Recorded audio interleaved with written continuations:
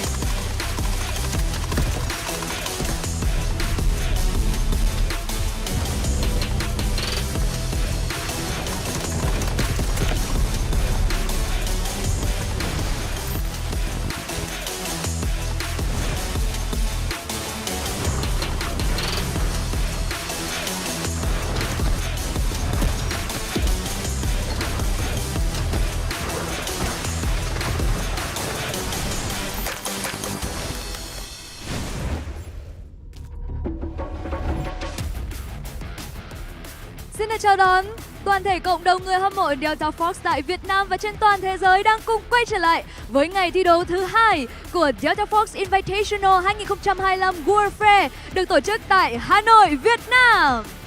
Hello Delta Force fans in Vietnam and all around the world. Welcome back to the second day of Delta Force Invitational Warfare 2025 held in Hanoi, Vietnam. Chúng tôi là Phương Thảo và Lucia, rất hân hạnh sẽ được đồng hành cùng với các bạn trong những diễn biến tiếp theo vô cùng nảy lửa tại mùa giải năm nay. We're Phương Thảo and Lucia. We're delighted to accompany you on your journey to the Delta Force Invitational 2025 Warfare. Và chắc hẳn là các bạn khán giả vẫn còn nhớ rất là rõ những cảm xúc nảy lửa trong ngày thi đấu hôm qua, nơi mà chúng ta đã vỡ hòa khi tìm ra được những đại diện bước vào nhánh thắng, và qua đó cũng sẽ có 4 đại diện sẽ phải tranh tài tại nhánh thua nếu như không muốn nói lời chào tạm biệt sớm với mùa giải năm nay. Và chắc hẳn họ sẽ cần phải nắm lấy cơ hội này để giành lấy tấm vé đi tiếp, bởi đây chính là cơ hội cuối cùng của họ tại ngày hôm nay. Well, guys, you will surely remember the intense matches and excitement when the advancing teams are announced. And for the teams that lost on the first day, they are now ready to return to the battlefield. They will fight with all their might to win the ticket to the next round, because this is the last chance to keep their dream of winning the championship in the tournament alive. Và bây giờ thì chắc hẳn là tất cả các bạn khán giả cũng đã sẵn sàng rồi. Vậy thì hãy cùng hướng mắt lên sân khấu để cùng chúng tôi chuẩn bị chào đón những đội tuyển, những chiến binh ngày hôm nay sẽ chuẩn bị tranh tài trên sân khấu. Well, everyone is in position now. Everything is ready for the opening match of the second day. Và ngay sau đây, không để cho các bạn chờ đợi lâu hơn nữa, hãy cùng chào đón đội tuyển đầu tiên bước ra sân khấu, Project One! And now, without further ado, let's welcome the first team to take the stage, Project One!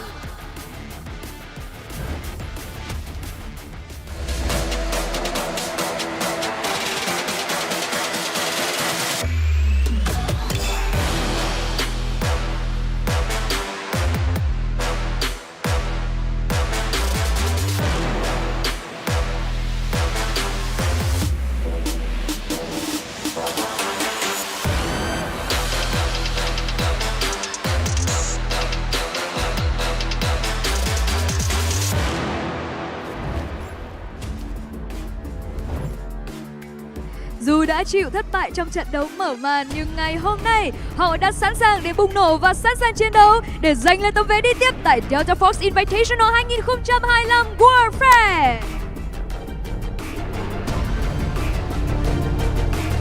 Despite suffering a defeat in their opening match, they are ready to explore today. Ready to fight for the ticket to the next round of 2025 Delta Force Invitational Warfare.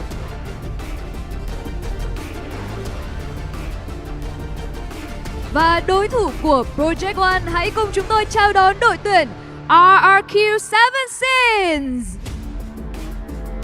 And Project One's opponent, let's welcome RRQ Seven Sins!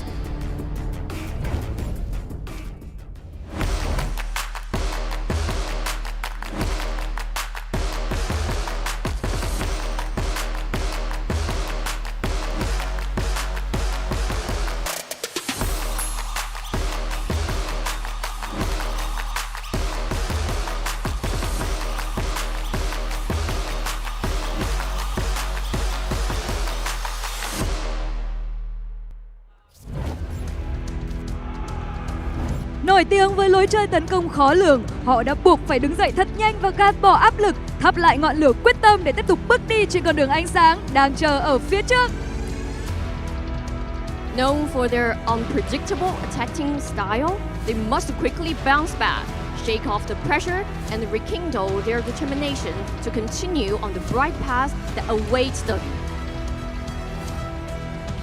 Project One hay RRQ Seven Sins, ai sẽ là người chiến thắng và ai sẽ là người phải dừng bước tại mùa giải năm nay? Hãy cùng chúng tôi tìm ra câu trả lời trong trận đấu đầu tiên của ngày thi đấu thứ hai của Delta Force Invitational 2025 Warfare. Project One versus RQ7 Sims. Who will get the victory and who will be eliminated? Let's find out in our next match.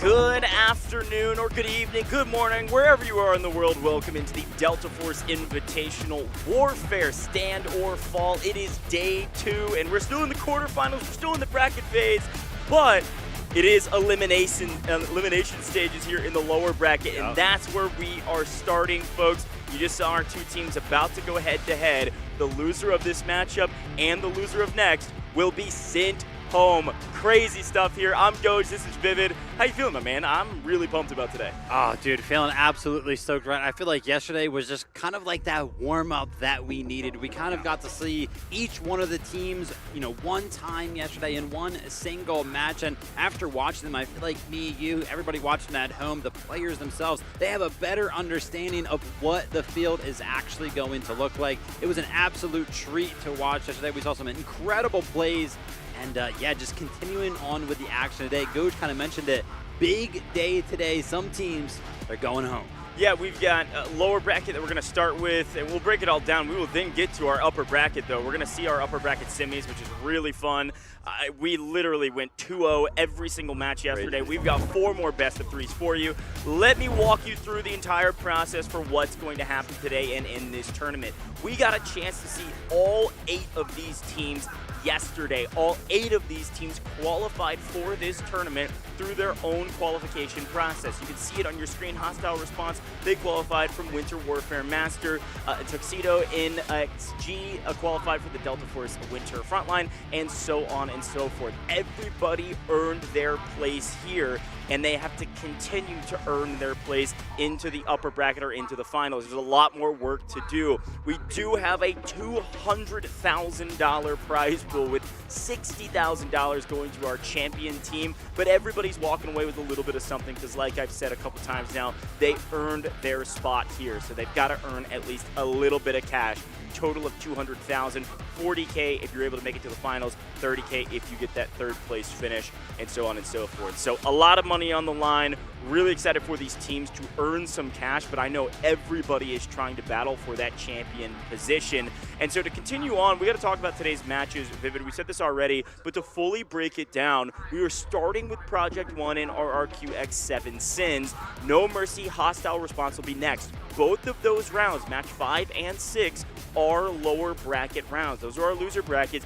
Their back is against the wall. This is a double elimination tournament, and therefore, if you lose, you are done. If you win, you stay in the competition for a little bit longer. But Vivid, talk to me about those next two matches. Really important ones, but not going home if you lose those. Yeah, I mean, match 7 and match number 8, those, of course, are going to be the winner's bracket side of things. So what the heck are we going to be doing today, Googe, right? How is this going to be broken down? We know how it's going to work. First and foremost, every single game is going to start off with the judge drawing a map, right? That could be random. We have a map pool of 6, so we'll have to see kind of how that goes. I'm kind of thinking about it like this. We only saw 4 maps yesterday, so I'm interested to see if we can see those 2 remaining. If after the first 2 games the series is tied up 1-1, there will be a tiebreaker to force that game number 3, and that will decide who actually wins the match. Which we haven't seen yet. We haven't gone through the tiebreakers yet, which is crazy. I have to expect that we see a game 3 today, especially when teams back are against the wall. Here's again a look at our 8 teams that are still in this competition. They started here, and already we are close to sending 2 of them home today for day 2 of our bracket stage. But I'm really excited to get into the matches, and let's take a look at that bracket to fully break it down for you all at home, so you're very aware of what's happening. Because again, we've got our lower bracket, so this is where we're starting today. Bottom left hand corner of the screen, Project 1 versus RRQX7 Sins, then No Mercy versus Hostile Response. If you lose, you go home. If you win, you move on to the next match. That next match, though, will be tomorrow, not today, because the second half of the day today, we're headed back up to the upper bracket, back to the winner's side, and the winner of each of these matches will move on to the winner bracket finals. Now, something worth mentioning here that we didn't really pay attention to yesterday, but now it's really important. If you win today, you don't play tomorrow. If you win today in the upper bracket, you skip tomorrow entirely and play on finals day in the upper bracket finals and then in the grand finals. But let's talk about the matchup that's about to happen, folks. Project 1. Vivid, talk to me about this team. Obviously under the commander, Karua. What do you think about PO? Obviously had a little bit of a rough day yesterday. Didn't win a game. But any moments of greatness from them, anybody you wanted to highlight? Yeah, I mean, Project 1 kind of had a tough matchup, right? They were going against DNI for their first match yesterday, and we saw some highlights, absolutely incredible stuff, individual play from DNI, right? So Project 1, I mean, honestly, they got 2-0'd, but their efforts during the game, that was on trench lines. It was still a very close match, right? I know that the attacking side of DNI went all the way to the end of trench lines, right? And it was very, very close. I think they only had, like 60 tickets left or something like that. So still a very close matchup, which is why, I'm looking at Project 1 here and I'm thinking, hey, listen, and that's actually the case for all of our teams that are going to be in the loser bracket. They all got 2-0'd, but I feel like actually Project 1, I think, put up the biggest fight yesterday. So I'm very interested to see how they do today. And then, Goj, we, of course, have RRQ7S, who unfortunately lost to TL yesterday. Yeah, and I think this is a great matchup, and honestly, probably a very heavy-hitting matchup for a lower bracket round, because RRQX7 Sins, this is a really good team.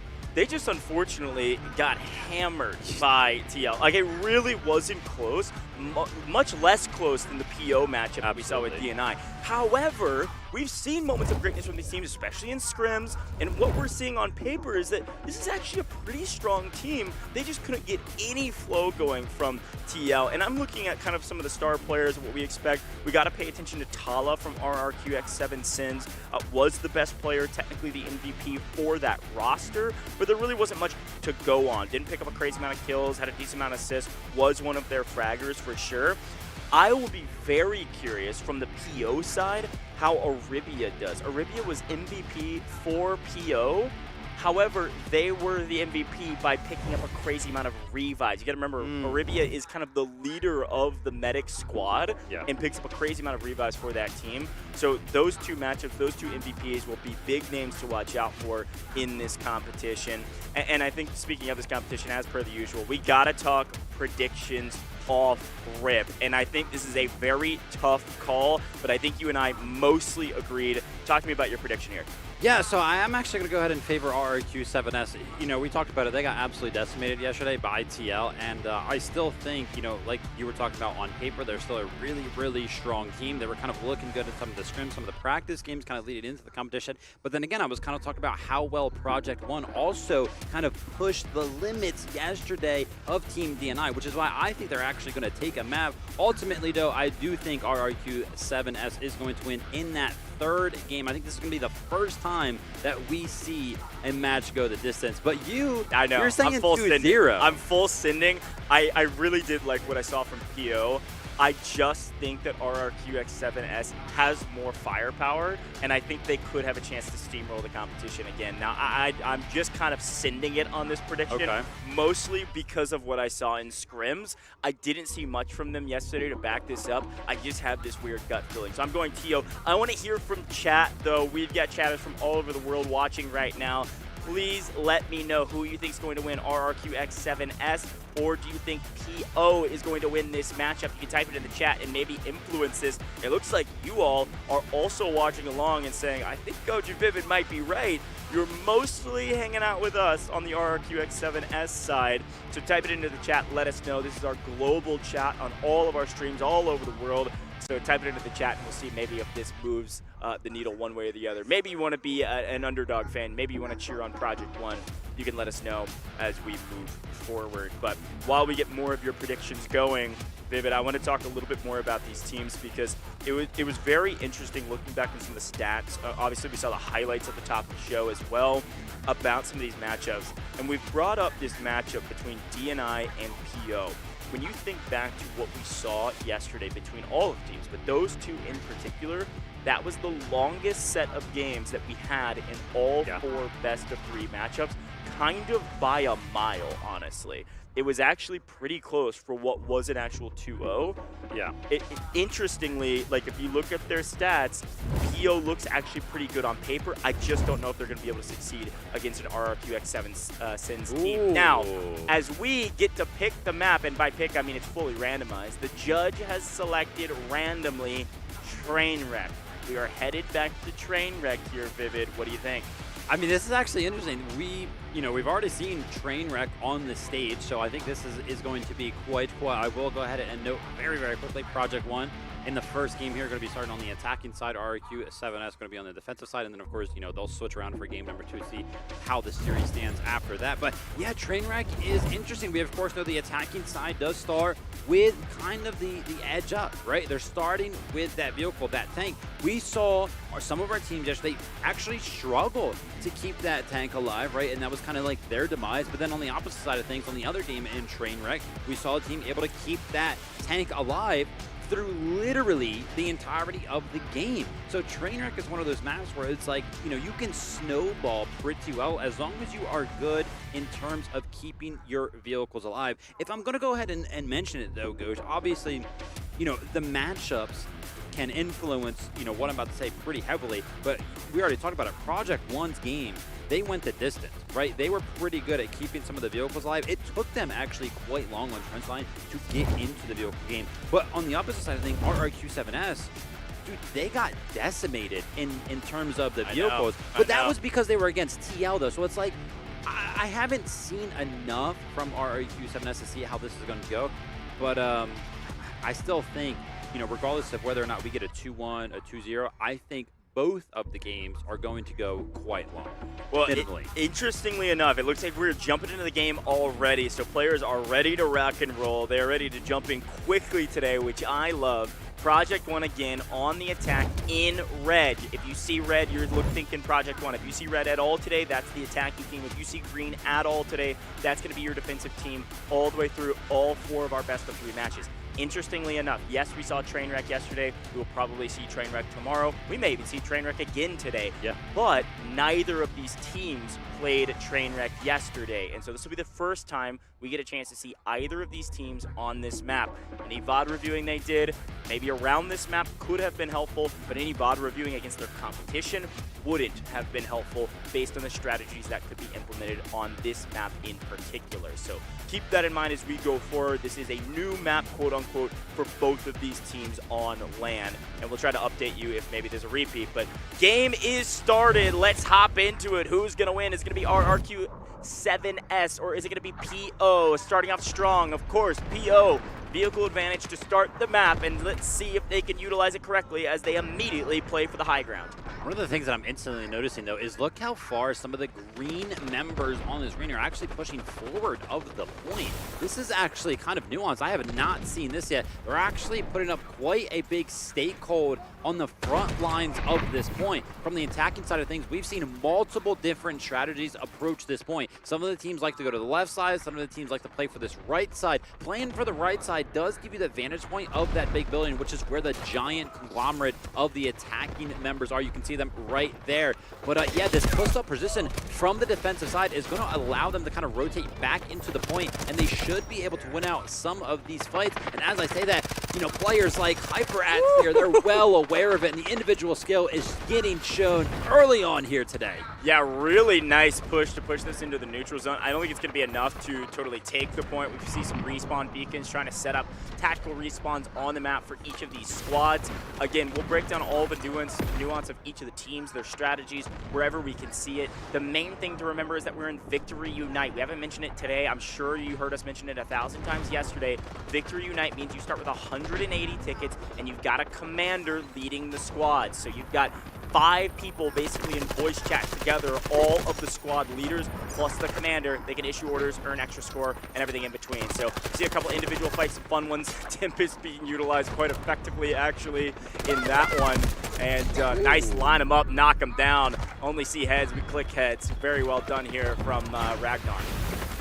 It's also kind of cool to kind of switch from POV to POV and see the switch up of weapons, the all kind of being showcased right there. And again, this giant fight over this elevated surface. It's very hard to get up there. So once you are up there, it's pretty easy to hold. But right there, the 1v1 is actually going to get one out there by RRQ7S. That's going to be a big win for them and making sure that they keep control of that building. But with all that being said, right, the push towards the point, it's kind of slowly pushing the defenders back. And because of that, the tank has been able to actually move up to this hill. That being said, Ghost, look at all the engineers surrounding it.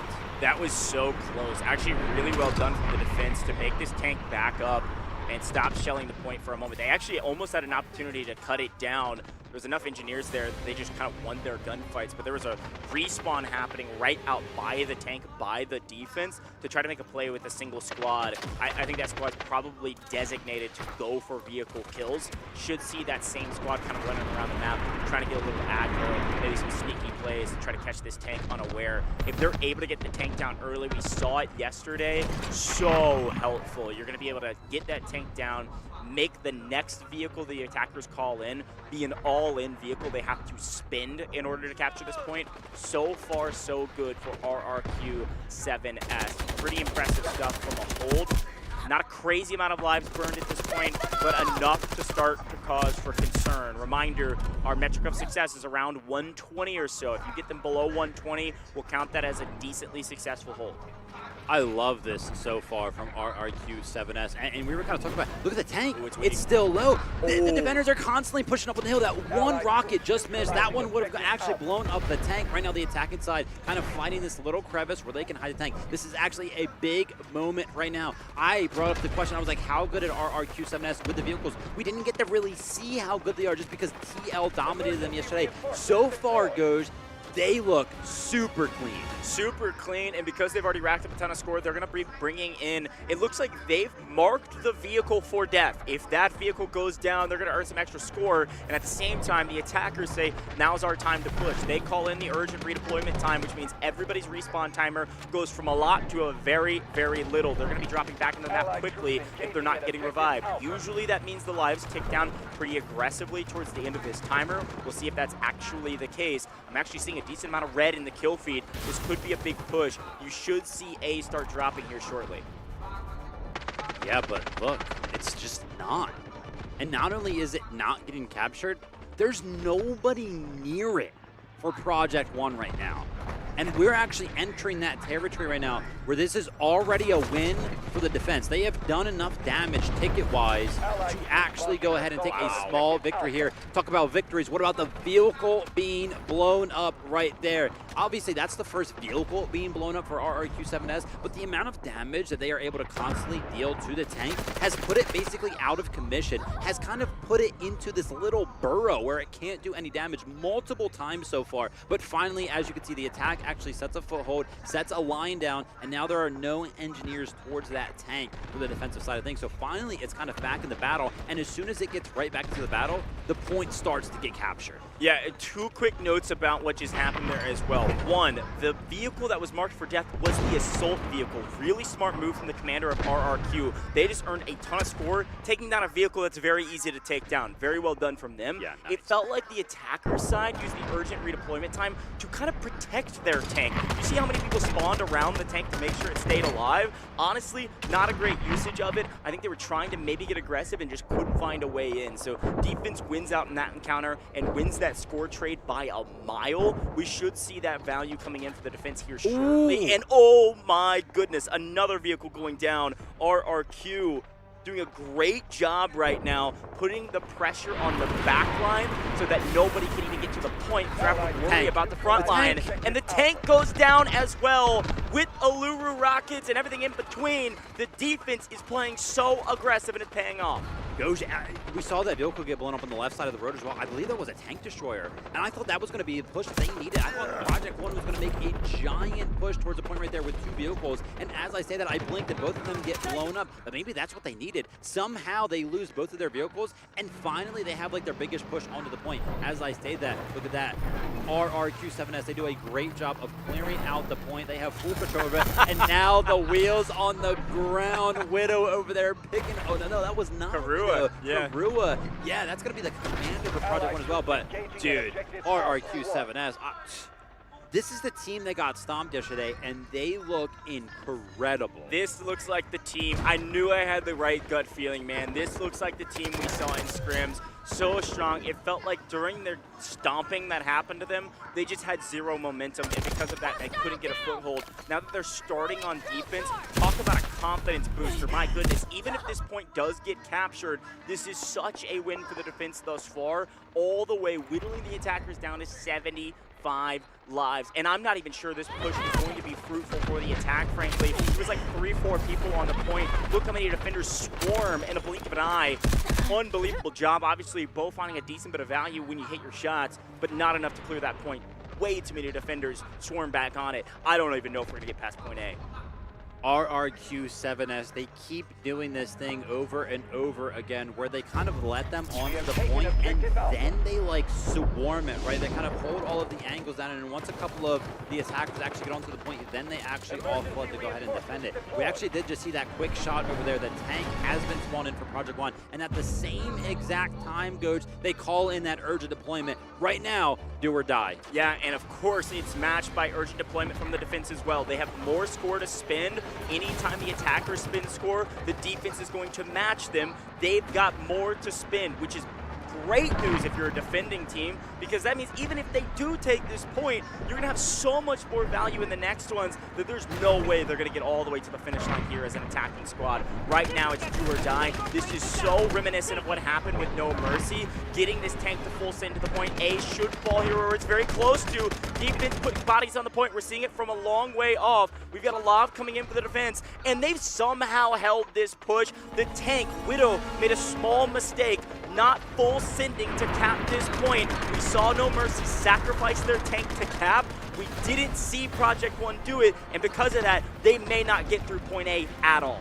Yeah, I mean, already losing one tank there for Project One. Now definitely going to be investing the second one. I would not be surprised if our Q7S are able to go ahead and blow up this tank. Widow right now trying to hold the left side of the point. As you can see, it's not getting healed at all. There are no engineers here to kind of help Widow out, trying to do everything that he possibly can to get some value out of it. Wow. Talk about value. They finally get the sector. Can they keep the tank alive? This is actually going to be a huge difference maker in the match if they're able to. And somehow, some way, he's still alive, and the engineers start spawning in and repairing it. But oh my gosh, goes 96 tickets after Sector A. This is really bad news for PO, I'm going to be honest. Like, we get a win, we take a win. We got point A.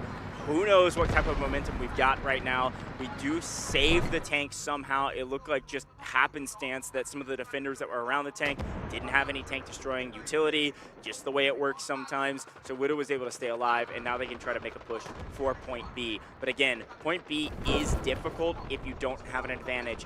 The vehicle advantage technically on the side of the attackers. I don't know how much value they're going to get out of these vehicles.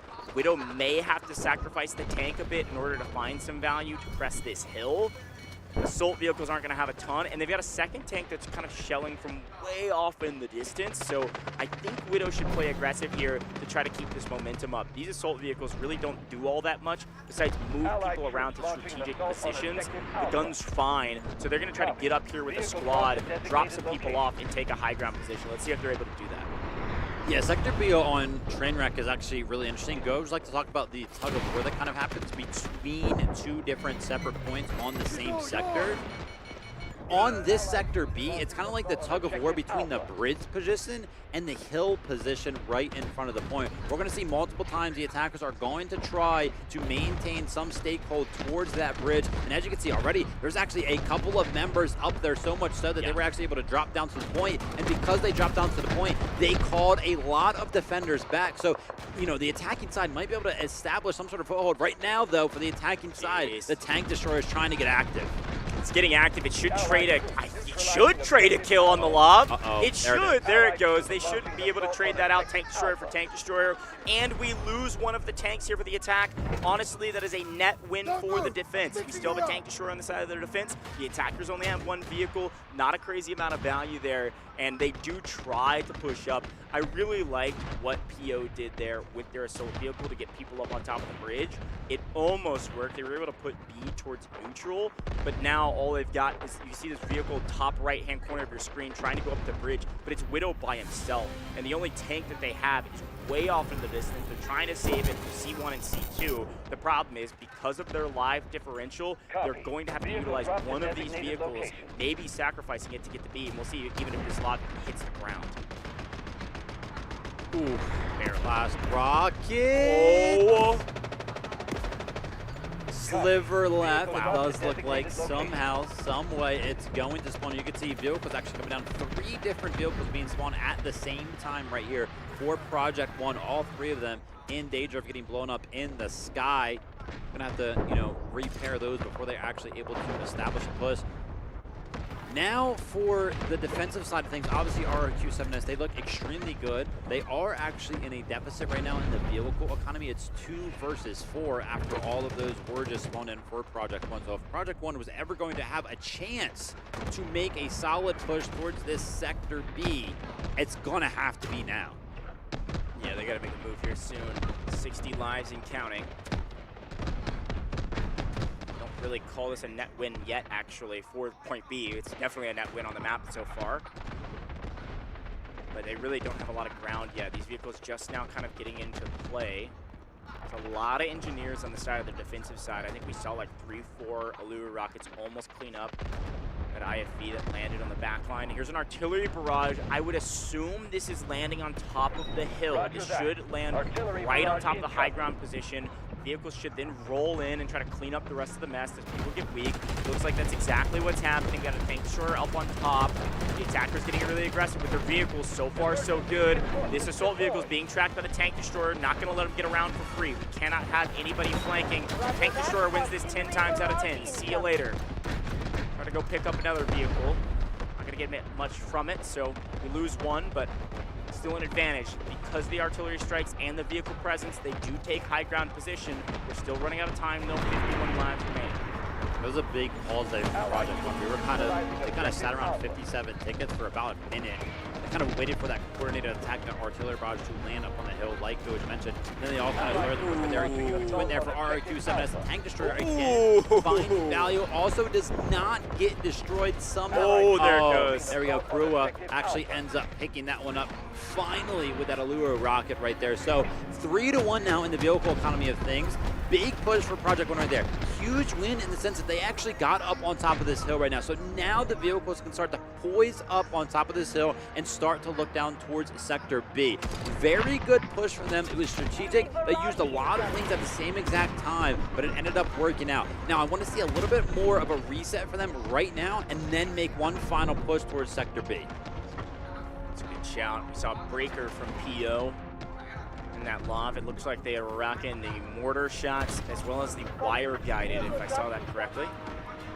Pay attention to what value they're able to get from that. Now would be a little bit in jeopardy right now. You can see a couple bodies on the point. Defense maybe preparing for point C1 and C2.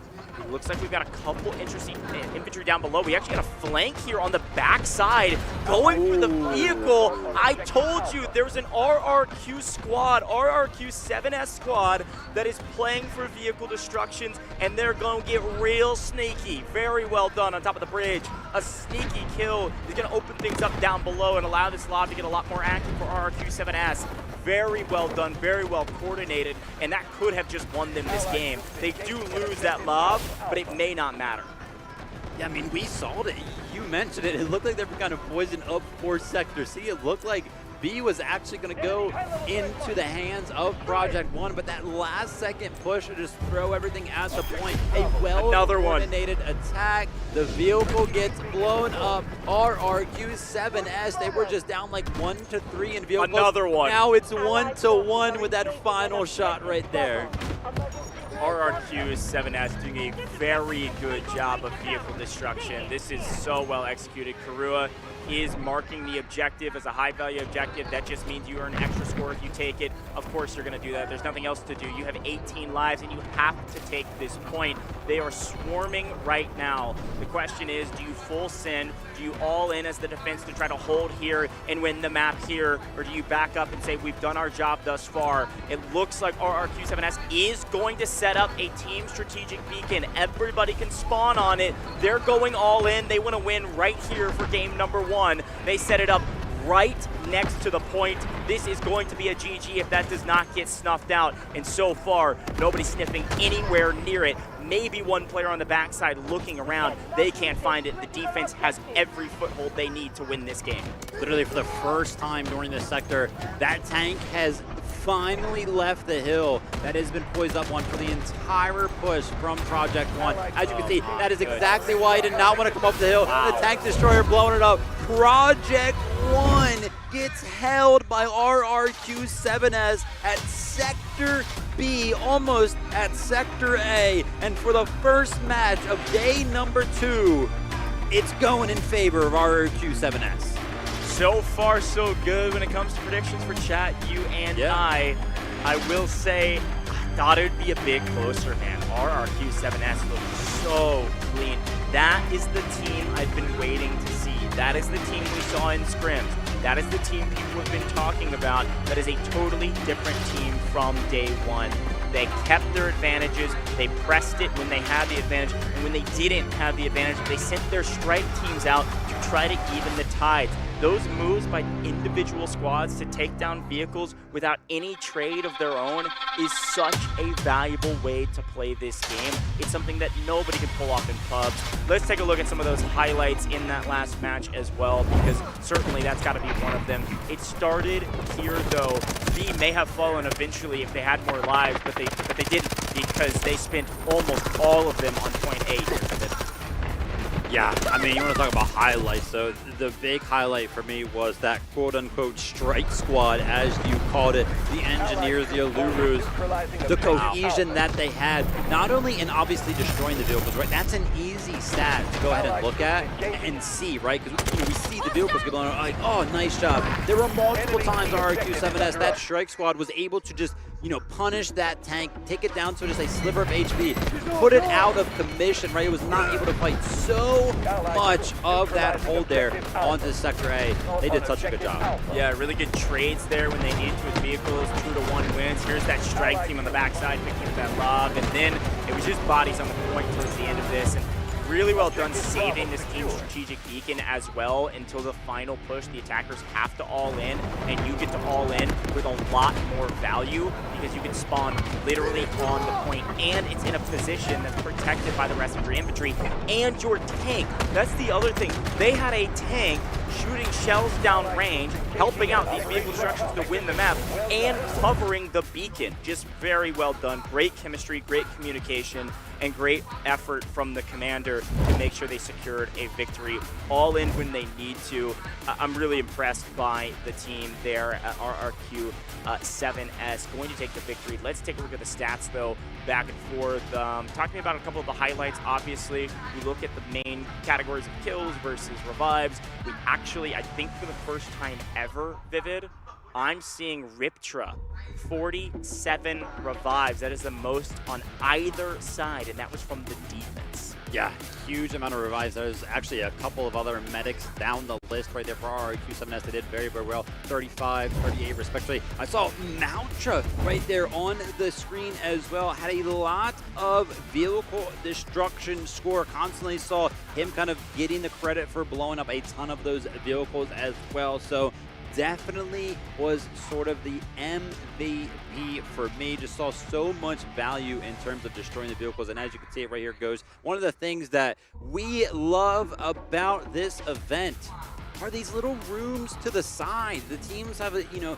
capability here to have a coach or whoever they want, their commander, some leader in the team to go ahead and kind of call out some strategies. You can see they're actually able to draw on the screen as well, so very easy for them to talk about strats. The hard thing about this is actually coordinating 20 people together to actually go ahead and put forth some of these strategies. But yeah, a little moment here in between games. Go ahead and talk strategy. We do know how this is going to work. They're now going to switch sides. RRQ-7S is going to be on the attack. Project 1, they have to defend not only Trainwreck, they also have to defend their position, their spot, their ability to continue in this tournament. This is an elimination game, Ghosh. Yeah, no, I think this is a really good shout. This is back against the wall. This is make or break. The stakes literally could not be higher for PO, and they know it. You can see some of the nerves start to discuss what they want to do in this matchup. They have to win. Now, I want to remind everybody, maybe you didn't watch. We're getting a nice close-up look. I like this. Get a chance to see exactly what they're talking about. I think here's one of the things that you got to remember about this matchup. I said this a lot yesterday, but maybe some people are tuning in for the first time today. Sometimes when we compare like attack and defense, you were saying, okay, well, it's a win if, RRQ-7S gets past B. Yeah. And that's a win in terms of our tiebreaker. That is not a win when it comes to this match. To win the map, you have to win the map. You have to collect every single capture point and get all the way to the finish line. So PO right now is just thinking, as we take a look at some of those team stats, that is a lot of revives, by the way, for a defensive team where we only got to point B. That is a huge boon for this squad to keep boots on the ground and make sure they outnumber their opponents. But you've got to remember, I think PO is considering, hey, we don't have to hold it A. We don't have to stick them at the line. We've got to conserve our resources. I would expect to see PO on the defense save a lot of their score for some of the later points that are easier to hold, because they just have to hold them at the end, not at the beginning. If they invest too heavily at the beginning, we could have a huge issue. Trainwreck is scary though, man. You remember what we saw yesterday? So many of those guided missiles. That was on Trainwreck, right? The guided missiles. Yeah, at the very end. Yeah, so, Trainwreck is that you're talking about kind of, elongating it. But again, our MVP Ripcha there, of course, the amount of kills, right? Those revives going to be playing a big, factor in how much score he was able to pick up, and obviously helping his team win there. But yeah, kind of elongating the map on Trainwreck sometimes is very, very scary. You're talking about saving some of the score for some of those later sectors.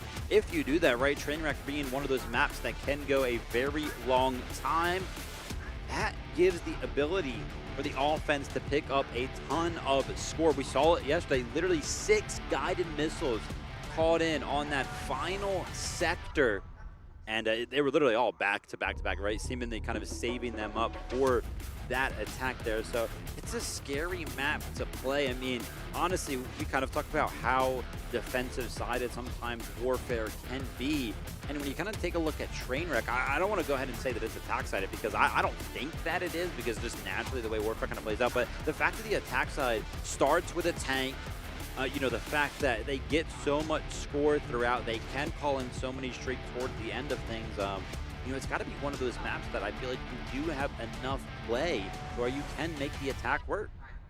Yeah, I really like that breakdown. It is definitely possible, but regardless, Ripture really crushed it for this team. Playing the support role and picking up kills is really impressive, and I think he really was able to play for his team in a major way. I think when we talk about Warfare, we often talk about the macro so often, but sometimes heroes arise. These MVPs show up and are able to make a big difference for their team as an individual, and especially not only an individual, but the squads too. We highlighted it already a couple times, Vivid, but this is what I love about high-level Warfare esports, is that each squad has a delineated role for their team. And there's a very obvious RRQ7S squad that is designated for vehicle destruction. They are that strike team we saw a couple times in that map. So it'll be fun to see what they're able to do on the attacking side, and if they're able to execute the exact same way from attack instead of defense, and they start with the vehicle advantage. I don't know. I'm feeling pretty good on my predictions, I'm not going to lie.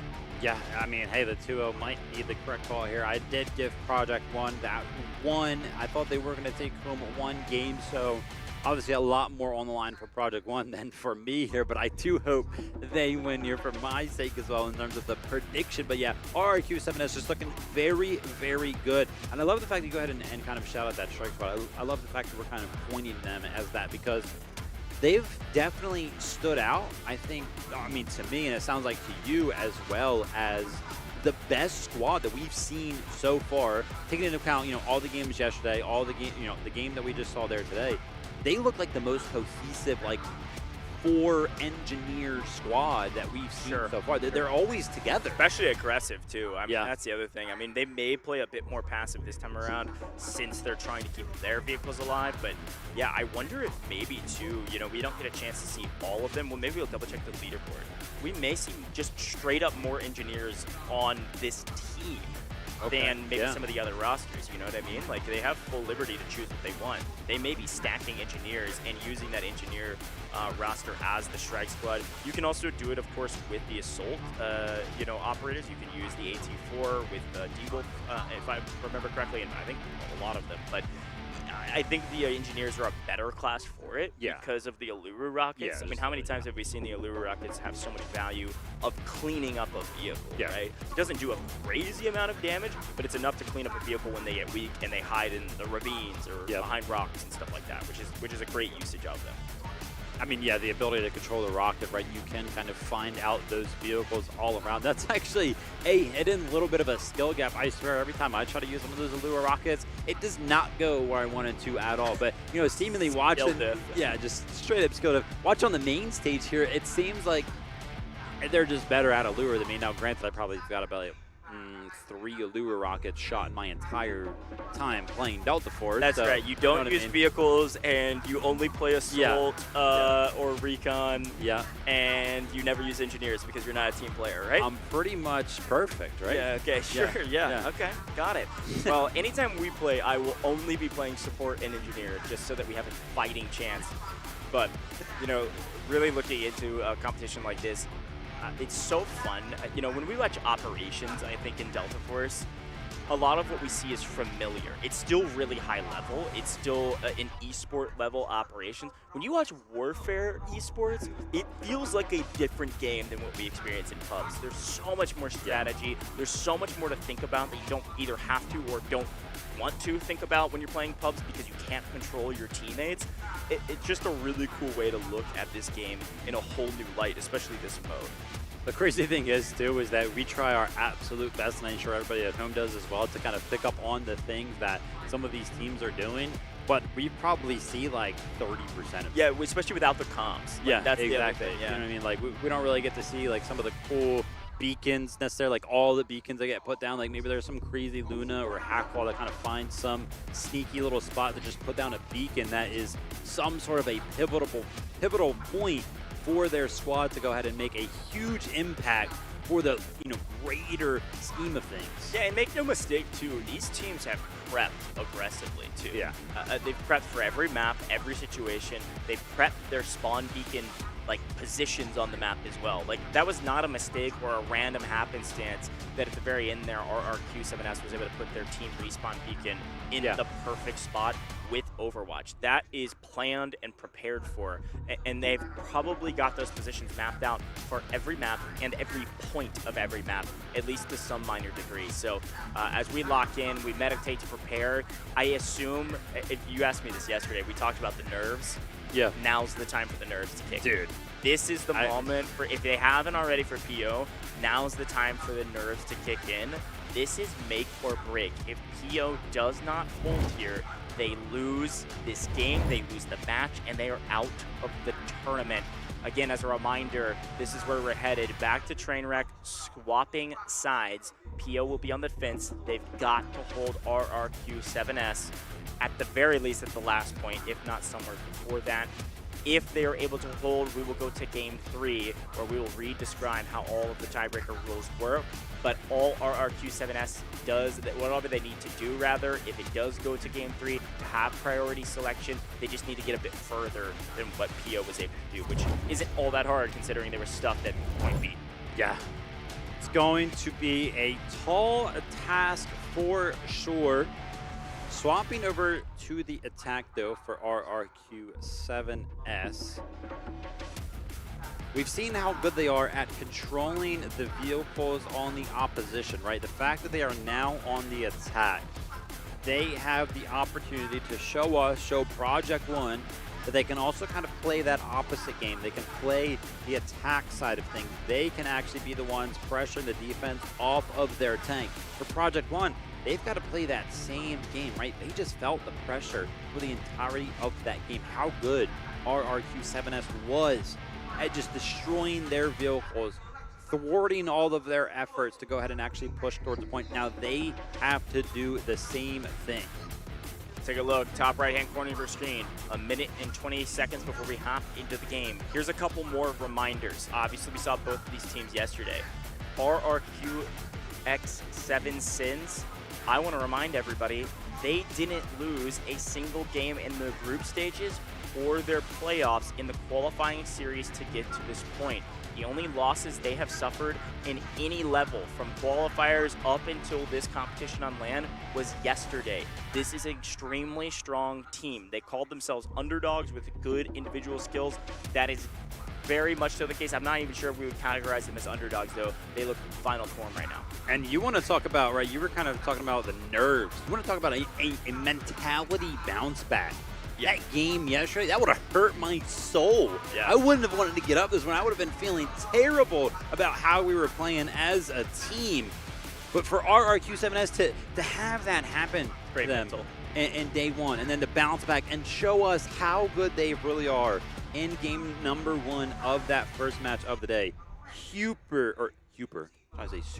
Super awesome to see them kind of make that bounce back happen. Well, in Project 1, too, you know, this is the case for a lot of these teams. As we hop into game number 2, their backs are against the wall. I want to remind everybody, too, that the team is made up of players who applied individually through qualifying rounds. And, oh, we're back at this again. Now, anybody remember this from yesterday? Yeah. Anybody remember this? Sanala coming in again. This is the second time we've seen Sanala substituted in for RRQ7S. Now, it didn't work out for them last time they did it. Sanala was their helicopter operator, I believe, on their matchup when they subbed. Apparently, Sanala is an attacking specialist. Sanala has only played attack rounds for the competition for this team. Never plays defense. Very interesting substitute there. So we'll see what Sanala is able to do, what impact Sanala can have on the map as we jump into it again. RRQX7 Sins on the attack. They will be in red throughout the entire course of this game. If you see green, it is Project One. If you see green, that is the defense. And if you see green, That's Project One fighting for their lives in this tournament. Our first elimination game, our first chance for a team to go home right here, right now on Trainwreck. We are hopping straight into the match. Let's see what they're able to do. Going to keep an eye on who is going to be operating that tank for our RQ7S. And the interesting thing for me is, yeah, you kind of mentioned it, Sanala kind of coming in for our RQ7S. I am trying to kind of pick up if it is him in the tank. Nope, I do not think Musa. it is. Yeah, okay. So it will be interesting to see what kind of value Sanala is going to be finding. Yeah, maybe you were just straight up right, just straight up attacking specialist there. But let's see how this one works out. Sector A was held for quite some time by our RQ7S. Project One, they're trying to go ahead and replicate that, but early on, there is already a strong foothold by the attacking side deep into the defensive lines.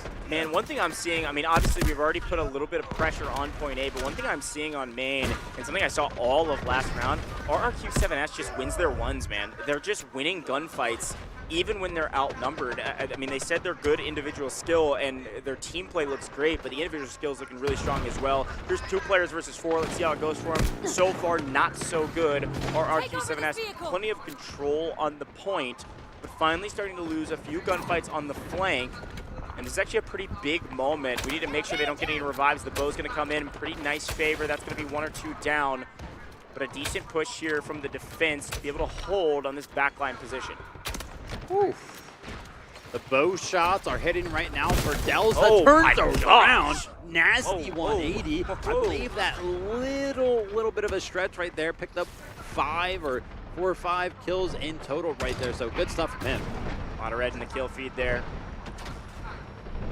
Not a crazy amount of pressure on the point yet. Musa actually getting pretty active with their tank. This is a little bit more aggressive than we saw from PO on the attack. Finding an angle on the backside that feels safe, and actually a pretty good angle to shell this point. Get a setup, one of the first pushes we've seen from them to actually put bodies on the point. We're seeing PO try to fight for their lives with Tempest and Assault Operators, maybe 1 Stinger just to go for these revives. I like it, but unfortunately they're getting punished for it. We lose just about everybody on the defense, and there's 1 hero on the point for PO, picking up as many revives as possible to make sure there at least are some bodies there, make sure they maintain control over point A. Great push there from our RQ7S. One of the squads being able to actually go behind enemy lines, right? Once the defense actually flooded the sector, one of the squads from our RQ7S, they went ahead and took the opportunity to go in from that left side up on the road over there. You see him off in the distance. They keep spawning in over there and trying to get some sort of a flank going. But right now, honestly, Project One is holding very, very well. So much so, like our RQ7S to me, is kind of only attacking Sector A from this one side over here that is around the tank. They're not really attacking from multiple angles, so it's sort of like this funnel that's happening. Project One is honestly being handed this easy kind of defense right now because they only have to kind of look in one direction outside of this single squad that I was kind of talking about earlier. Now let's see which value this single squad gets. A couple individuals being cut down. Delza feeling very confident with the bow for good reason. Very strong weapon if you don't miss. Some pressure onto the point, but we still have a few bodies there and a lot of revives coming in for PO this time around. I think they noticed probably in the last one that they didn't have nearly as many revives as they needed. But definitely prioritizing it in and around the point right now. The tank getting extremely active. Musa feels like he can get up onto the point without anybody harrying him, and he's actually right. Take a look at the overhead view. Defense is nowhere to be seen. Tank being invested onto the point, but they're not going to lose it. And a nice objective mark here from Tala to make sure they get the extra points for capping this right now. It's going to be a huge value add for them to be able to call in an extra vehicle. We got a couple PO members just trying to make a break for it, but well coordinated, well timed, and well executed. A nice take of point A, pretty easy and max lives. Very well done from RQ7S. Yeah, Malza actually played this attack in the tank pretty differently than we've ever seen. Was not really playing those hills by where they spawn. He kind of took that tank up that right side and was playing around the buildings over there, and then eventually was able to get enough space to just push straight up into the point. I'm not sure if, you know, that was just a result of how good they are at playing around defending their tank, or just a lack of, you know, quote-unquote offensiveness from Project One towards that tank itself. I'm trying to look at the symbols like above the green members right now to try to look for that engineer symbol. And if I'm being completely honest, I've only ever really seen one at a time. Is anybody playing engineer for Project One? That's a great call. I wonder if they'll switch to it maybe here on point B. I do see a couple. Yeah, there are a few, but you can see the vehicle advantages coming in for the attackers. We do have a tank destroyer on the defensive side, which can be extremely valuable, but this is maybe the fastest we've ever seen the hill crested on Trainwreck. I mean, we've got complete control of the high ground position on the hill for the attack. It feels like the defense is nowhere to be seen. I guess they're respawning. I have no clue where they are. Tank destroyer gets really active and he may get punished for it. Weak. Tank destroyer on tank destroyer active, but they're outnumbered infantry-wise. We send it off the top ropes and we get paid in kind. What a huge push from the attackers, and frankly, a mistake from PO to get that active. You already lost the hill. Don't try to save dust that crumbles through your hands. That is a brutal loss for the defense.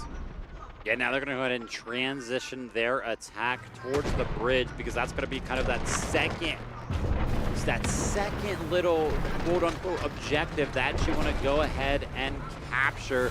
But right now, the defense is crumbling so much so that Karua over there calling in the urgent deployment for the defensive side of things. But if you take a look at how the defense looks, they're just all towards the spawn. Nobody's on the point. Yeah, and again, classic scenario where the team that has the advantage, that has a score advantage, is willing to invest their own urgent deployment to match their opponent. This is a great usage of an urgent deployment from the attackers to match the defense. They're trying to keep this push going, and this angle over the top with the bow, if they're able to connect on more, Delza finding a lot of value with that bow. And speaking of value, good grief, tank destroyer on point, just obliterating anything that moves. And we've got all red on the point already. RRQ7S. They have gotten further than their opponents. They've already won the tiebreaker, but they still have to win the map. C1 and C2 coming up next. They assuredly get B here. Yeah, C is going to be the one that's really tough, right? You know, about halfway through this point, we kind of expect the defense to start picking up vehicles pretty heavily. But the hard thing is the initial push towards C2. Almost every single one of the attacks we've seen on Trainwreck, they always go up that right side with their vehicles and instantly have a foothold towards C2. So we'll have to see what Project One, if any at all, what answer they have for that. Good shout. 3 vehicles to 1. Defense have a love. Shoot some mortar shots over the top, trying to connect on anything, trying to get some information. The attackers playing fairly patient right now on their rotation over. You can see Musa has been in this tank since the very beginning. This is the starting tank. And actually playing, ooh, nice connect there, but playing actually pretty aggressive with the tank for a tank that's been around since point A. Lob trying to find any value that they can around these points. I think right now it's just all about information gathering. Good grief, this thing is taking damage. Plenty of engineers still alive though, so everything's fine for now, but it's gonna make them have to back up and not be able to pressure this flank. And here's the push. As you expected, we're gonna swing all the way around to C2 with just about everybody. Couple assault vehicles following in kind, and Musa with the backup with the tank. This is going to be a nearly free C2, especially if these infantry get through, and they do. They make that wide open cross for free. That is brutal for the defense. Yeah, I mean, we were kind of looking at the wide angle of the entirety of the map. It looked like they were just conceding C2. I didn't see a single defender over there. There's, you know, now after this, there's 2, but look at the vehicles, Goj. 2 tank destroyers for the attack, both moving in tandem. I don't know how you're ever going to take these 2 out if they work with each other extremely well, and so far so good. They're wiping all the defense around C2. There's 1 squad from PO that's trying to flank around the backside of C2, but honestly, they're just giving their lives away. They have no value here. Maybe if they get a vehicle down, it's worth the trade, but no, they're just gonna gray screen for a while, all of them cut down, and full control over C2 means the attackers can do whatever they want preparing for C1. This is bad news for PO. They are not looking like they have anything to go on right now. They're grasping at straws. Yeah, so much so, right? This lab kind of giving up the position that it had on those rotations between the 2 points, backing up pretty much towards the spawn. Kind of has to. Oh, actually a big pickup there. 2 vehicles get destroyed simultaneously on the side of our RQ7S. So Project One doing great work right there to kind of minimize how big of a gap there was between the 2 teams right now. Still 2 vehicles alive, one of them being the tank destroyer right here. It's going to be trying to pick up a lot of the boots on the ground. But Project One trying to make sort of a push here towards the offense. And honestly, you know, giving up C2 allows them to start playing that tug-of-war game. As you can see now, they're interested in C2. And now RRQ7S kind of has to answer all of the rotations that are going to be coming out from them. Yeah, this is a nice pushback. I mean, this is the first glimpse of hope that we've seen from PO, especially after a frustrating loss of C2 early. The tug-of-war will begin, and the squadron moves over to C2. They've got some bodies on the point. The problem is the attackers, they've got vehicles there still. Even though they lost a few, they have a couple more. They're looking very strong right now. They have plenty of lives remaining. This is still a war of attrition that the attack is winning, but finally we're seeing glimpses of hope. This is going to be a big one. Another potential vehicle kill. Unfortunately, Breaker can't afford to lose the only vehicle that they have, so they can't follow out to get cut down by a tank, and it does look like Moose has picked up a new one. Yeah, Breaker and his squad are actually doing very, very well, right? It looked like the odds were kind of stacked against them. How many vehicles were available for RRQ7S to kind of pressure that single vehicle of Project One? But the engineers on the side of them in that squad have been doing a great job with that lab. Now, if we take a look at how well they've done ticket-wise, right? Only actually taken out 40, which it feels like they've been on this point for a very long time. I would have maybe expected it to be a little bit more. But so far, if we take a look towards C1, honestly, RRQ7S have not been anywhere near it. That's a good shout. Actually, a pretty good hold for C1 for the most part. Getting a lot of value out of this IFE here with Breaker. We've got a tank destroyer still, and a couple tanks inside of the attackers. Don't want to overly invest them. Don't want to sell here.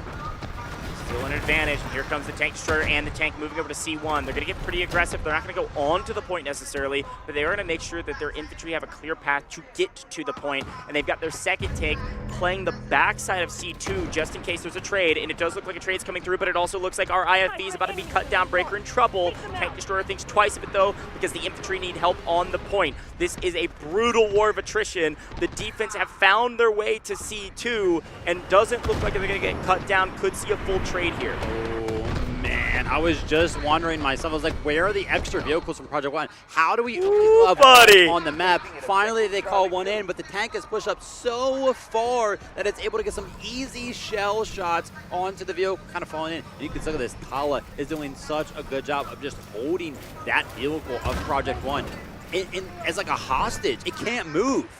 Now, this is brutal. And again, I will still laud Breaker for staying alive. But a recap of C1 gives them a moment to breathe, but maybe just a moment. Breaker in trouble. Tank Destroyer getting active. Tank Destroyer wins this 10 times out of 10. But maybe feeling not as... Okay, oh my gosh. Well, that was maybe a misplay, but was just backing up, trying to bait this loft into the tank. And now both are weak. Look how much value they're getting over the top. Umizako picks up a kill on a vehicle, but we do get the trade out on Breaker. That is a net win for the attack, but not as clean as they would have liked.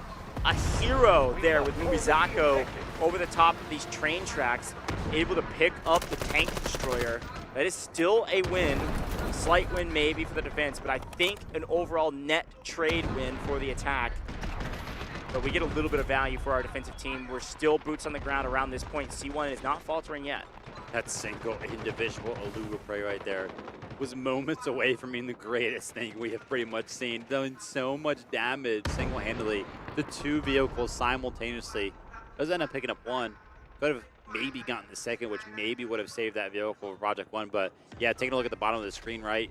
3-0 in the vehicle game right now. And now the push towards C1 seemingly working out for them as well. Now, Route Man about to get paid here with the assault vehicle. They're going to take a wide wrap around with the assault vehicle and a transport. does look like Breaker maybe going for a bit of revenge here. Gonna let his squad most likely spawn on him first. I can't imagine Breaker's gonna try to do this by himself. He's not gonna get enough damage down with the engineers around this tank, but he is gonna pester them a little bit and just try to push him back. He's connected on 2 shots, but where is his squad? Why is he trying to do this by himself? Honestly, dust in the wind, my friend. What is going on right now? This is going to be a free C1 and C2 for the attack. We've got 2 strategic beacons down for the defense to try to save the day. It feels like too little too late, though. The attack getting free reign onto C2 and C1. The defense have tried to make a swap here over to C2, and so far they're finding some leeway. C1 now complete control for the attacking side.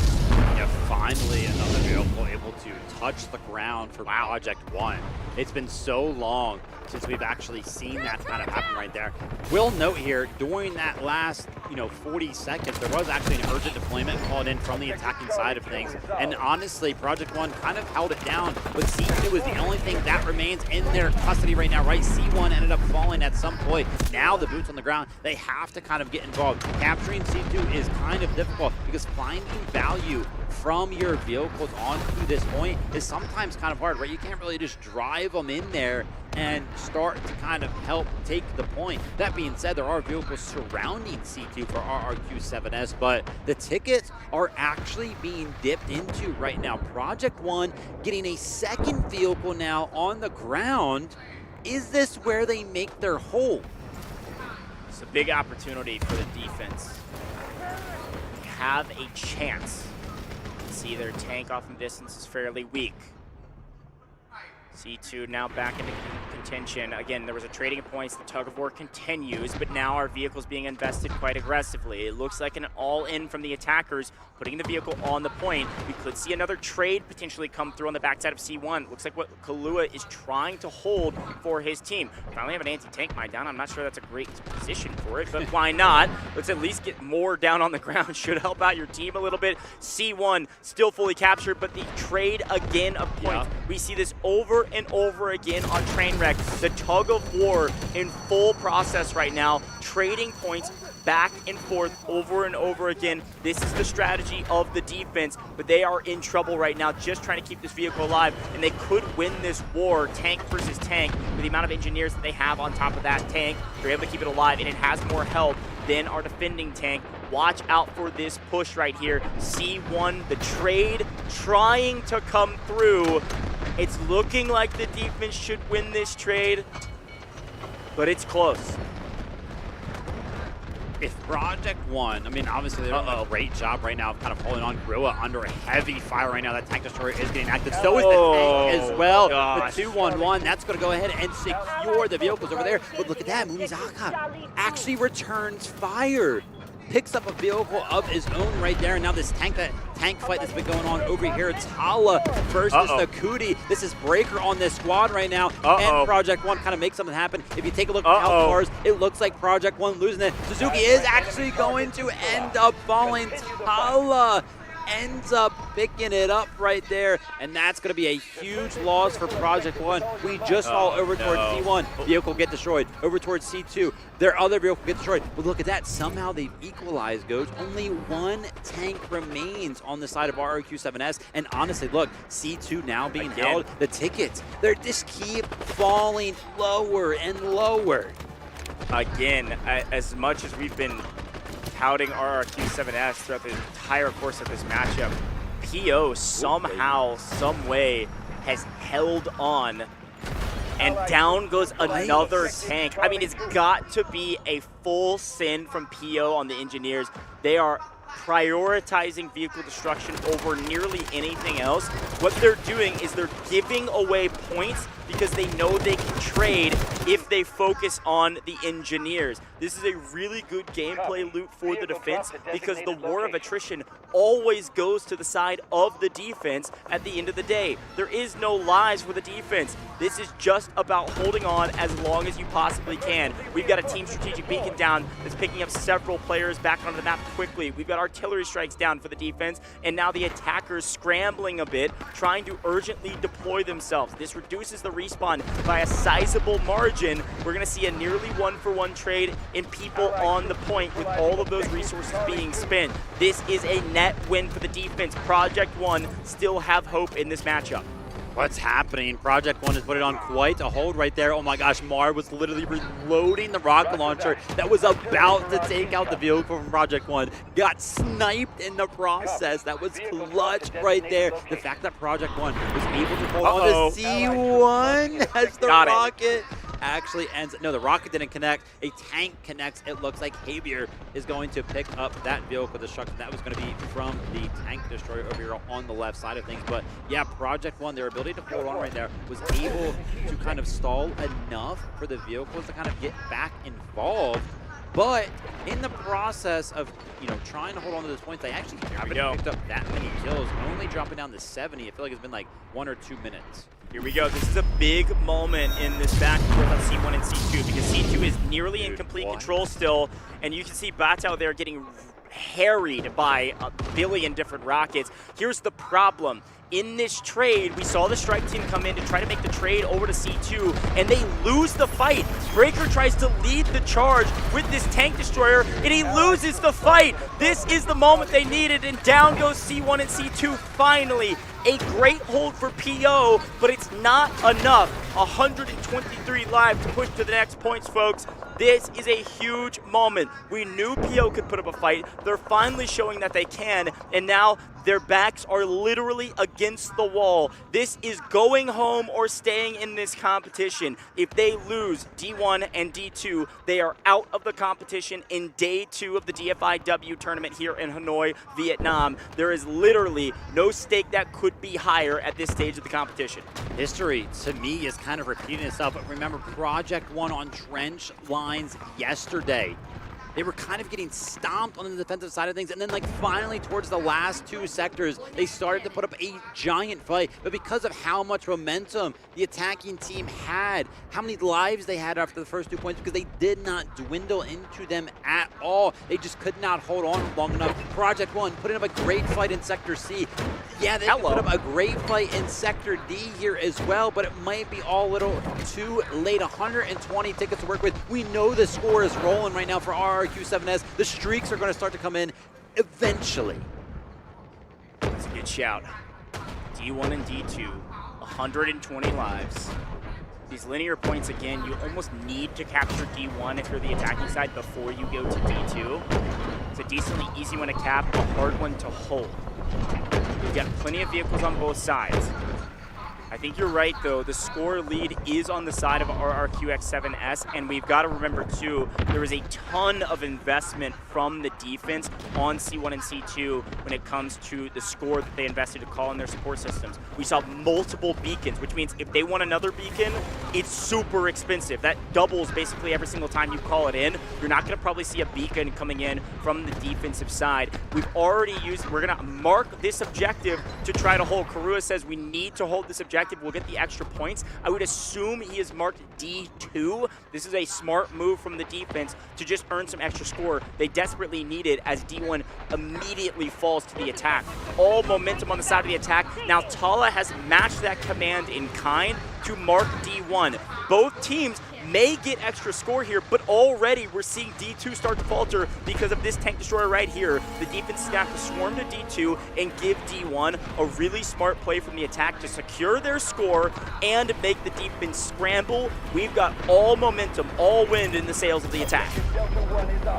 How effective are these vehicles going to be for Project One? A guided missile. We talked about the score. RRQ7S, the score is indeed rolling. Urgent deployment called in from Tala at the same exact time as the guided missile. They want to make a giant push. Let's see how effective the missile is going to be. Where's it going to land? Who's it going to take out? Looking at the kill feed, absolutely nobody. But guided missiles often don't find value in the kill feed. They find value in pushing the defenders off the point. At the same exact time, urgent deployment from the defensive side of Project One, and at the same exact time, another guided missile. Welcome to the party, folks. This is a score advantage at its finest. We got guided missiles landing for days around C2, and like Vivid said, it's mostly a zoning mechanism, but we do pick up a two-piece. Rob, SC, nice two-piece onto the point. This is going to open up an opportunity with that urgent deployment for a big infantry push from the low side, but D1 was in jeopardy, so they don't have a ton of value on D2 right now.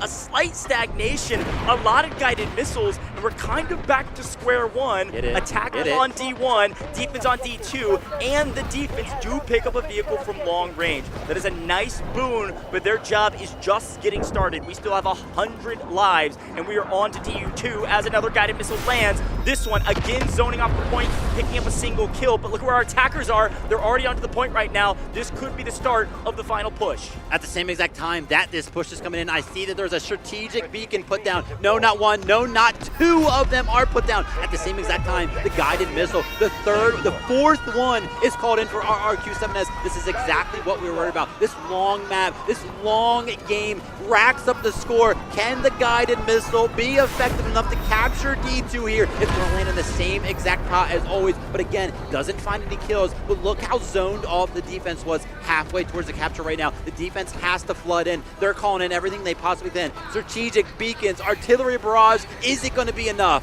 It may be enough on the back of Sheriff with that tank dead center of the map right now.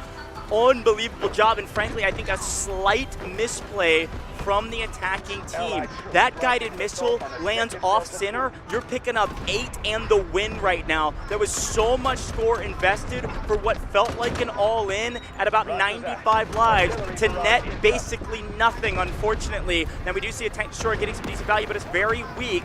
Breaker knows the value of vehicles. He's their vehicle operator on the opposite side, but he goes down regardless. Javier having his way on D2. It's just a little bit too late, and we're back to square one yet again. And Vivid, the big question in my mind is how much score do we have now that was so much invested from the attack? Yeah, now that the dust has settled, now that we have saw the effectiveness of the 5 guided missiles, another hold that Marv and be calling in number 6. We've actually tied the amount of guided missiles we saw yesterday on Trainwreck. Man, this map just breeds guided missiles. 5 minutes before that one makes impact. 2-1. I'm sure it's going to land in the same exact spot. They actually put that one a little bit towards the bridge, which is a little bit weird for me. I personally would like to go to point though. Spawn, but again, it's kind of zoning. The defense does not know where it's going to land. They want to get off the point, so that way they do not go down. It really hurts the respawn time of things. But this is a giant push from the attacking side. RRQ7S is looking to lock down game number 2 to take the match. They do it. Victory in the losers bracket for RRQ7S. After an absolute stomp yesterday, they show up today. They put on a stomping of their own. RRQ7S, not without some pressure, but they do go 2-0 in lower bracket round 1 to stay alive in this competition, yes, and also send Project One home. A great effort, a great comeback, frankly, from Project One after even the stomp in game 1 of this best of 3 matchup. I'm sure frustration in the eyes of Project One, but you put up a good fight, lads, a really good fight, especially on C1 and C2. It was just too much to handle. RRQ7S looking like the team we thought they would be. After a frustrating day yesterday, starting today in the lower bracket, they crushed their competition in the first round and prepare for what is next.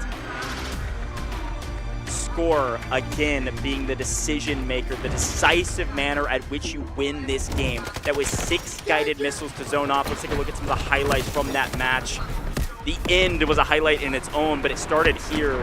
Point A, 150 lives. It took about 30 or 40 or so before we finally got some footing, but then it was just no holds barred. A, then B went nearly instantaneously to RRQ7S, and I thought it was going to be the same stomp we saw in game 1. I mean, look at this. We saw some great moves from the attackers over on B. One thing we missed there was that strategic beacon placement, and I really liked what we saw from the attackers on B. But C was a totally different story, and this is where Project One showed their chops for the very first time. They traded well, they swapped positions well, they almost won the tug of war. They spent so many lives on C1 and C2 for the attackers that I thought there was a chance PO could win this game and force us to our first game 3. Absolutely. Of course, RRQ7S very deserved of going ahead and winning that game right now. We are actually at a position in our competition, in our bracket, where that win alone has earned them more of the prize pool because they did not lose that game, right? They are pretty much guaranteed 5th through 6th now, which is a little bit of a bump in that prize pool. So congratulations to them for going ahead and winning out there. Time to give Project 1 their flowers. Of course, look at this. You know, flying all the way here. They are going to be taking home 7th to 8th place, right? Taking home a little bit of that prize pool for themselves. I just feel like it goes for Project 1. Every single time, it looked like in the match yesterday, in the match today, they just started just a little bit too late. They started to pick up the rhythm just a little bit too late. Let's see how it's actually all broken down. Kills, revives, all of that. Yeah, it's a really interesting stat line. Again, because this is Victory Unite, you've got to remember the score lines for some of our commanders, and this is a huge difference maker. Take a look at Tala at the top, commander for RRQ7S. The reason their score is so much higher is because their team completed objectives at the perfect time. You don't see crazy stat lines, solid in the vehicle destruction category, but it's because they did a great job at being commander. They earned all that extra score that helped them call in all of those missiles. My MVP, I'm not sure it'll be the MVP for the match, but my MVP for RRQ7S, 2nd place on that scoreline. Javier was going crazy in the tank destroyer and was drawing so much coverage from the defense that was actually what net them the win on that final D2. So a cool shout from them. Talk to me quickly about PO though. Anybody standing out on that side? I mean, PO on the defensive side of things, kind of repeating that same little thing we saw. I saw multiple medics over there with 50-plus revives for the defensive side of things, so I would not be surprised if they were actually, you know, well above 200 revives. Of course, we did go the full map, so it is easy for some of those stats to kind of get bolstered up just because the length of the game was actually longer, but still an impressive feat because a lot of the times we just don't see the revives on the defensive side. Easy to get sometimes, you know, when you kind of think about the attack coming in. Once they attack, once they get the kills, they usually take that space, so finding revives is not easy. But for RRQ7S, their team stats for Trainwreck in game number 2, 650 total kills. The revives for them above 200. Honestly, I was kind of expecting more revives from them. But hey, listen, you don't need more revives to go ahead and take that last sector and go ahead and complete the 2-0. Yeah, no, I agree. I was expecting that revive category to be a bit higher, especially with how long it felt like they held on to a decent stat line there in terms of lives. We did lose a lot of lives in C1 and C2, and again, I feel bad because P1 is going home, but I still give them the benefit of the doubt here. This is a really good team. They had some tough matchups. They obviously qualified to this position. They're still going to walk away with, I believe, $10,000 just for getting to this stage, but they are out of the competition.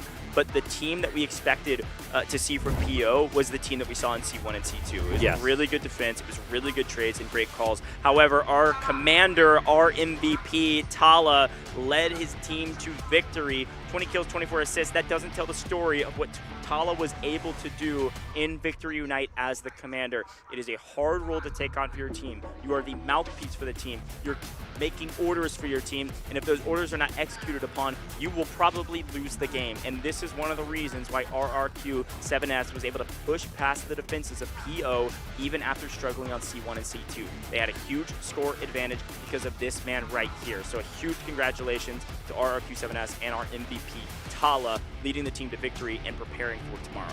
It's very easy to talk about the MVP performance individually, but we keep seeing these commanders kind of pop up on the MVP, right? The total score. That just means their team is actually doing just a good job at following some of those orders. Let's take a look at the best squad here for RRQ7S. No surprise. Look at this absolute stacker of a squad. We got the MVP himself, Tala. We got your favorite here, Javier. 54 kills total. Mauza, how many times do we see him pick up some sort of a vehicle destruction, vehicle damage, something like that, and then actually somebody kind of flying under the radar when you look at the kills. Bujank there, 4th slot over there. I saw he actually had the most amount of vehicle destruction for the side of them in game number 2 right there. So just an absolute goated squad. Yeah, those were their vehicle operators too, right? Mauza was in that tank, Javier was in the tank destroyer, and again, Javier is my GOAT in that matchup. Okay, there were so many moments. If you guys watch back on that VOD, Javier playing the Tank Destroyer, obviously one of the most powerful, if not the most powerful vehicle you can use on the map. The hit and run is everything.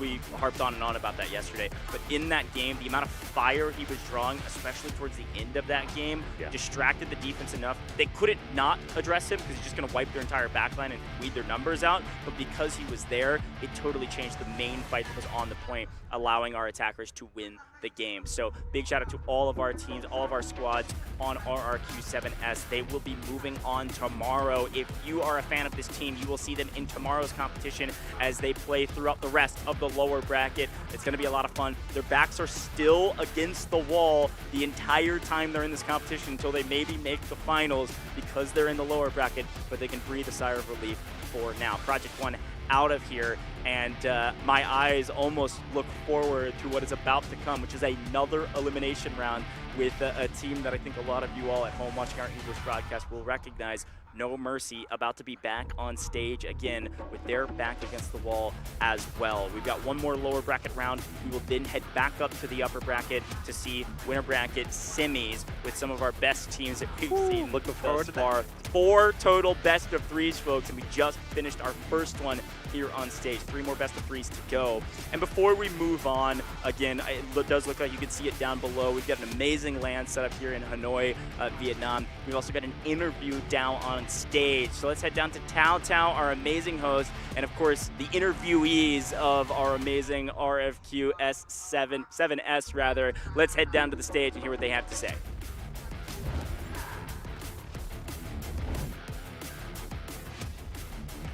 Xin chào, hãy cùng chúng tôi quay trở lại với sân khấu lớn để cùng đến với phần phỏng vấn sau trận đấu và chúc mừng cho chiến thắng của RRQ7 khi họ đã vượt qua một trận đấu nghẹt thở. Cùng lúc đó thì chúng ta cũng rất tiếc phải nói lời chào tạm biệt với Project One và hy vọng rằng là họ sẽ quay trở lại mạnh mẽ ở trong những mùa giải tới. Và đứng bên cạnh Phương Thảo ngay lúc này đó chính là Thala đến từ RRQ7. Hãy cùng xem là bạn ấy đang cảm thấy như thế nào sau chiến thắng vừa qua nhé. Let's head back to the stage for the post-match interview, and congratulations to RRQ7 to secure their win after a breathtaking matchup.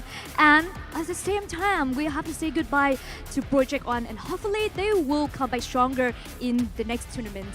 And now, standing next to me is the team's commander, Thala. Let's hear what the winner have to say with us. Xin chào Thala. Hello, you have the team flag. Please show us. Thank you. Câu hỏi đầu tiên thì không biết là cảm xúc của bạn lúc này như thế nào sau khi có được chiến thắng rất quan trọng này. So what is your feelings right now when you have a very important winning? Bagaimana rasanya setelah menang dari Project One? Rasanya sungguh senang sekali ya, apalagi kita berhasil bounce back dari kekalahan kemarin melawan Tenglong. Dan hari ini kita berhasil bermain dengan sangat bagus dan akhirnya bisa mengalahkan Project One dengan skor 2-0.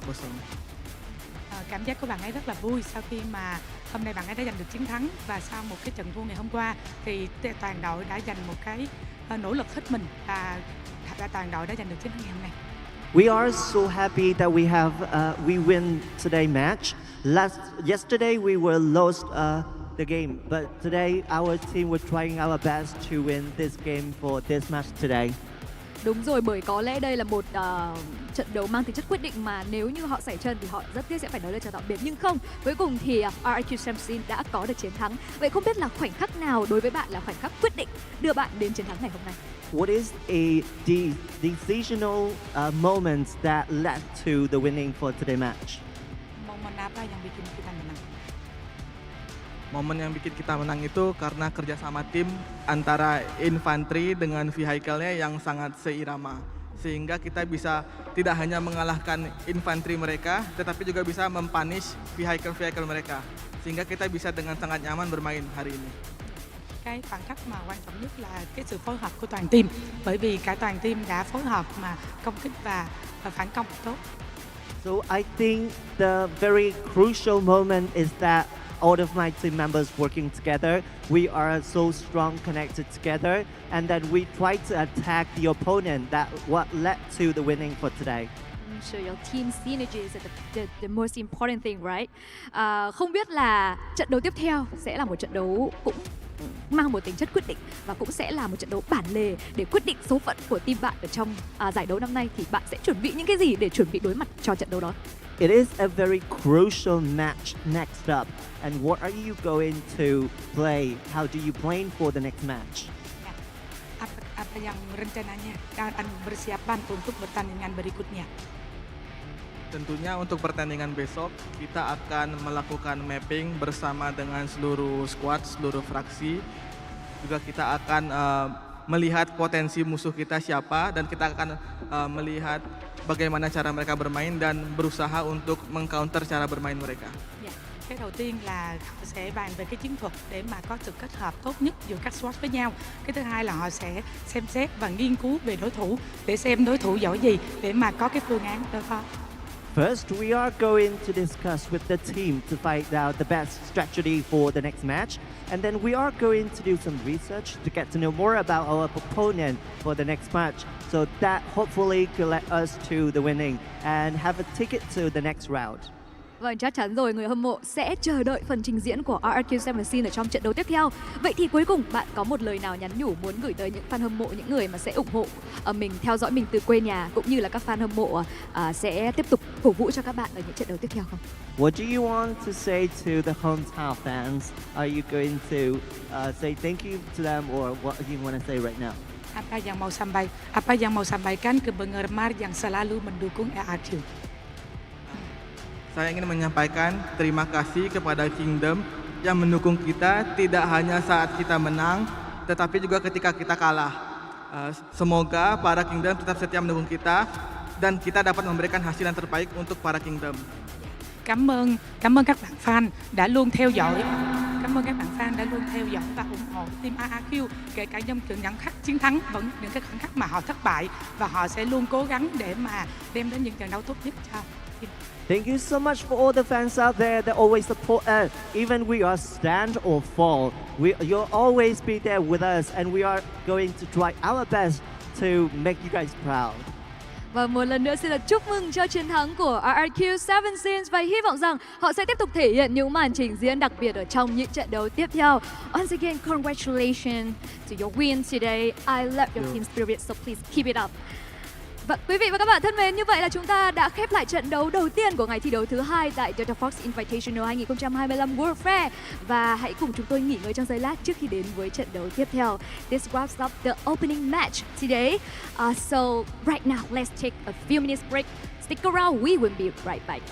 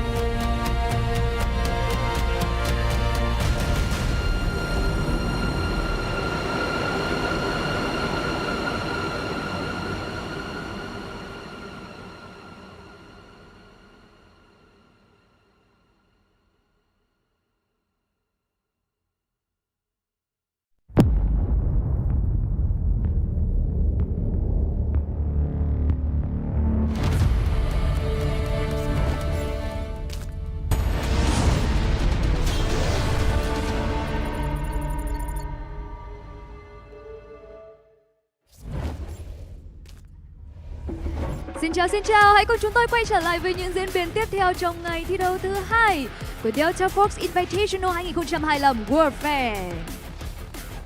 Well, guys, ready for more action? We are now moving into the final match of the lower bracket, first round. This is the very last spot and next stage up for grabs. Both teams will face defeat. Maybe they will have to face the win again, or their run in the tournament ends today.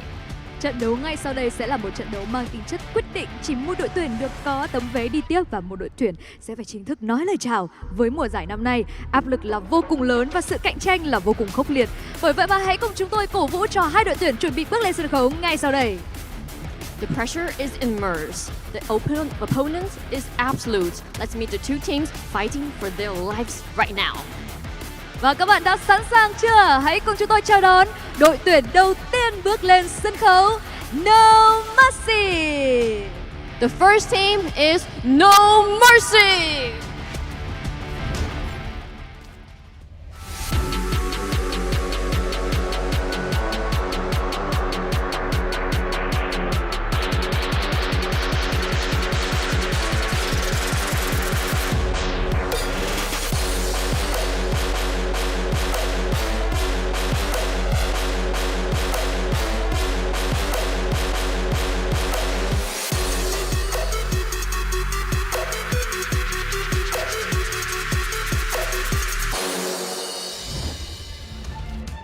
Với thông điệp không thể lùi bước trước bất cứ đối thủ nào, họ cần chiến thắng này để chứng minh mình xứng đáng là một trong những đội tuyển hàng đầu. Hãy cùng xem liệu Commander Liu Jae sẽ dẫn dắt đội tuyển No Mercy giành chiến thắng như thế nào trước đối thủ của mình ngày hôm nay.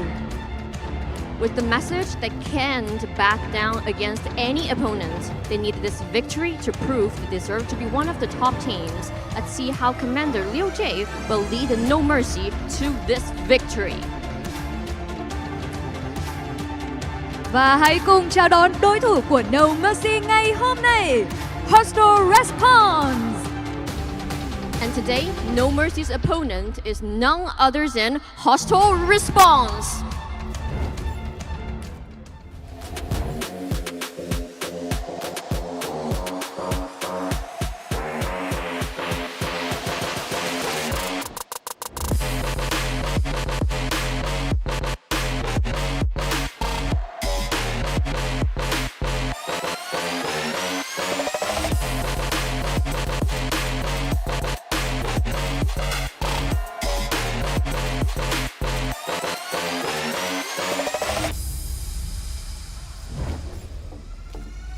Và ngày hôm nay, Hostile Response sẽ mang đến một lối chơi bùng nổ, táo bạo và quyết liệt hơn bao giờ hết. Họ sẽ chiến đấu bằng tất cả để giành lấy tấm vé quý giá bước vào vòng tiếp theo. Hãy chuẩn bị tinh thần bởi những gì mà chúng ta sắp chứng kiến không chỉ là một trận đấu, mà đó là hành trình đứng dậy sau thất bại, là ý chí không khuất phục và khát khao chiến thắng mãnh liệt với đội tuyển của chúng ta.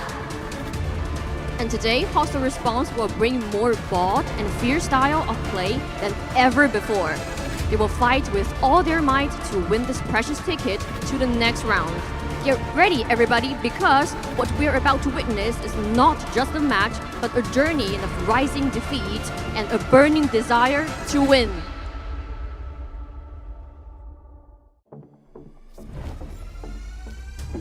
Welcome back to the DFIW Standard Fall. It's day 2, one match already done here in the lower bracket. I'm Gojus the Vivid. We are back for round number 2 in the lower bracket, round 1. And this one has two heavy-hitting teams again. No Mercy versus Hostile Response, Vivid. I'm really pumped about this matchup. Obviously, we've had a chance to cast over both of these, but No Mercy hits a little close to home because we casted over their qualification process as well. A lot to talk about with both of these two teams. Yeah, absolutely. I mean, of course, just to remind everybody at home, we are in another loser's bracket match. Right after this, we will be going back up to that winner's bracket. But yeah, No Mercy versus Hostile Response. This is a little bit of a weird one because again, we have one of those teams similar to the last match that we just watched that kind of got stomped yesterday, right? Yep. Hostile Response, you know, rapid, lo-fi. That match was very, very quick yesterday. And on the opposite side of things, we have No Mercy, who was up against Team TXD, who that team just felt very, very good at controlling the vehicle. So honestly, we didn't get a great read on like how this is going to kind of play out just because of how the matches went yesterday, in my opinion. Yeah, no, I think that's a really good breakdown, and it's actually very similar to what we just saw, right? Because, you know, when you think back to the matchup we just saw, there was, even though we both predicted correctly and we did get our winner that we expected, at the same time, by the way, I was better. I actually predicted the score of 2-0, but it's fine. I lost all day yesterday, so I've got to take my wins when I can get them.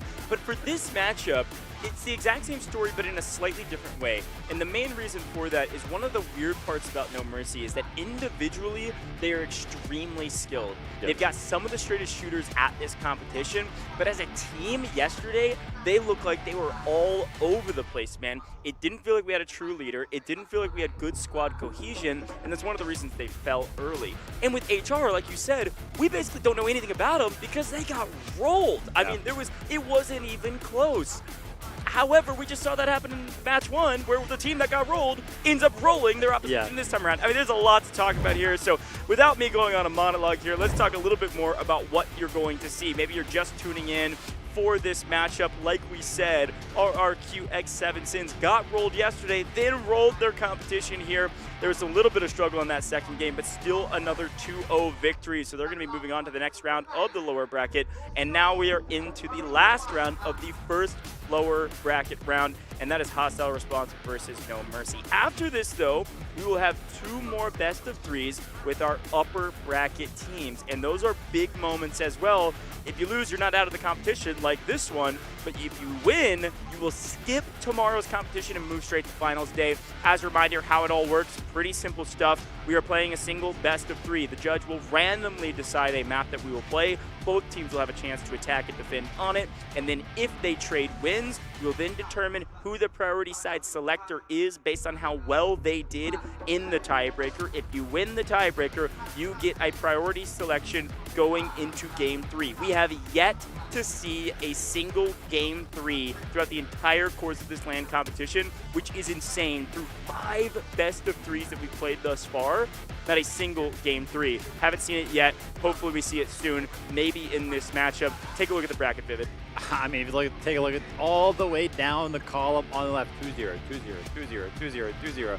And you know what's crazy? We kind of take a look at that. I mean, I don't know if this was intentional. I don't think it was, but the team on the bottom is the one that is so always true. That's winning, weird, right?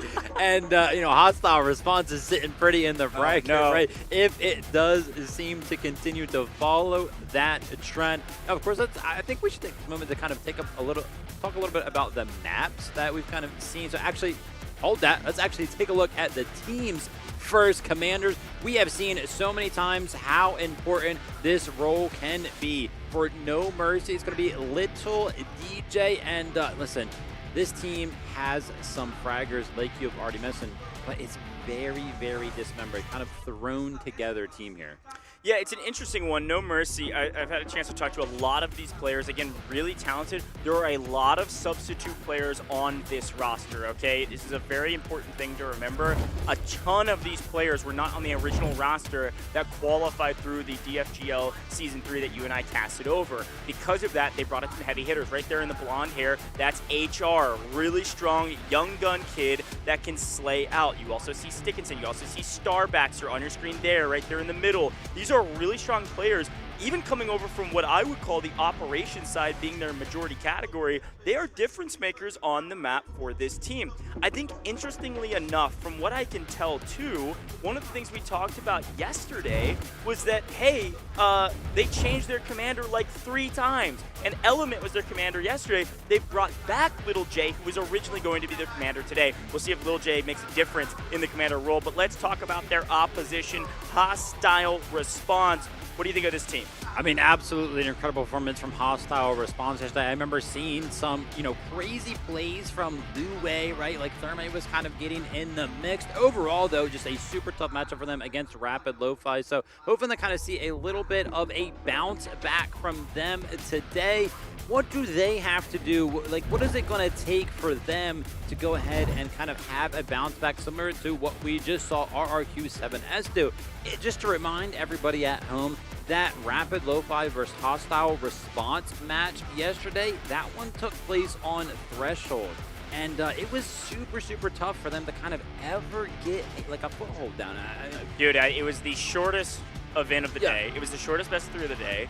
They lost on defense in like 12 minutes. They lost on attack at the first point. We basically know nothing about this team when it comes to being able to succeed on the map right now. But it doesn't mean they're a bad team. If anything, we know they're actually a really strong team. Much like RRQX7S, same deal. They got rolled, they had no momentum, they got beat early and they couldn't recover. And so if I'm No Mercy, I want to put the pressure on, and maybe some of the hostile response players shouting out family or ancestry. I'm not sure what was going on there, but it looked really cool to me. And I love it when players try to represent more than just themselves at LAN competitions like this. So anyways, from a strategy response, I think if I'm No Mercy, I'm putting immediate aggression on hostile response. We know they crumbled under pressure yesterday.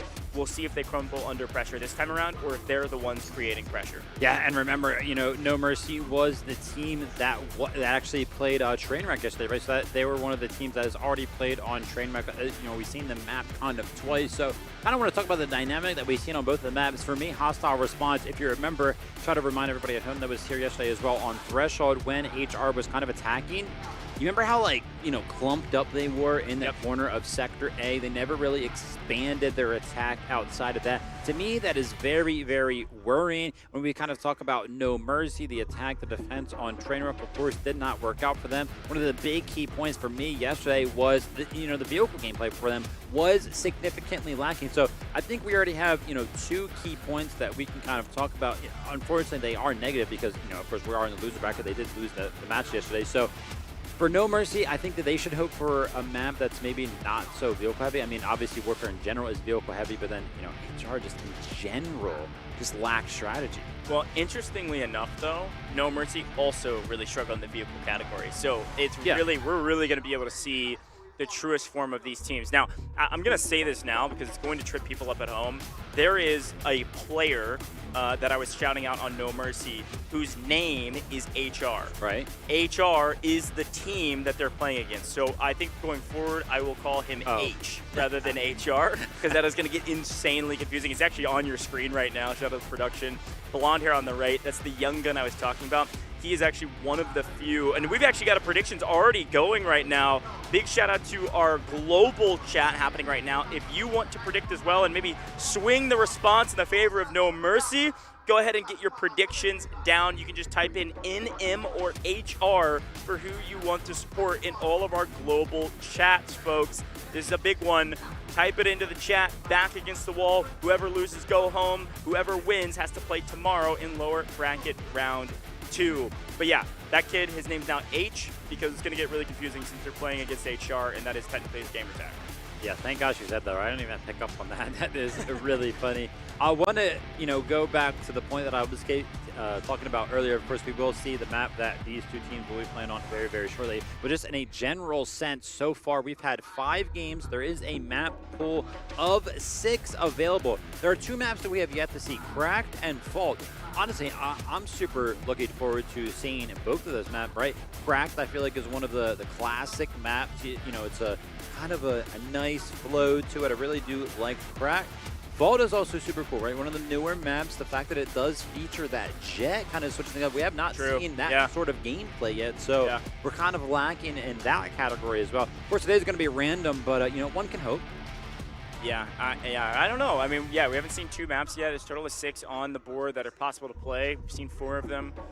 So could be any of them. Of course, it's fully randomized. I mean, there's a chance we could go through this entire tournament and never see Crack or Fault. I mean, that is technically possible. I go back to Trainwreck. It's true. We could go back to Trainwreck. It is fully random.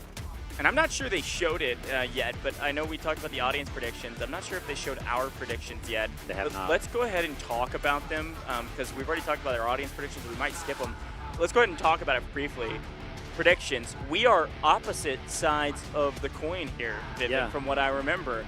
I have been cheering on my boys over there with No Mercy, and I really think they were in the lab last night and they put it all together. Wow. I've got No Mercy winning this. I'm against the audience this time around. I did say it was going to go the distance. This should be our first game 3. We've said that I know. times. I'm thinking it is actually going to be the case this time, 2-1 in favor of No Mercy.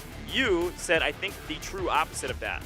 Yeah, you actually went ahead and said 2-1. I said 2-0 in favor of HR. So we're not agreeing on 3 games, and we're not agreeing on who's going to win. Yeah. Well, so far I'm up today in predictions, so this is like a big moment for me to carry my victory barely forward. Yeah. It's like, you know, listen, I got 2-0 for, HR here.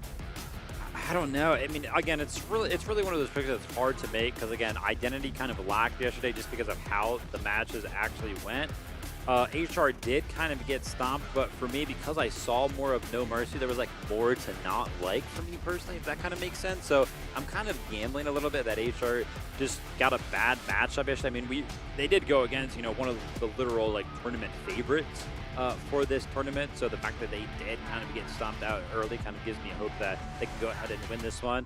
And yeah, the fact that No Mercy to me is kind of that team that just got thrown together. It looked like they kind of lagged identity together, kind of struggled maybe to, get the call outs from the commander and follow them. Again, I just kind of saw more of that from No Mercy, but that's probably because I just saw more gameplay for them because their match went longer. Yeah, and I'm wondering again, to bring back up this point, if our graphic was correct, which I think it is, Lil J has moved back into the commander position, which means they've swapped commanders that's a good shout. going into this matchup. Element was essentially what we called yesterday just the mouthpiece because he speaks both the languages that this team speaks. Lil J, not so much on both languages. The majority language, yes. However, there's more to it than just being a vocal mouthpiece. As a reminder, the commander's in voice comms with each of the squad captains. So there's 5 people in basically voice comms in game talking. And so the commander doesn't technically have to be the mouthpiece. They have to be the ones utilizing those support systems and their score correctly. And I'm wondering if Lil J may do a bit better of a job this time around of that part of the piece of the puzzle. Yeah. While Element still leads from a vocal standpoint, which he can do as a squad captain, doesn't change anything. Yeah. And so I would say this is actually a really strong move to put Lil J back in a bit of the driver's seat of objective play, when to use some of the big commander supports that you can call in. I'll be curious to see if that really changes things for this team or not. Yeah, I mean, going ahead and making changes after a loss, I really like that, right? That means that they are kind of invested in winning this. Of course, as everybody is, they're all here, being competitors. But sometimes, in competition, some people kind of lose hope. So making changes going into games after losses, always love to see that. I mean, it's pretty cool so far. You kind of load up in the Warfare and you're like, hey, listen, we're just going to throw 20v20 up there. But the teams have proven that there are some extra steps to it, right, with the subs that we've seen so far, making changes to who is the commander. Love to see these teams pretty much try to go through the works to see if something sticks. Yeah, and we got a chance to see several more players from No Mercy preparing for the game. Saw Yellow pop up. We told the story of Yellow yesterday. He was on the actual opposition who lost in the finals of the Delta Force Global League Season 3, their qualification tournament. Ended up losing, but was one of the star players on that team. And so when there were substitute options, got pulled over to play with this winning side here on LAN, which is cool. I think several other players we could say the same of. And I talked about H, which I'll call H now, had an opportunity to play on LAN for the Delta Force Invitational on the operations side, has been pulled in for this LAN as well. One of the only players from No Mercy that is able to do both, which is a very cool feature. And another feather in the cap for a young, brand new esports player. There's Yellow there, closest to the camera. But a lot of folks here ready to rock and roll and pick up their first win. And again, either roster, Hostile Response or No Mercy, a win here would be their first in this competition. So the stakes couldn't be higher for everybody. And listen, it's getting a little hot in here. We're excited to get involved into the game. So you're seeing a couple people sweating already. The nerves probably at an all-time high right now. This is make or break. And like you mentioned last time too, this is the first chance to up the amount of money you're making. If you lose here, you're getting $10,000 as a team, which is great, but it's not as good as getting higher than that. I mean, you always want to make more money where you can on LAN events. There's a quick look at it. Bishka, also one of the players that has technically played on both LAN events, Operations and now Warfare, being pulled in as a sub here. Vivid, you still feel really good about that 2-0 prediction of Hostile Response? You're feeling good about that, huh? Are you trying to make me change my mind? No, I'm trying to get the audience to rally against you so that I can get some help. Our audience prediction was on your side. Yeah, but exactly. I'm seeing a lot of love in our English production for No Mercy. So. Well, Yeah, I Yeah. know it makes sense. I'm just saying we got to rally around beating Vivid, folks. All right, Chad, I see you guys. Oh man, that's funny. So the overall thing, let's talk about the kind of like the tournament overall here. Of course, we're in the losers right now, and the winner of this match. Let's talk about if they do win this one, who they are going to be against. They'll actually be against the loser of TL and DNI. And I would not want to be on the opposite side of either one of those teams. So winning this one is Oh, here we oh go. my God. There it is. I got exactly what I wanted. One of the maps we have Wow. not seen yet. Correct. Very, very excited for this one. Quick shout out here. No Mercy is actually going to be starting on the attacking side, and HR is going to be starting on the defensive side of things. And of course, we'll switch things up going into game number 2 to see how the series lies after that. Okay, Cracked. First point is awesome. Second point is awesome. Third point is awesome. I genuinely love all of the fights that you get across this map, like entirely. Cracked is crazy. I'm not going to lie. This is a very polarizing map for some out there. And I think one of the things with this map we have to remember is we call it a short map versus a long map. This isn't a train wreck. This isn't a trench lines. You're just going ABC. You only get 3 sectors. That means that all 3 sectors are difficult. This is going to be an interesting one. I think one of these teams could hold on point A. Really? Point A in pubs, you almost never see held, at least that often. At an esports level, it's actually not that hard of a point to hold. We've seen a lot of teams hold on point A in the past. I think we could see that today if you lose out on some of your momentum. The other thing with short maps is that you don't start with a vehicle on your side that's a huge value add. And so that's another piece of the puzzle, which is maybe good news because neither of these teams have showed great efficacy on vehicles. I don't know, kind of a lot to break down, but I do love this map. It is a household name map. It is the OG map. I think it's the first one released with Ascension. I'm talking alpha for those that have played this game for a very long time. Cracked is a original remake of an original Delta Force map, so really cool. They kind of modernized it for this new updated game, but yeah, I don't know. This will be a fun one. Yeah, I mean, Sector A is super fun. We saw some cool things. I know when we kind of tuned into our qualifiers a little while ago, we saw some crazy kind of like Seneva action going on where you try to fall down into Sector A as the attacking side. That one little building that's at the bottom of the hill on that point, it's a pretty important building, but it can get destroyed pretty quickly. So that one kind of hurts. Yeah, I would be surprised to see Sector A kind of out. I know Sector B, that one is kind of, that one to me, whenever I think about Crack, I think about that Sector B point where it's kind of in that little square compound, and then the defense. B1. Yeah. They can stand on top of like all those boxes and kind of like head glitch over it, and it's like super hard for the attacking side to actually get to that site. It's super annoying. Yeah, B is an interesting sector. Yeah, you basically have HQ, and then I'm forgetting the technical name, but it's essentially that courtyard with the building surrounding it is going to be B2. Yeah. B1 is the headquarters, which is like this weird isolated building that's kind of up on a hill slightly. And usually what you see is B1 essentially gets sacked and sandbagged a bit, just kind of giving it to the attack, and then you kind of go head-to-head from there. And oftentimes the attack strategy will be take B1 quickly, leave their vehicle that they'll have at that point on B1 to hold, because the only way you get to B1 is basically by running out in the open. And so the cross to try to trade the points is nearly impossible, so the tank can nearly hold by itself, send everybody over to B2. We've also seen some crazy plays on B2. Oh, okay. Looks like we've got some substitutions. No Mercy. Swapping some people around. Bela Kalak is in for Jinxed Jill. Now, I don't know the reason for this. I don't know if I've gotten any info on it yet, but they have made a substitution already in this competition, which is an interesting one to say the least. I guess this is based on the roster that we saw yesterday. And I'm wondering what that play was for. But hey, new player onto the map. We'll see if it maybe changes their luck a bit. We'll definitely put our eyes towards that one for sure. We try to go ahead and see what the teams are cooking when they do make some substitutions like that.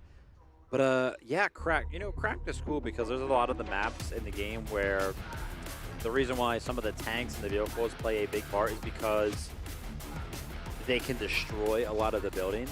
But Cracked, when you think about it, you really can't destroy like any of the buildings, of course, except for that warehouse that is on, I believe it's C1 is that point right there. You can destroy that warehouse, but that's pretty much the only building that ever gets destroyed on Crack.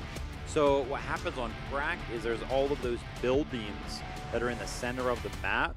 You can get on top of most of them, so it kind of adds this cool dynamic, you know, for a 2-level map. Kind of right, you of course have ground level, and then you have all these fights that are kind of going on top of the roofs of the buildings. Also, I mean, obviously, you know, I don't play Warfare competitions every week. I usually just play in pubs.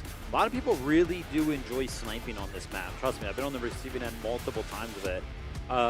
Have we, dude, I was going to say, have we seen really any sniping in this competition part? We actually have. Dead Dog. Yeah, Dead Dog was E&I. sniping. Yeah, Yeah. that was kind of crazy to see. So that would be cool maybe to see, but I mean, getting some value out of the snipes are just so hard. Yeah, I mean, it's kind of like the poor man's version of the bow, frankly. It's like, if you want a one-shot, just use the bow. Yeah, Like, that's I true, don't know. fair. Especially at, like, mid-range, but... Yeah, but what about fun and just like laying down across the Listen, map? fun is winning, okay? Let's get our body on the point. Let's get active. Saw a quick look there a little bit of a moment ago from Lil J, who I think, again, has taken the commander position. He threw up the peace sign. Had a chance to actually interview him before the competition here on LAN, which was cool. And, yeah, it's been fun to watch this team kind of evolve and change over the last several weeks leading up to this competition. It's certainly underdogs, and I'm hoping that they're able to prove themselves going into this one. I think we're just getting players all ready to go. Appreciate your patience. Everybody's getting loaded in. Should see that timer pop up top right here shortly to let us know when we'll be into the game. But got to get everything perfect going into this round, because this is make or break, folks. An elimination round, the second of its kind that we've seen today. It'll only continue from here on out. There's Yellow Love by Yellow in this competition. Waving to the people at home. He's got some fans back home. This guy's been tearing it up on the servers. I believe, if I'm not mistaken, this is Element, the former commander, who was recently relegated it back to Lil J. And again, I told the story yesterday. It was a different commander in the qualification process. That commander couldn't make it out here. They then pulled Lil J to be the commander.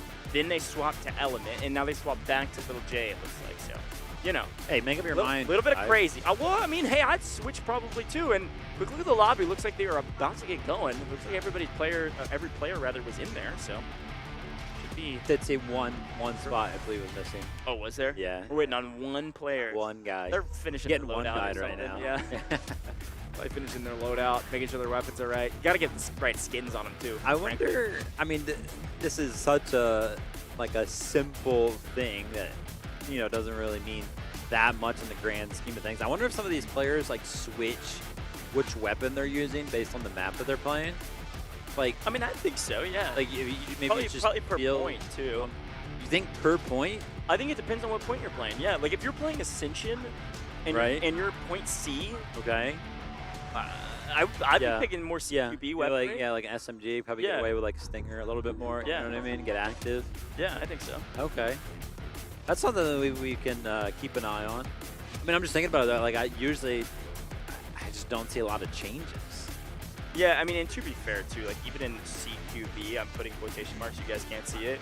It's still there's some decently long sight lines. M7's still really strong Yeah, it's on like- some yeah, of those holds. You know what I mean? Exactly. Yeah. So, the builds are just so well balanced that you can just kind of play around everything. M7 being one of the strongest guns, one of the most used guns we've definitely seen throughout the competition. Oh yeah, for sure. I mean, if we looked at gun stats, it would be #1 by a mile. What would Yeah. #2 be, from what you could tell? A Luru rocket. lure rocket, that's a good one. No, what's the new weapon? I can't think of the name right now. Is it MK47? Is that what it is? I feel like I'm wrong in saying that. I know it's everybody. Somebody in the chat will Well, it's- definitely know what It's I'm not talking the about. newest because we're a season behind. But Yeah, to be the yeah, newest in this yeah. season. Where Oh, yeah, You what know what I'm is that? saying? Yeah. Maybe it's not that then. You're right. we'll keep an eye out. We'll take a look at the weapons this time around. I've been It's so focused on definitely- M7 that I haven't seen it. It'll definitely be whatever. MK4. MK. That's what it is. Yeah, that's what I'm thinking. Yeah. Yeah, we've seen it several. I don't Yeah. know. Is that? Yeah, I guess that maybe would be the second most. I think that would be it. And if you ask me for the third, I'm not going to answer because I have no idea. Because Yeah, yeah, MK4. But I'll keep an eye out for that, especially on Cracked. We'll see if the weapon variability is more than just M7, MK4. I did, by the way, I was right. I looked back for this because I didn't want to sound like an idiot. Okay. We did see the SK-12 in trench lines on B. We saw the shotgun on B. I was right, dude. Somebody was using the shotgun in the trenches. Sanifa with shotgun slapping people around. So that backs up your point then that people are definitely swapping guns between points. I mean, it makes sense for that. You can definitely get away with a shotgun against. That's like a very specific scenario. Yeah, like exactly. Trench lines, Yeah. like that is a totally different battlefield. What, dude, man? You know what I just realized? There's this one map.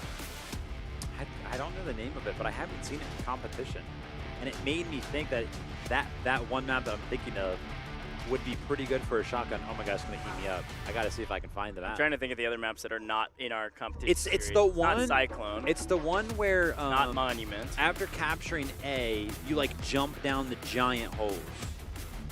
That's how you get to the next sector. Isn't that the And you like Cyclone? parachute. No. And you parachute. No, it's not Cyclone. You like parachute. Maybe down. I'm lost. It's literally like A to B, that rotation. I need your descriptive capabilities to go on. Maybe chat understands Vivid better than I do. Sector I don't A know. is like a train warehouse, right?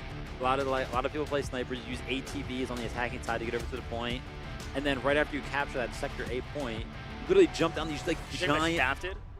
Is that what it is? Shafted? Yeah, I think that sounds right. Maybe. Anyway, I think that's the map. Shafted. You know what I wish. Sorry to cut you off. You know what I wish we were seeing? What? Nice Edge, dude. Ooh. I like whoa. Nice Edge, man. I like it a lot. And also no vehicles is sick. Like, I think that'd be super Yeah. cool. It doesn't feel very comp-oriented, but yeah, Shafted is what you're Yeah, talking about. Shafted. Thank you. Yeah, guys Shafted has for some. that. You can play shotguns on Shafted. You're right. When you get to that last sector on Shafted, I feel like there's a lot of good spots you can probably use a shotgun. A lot of like tunnels. There's that one spot in the vent. Like, it's crazy. I can't believe people go to that vent. It's literally like a vent that's like the size of like a Yeah. People just try to Reminds you of crawl through Operations, it. kind of. Yeah, it's like nuts. Like, what are you doing in there, dude? Okay, folks, thank you for listening to our podcast here. Take a look at top right-hand corner. We are loading in. Look at our screen right now. It is time for Cracked. A minute and a half until the game starts. Everybody loading into the map as we speak. Actually, maybe a little bit faster than a minute and a half. You can see everybody selecting their guns. They will select Commander as well if they haven't already. Selecting their class. Looks like an Assault Operator on screen for now. And really pumped to get into this. But yes, the maps we've been talking about, by the way, Nice Edge, Shafted, Cyclone, those are not in our map pool, okay? Yep. And so don't worry about any of those. We were just kind of yapping as we prepare for this game. But this is a super important matchup. No Mercy versus Hostile Response. NM versus HR. A chance to maybe push us to Game 3 for the very first time. We've been saying that for days at this point, it feels like. I've yet to see it this time around. We head to Cracked. The first time we're seeing Cracked on LAN. No Mercy will start on the attack. If you see red, they're going to be the attack. If you see green, it's going to be the defense. Cracked, going to be one of those short maps. Only 3 sectors to work with right now. As you can see, commanders are getting selected. Of course, we know who they're going to be. But for the sake of the game, we do have to go ahead and make it official.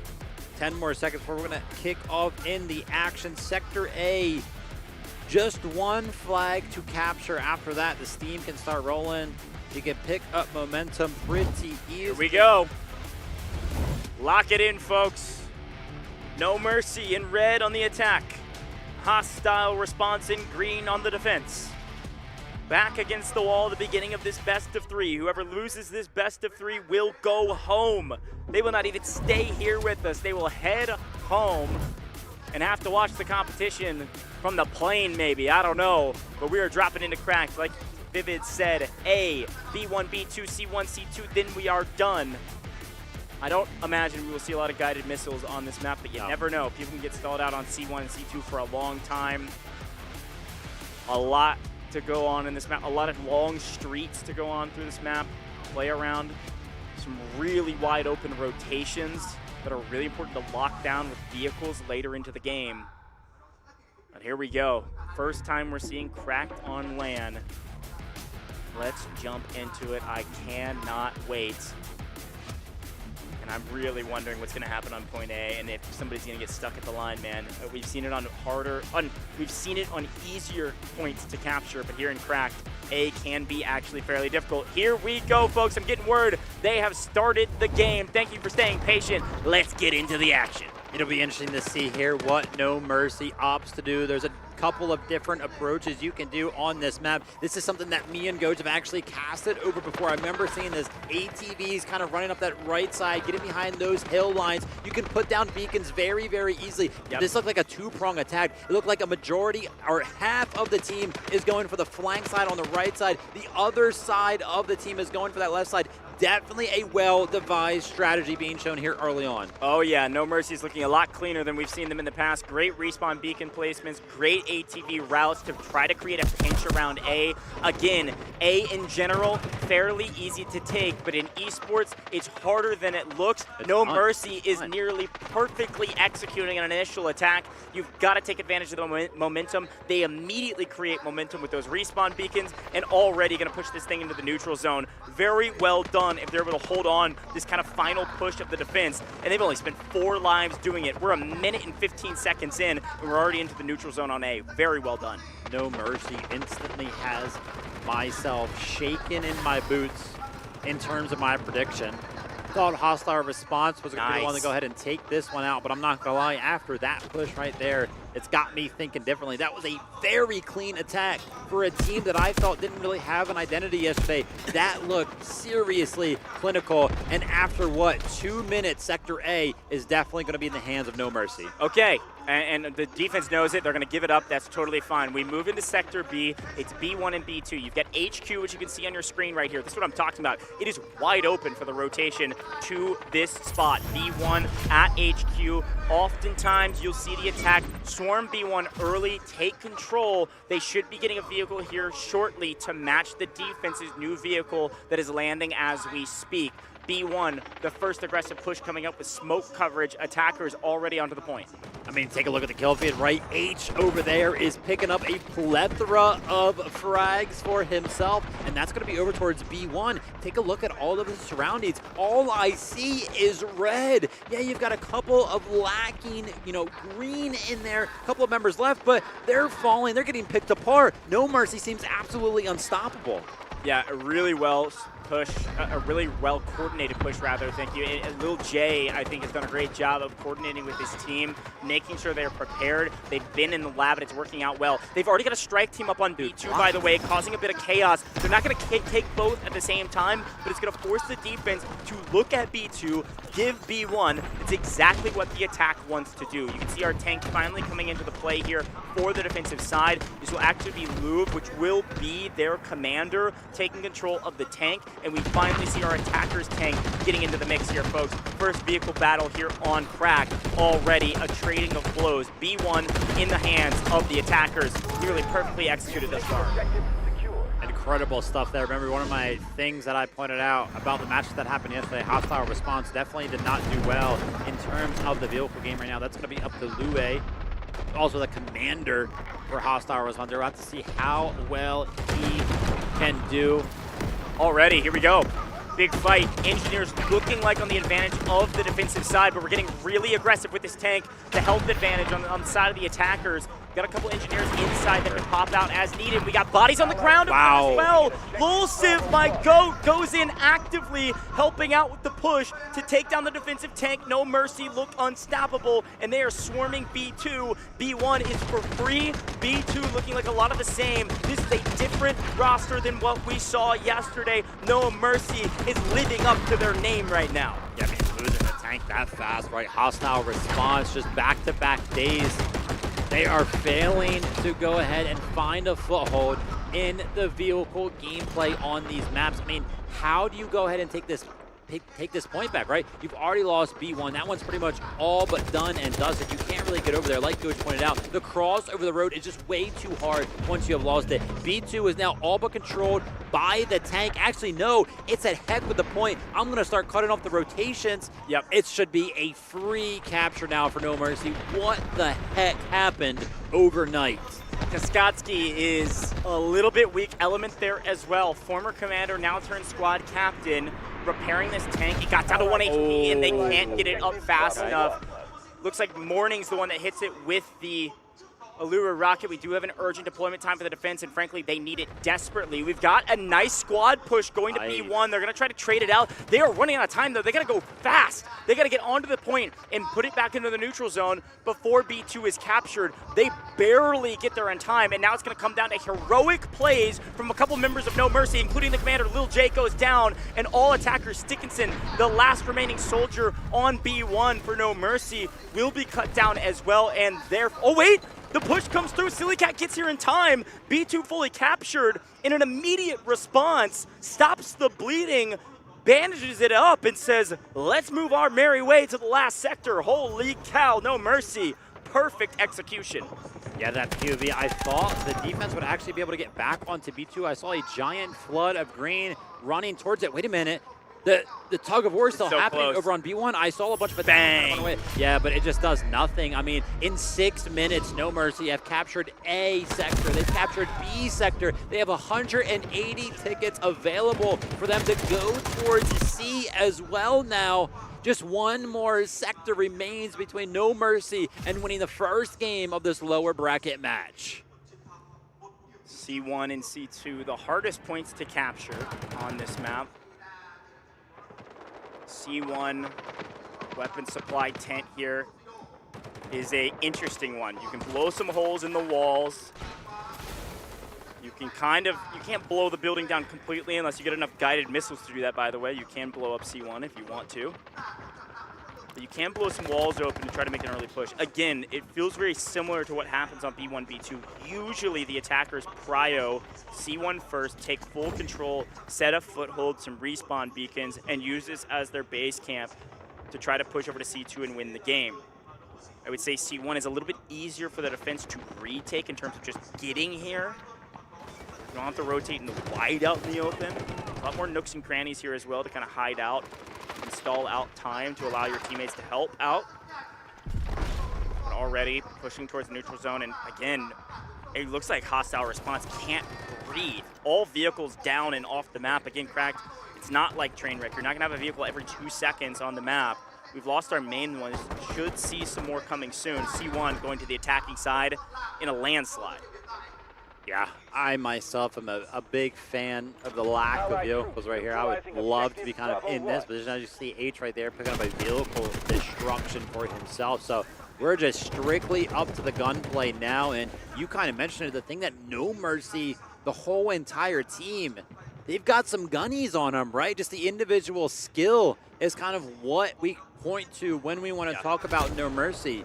When there's not really vehicles involved, you don't necessarily have to be that coordinated as a team to go ahead and like take them out. So the individual skill is definitely able to shine on a map like Crack. The lack of vehicles definitely helping them out right now. But yeah, C1, they pretty much got it for free. I never really saw much of a defense over there, but now the push towards C2, this one is going to be hard. You can see the 2 Sanivas in the building looking to lock down those doors. And I'm going to be honest, usually, not always, but usually the best defense is an aggressive offense. HR is trying to turtle up on C2 right now, literally with Saniva operators, and they're just getting overwhelmed. You can see it looks like the defensive side, because of the spawns, because of the pressure, they're trying to swing back over to C1, but there's a whole squad here just holding the line, trying to maintain control over C1. There's a tank destroyer back here that no one is using. Bro, what? Who's making that mistake?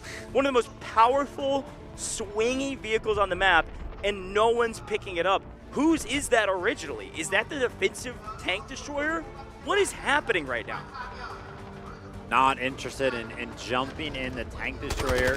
Crazy thing there, but dude, at this point, C2, there's a lot of little cool spots you can get up onto, right? The scaffolding is really, really important. Right across the screen right there is also that building by that giant propane tank. That is one of my favorite spots in the game. Once you get up there, it's super hard for the defense to go ahead and take you out. And look at that.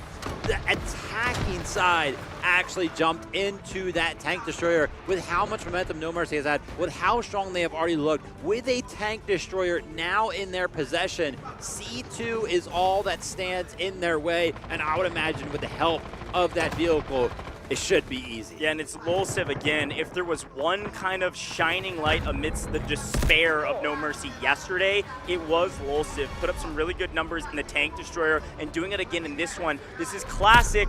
C1 now being entirely held by the Tank Destroyer and maybe 1 or 2 infantry, whereas C2 is where everybody else is focusing on. We've got urgent deployment coming in as well for the attackers. They are all inning right here. They are trying to win the game, and it's looking like they probably will. They are doing a fantastic job of swarming this point. They push it into the neutral zone. Stickinson gets another Tank Destroyer. This is bad news bears if you're an HR fan. Game 1 is not even close. Game 1 is only close to being done.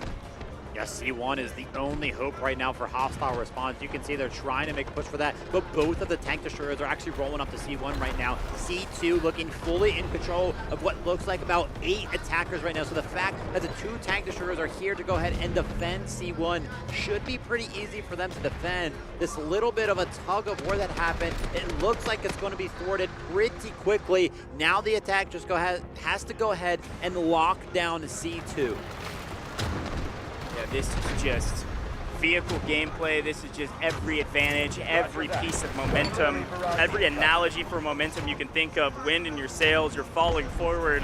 No Mercy is just running through the competition here. Urgent deployment is up for the defense to just try to put bodies on the point, but it's not going to be enough. It's not going to be in time, folks. C1 will fall. C2 has already fallen. No Mercy obliterate the competition in Game 1. This is a totally different team than what we saw yesterday. Holy moly, did not expect that at all. No Mercy. Exactly that. No mercy on cracked for hostile response at all. Everything looked easy. They didn't drop below like 140 tickets. It is the smallest map so far that we've seen, right? Cracked being very, very small. But still, I think that was the fastest game we've had so far. The ones from yesterday, Rapid Lo-Fi, that one comes pretty close, I do believe, but I think it ended around 14 minutes. I think that one was actually sub 12 minutes.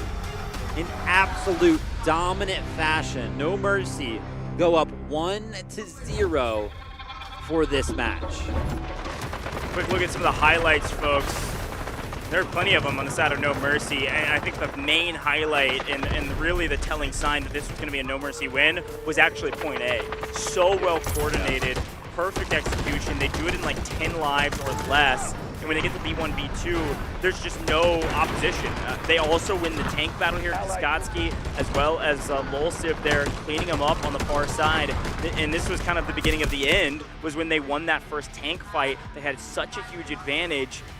And just frustratingly, I think for HR, again, the second time we've seen them in a best of 3, just not be able to breathe. They haven't been able to get their feet underneath them. They're not a bad team. They just can't find a foothold. I think No Mercy watched the bot and said, if we're aggressive, we're going to win this game, because that's exactly what they did. Yeah, I saw a lot of, Saniva attempts out of HR as well. Those never really seem to amount to much at all either, right? Util kind of flooding those Saniva out. Biggest crypto night there for sure, especially when you're locked down in the building. But yeah, very, very cohesive No Mercy. They look very, very good. And I mean, yeah, like you already mentioned, I myself said I was shaking in my boots for my prediction during Sector A, and for good reason. And then, of course, we saw how dominant they were pretty much without the vehicle. Oh, yeah, that weight, that's aura right there. Yes, sir. The Tank Destroyer started to come into play there towards the end and just rotate between the points so easily. Let's see how it's all kind of broken down right now. Kill-wise, I don't see anybody on HR above 13. If you take a look over there at No Mercy, we got 30, 21, 25, 22. Like, it was just an absolute stomp. The other interesting thing is because they were stomping so hard, we actually don't see a lot of revives at all from the side of No Mercy. 21, yeah. 21 actually from player 1 is what their name is, who actually just came through the qualification series as well. Also a medic in that qualification series, but crazy stuff. Just pretty much straight assaults at the top of the leaderboard as well, True. which is pretty rare, right? Like, usually we're used to kind of seeing the medics up there, but It's just crazy stuff. Yeah, and Lolsiv, Kaskadsky, those were our two vehicle operators towards the end, so it does make sense that they were at the top, and I assume they have their engineers with them that's kind of playing support. But quick look at our No Mercy team after a raucous victory, by the way. They are in the lab here preparing for the defense. They know they can win right here. They would love to win on Cracked and not have to go into a more vehicle-heavy map. Even though they won the vehicle fight, we know it's not necessarily their forte. After an impressive attack side, one that seemed coordinated, one that seemed to revolve around strategy, which is a big difference than what we saw yesterday. I would be very, very impressed. I'm actually anticipating it to see how well No Mercy is going to do on the defensive side of things, right? Kind of talk about Sector A on these small maps when the offense spawns so close, when there's a lot of angles to kind of look down into the valley that is Sector A. It is pretty hard to hold some of the time. So it would be cool to see No Mercy kind of pull out some strategy to give them the best chance of holding it right there. And as you can see, all smiles on the side of them. They got to be feeling good after that one right there. Yeah, and obviously that's H or HR from a player standpoint with Uzbishka, Stickinson. Those are the operations guys, man. They get pulled over as subs, making big difference for this team. Getting a couple pictures after a win. I don't want to get too comfortable. Our stats look good. Only had to kill one vehicle, though. And I think that's the key factor here. Cracked is just not that vehicle-heavy of a map. Obviously saw some towards the end. This is playing into their play style quite effectively. But a great look at them preparing for what is next. A couple hugs, all smiles. Don't get too comfortable, though, gentlemen. Let's see what is next, because I'm excited to see what they can do on the defensive side going into this. I mean, Crack can definitely be a vehicle-heavy map, but if it goes 10 minutes, nobody has enough score to call in a vehicle. You know what I mean? So yeah, and compared to some of the bigger maps, like Trainwreck, for instance, there's so many vehicles that you spawn in, and the map is so much larger. This map really only supports usually like max 2, maybe 3 if you count assault vehicles into the mix. Usually you're seeing like a max of 2 per side that are able to stay up at any given time. So that's kind of what I mean by that, but it is a good shot. I think this really is playing well into No Mercy's playstyle. I think they lucked out a little bit on the map selection, but also just executed really well. Yeah, exactly. And as you can see here, both of our teams kind of chilling in their respective war rooms. On one side of things, we were seeing pictures all around, smiles all around. On the opposite side here for HR, everybody is locked in. They're kind of staring at the screen over there. What calls are going to be made? What strategy? Where are we going to go on the map? And again, we come back over here to the No Mercy side of things, just casual conversations, little groups here and there. So not a huge collaborative effort, but again, that individual skill is definitely going to shine on a map like Crack. So they're just in their element right now. They're feeling comfortable. Yeah, and again, they changed commanders for today. True. Lil J being the commander. I don't know if that was a huge difference maker or not, but regardless, we take it. Looks like they're being told to head back to the stage. Should be jumping into this game here shortly. Baxter, Stickinson, Nimke. Let's take a look at the MVP, though, from that match. I was curious of who, I guess, would get it. It was Kaskadsky, and I think well-earned, too. Reminder, 21 kills, 24 assists, huge. But also, Kaskadsky was one of the vehicle operators. Picked up a ton of value from the vehicle operator standpoint of being able to use that tank destroyer so effectively towards the end. And that was kind of the difference maker to be able to take C1 and C2 so effectively and so fast. Yeah, absolutely. We'll have to see here what happens. Again, this is an elimination game. Opportunity to continue on, win yourself a little extra money, and get a good chance to go ahead and make a lower bracket run. Otherwise, you're going to be on the team of the receiving end of the loss, and that'll be their second loss of the tournament. So they'll fall in the category of 7th to 8th place, which still does take home some of that prize pool, but won't be able to fight further on into it again. We're going to go back to Crack, just swapping the sides of the teams. Let's see how No Mercy is going to adjust when they are on the defensive side of things. Yeah, and I think obviously they're preparing for holds. I think if you're a defensive team, you're not counting on a hold at A. Again, it is one that's fairly swingy, and we've talked about that ad nauseum. I think B1 and B2 is really where you stake your claim with trying to win the game there. Yeah. You can win on C1 and C2 for sure, probably the hardest to attack, but I think as a defensive team, if I'm planning for this, I'm ahead of time. I'm spending most of my time thinking about B to start, because to win out on C, you have to deplete some of those lives. You cannot let the opponents go in with max lives on C1 and C2. That war of attrition is not quite as in favor for the defense as we see on some of the other maps. You know, even on the end of, for instance, Trainwreck, that last point, D2, the spawns are so close for the defense. Yeah. It's really easy to get to that D2 point quickly, and the way you win is based on scores. So Cracked is not that way because it's a short map. Let's take a look at the best squad, though. I'd be curious to take a look at who's squatted up together and who's going to be the top of the category. I would assume it's Kaskadsky's squad, but there's a chance it's maybe somebody else. And oh no, really? It's our fraggers. So you can see Uzbishka, Mimke, Canyon, and Westa S. And I think before the broadcast, they said one of their star players was Westa S. This is their fragger squad. This is their aggressive playstyle squad, seeing a ton of assists and a ton of kills between these 4 players. Yeah, absolutely. Probably just racking up all of the kills on the assault classes there. I was actually kind of thinking about the operator and choice of operators, something like that. I actually saw a couple of Virens that match, which was kind of crazy, right? We haven't really seen many Virens so far, so it was kind of cool to see some players playing out the Viren. Yeah, mobility for the rooftops is nice. Magnetic bombs true. can help out with some of the vehicles close range. But fun class for sure. Big shout out to that squad again. I've said this multiple times. Bishka sub came in, make a huge difference on a squad like that. Also played on LAN and DFI Invitational for operations a couple months ago.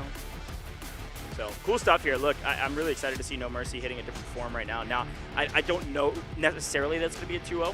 I think I predicted 2-1, if I remember correctly. Still in favor of No Mercy. And if I remember correctly, you're already wrong. I don't know what to tell you. Or did you go to Game 3 as well? No, I said 2-0 in HR. Okay, you well, said, you lose, so. You said 2-1 No Mercy. So you're on track. Look, you obliterated me yesterday Yeah, in predictions. I'm just really glad that today it is the opposite, all right? That's all I'm going to say. I still don't know if I'm going to be right, man. Based on the way No Mercy played that last one, it just feels in my gut like it's going to be another 2-0. As much as I want to see Game 3 finally, this feels like a 2-0. I think HR is a good team. Dude. I think they absolutely can do this, but 2-0. If this is a 2-0, we would be at that point 6 matches in a row, 2-0. 6 best of 3s without seeing a single third game, yes. Wow. What's the statistical anomaly of that? Anybody know?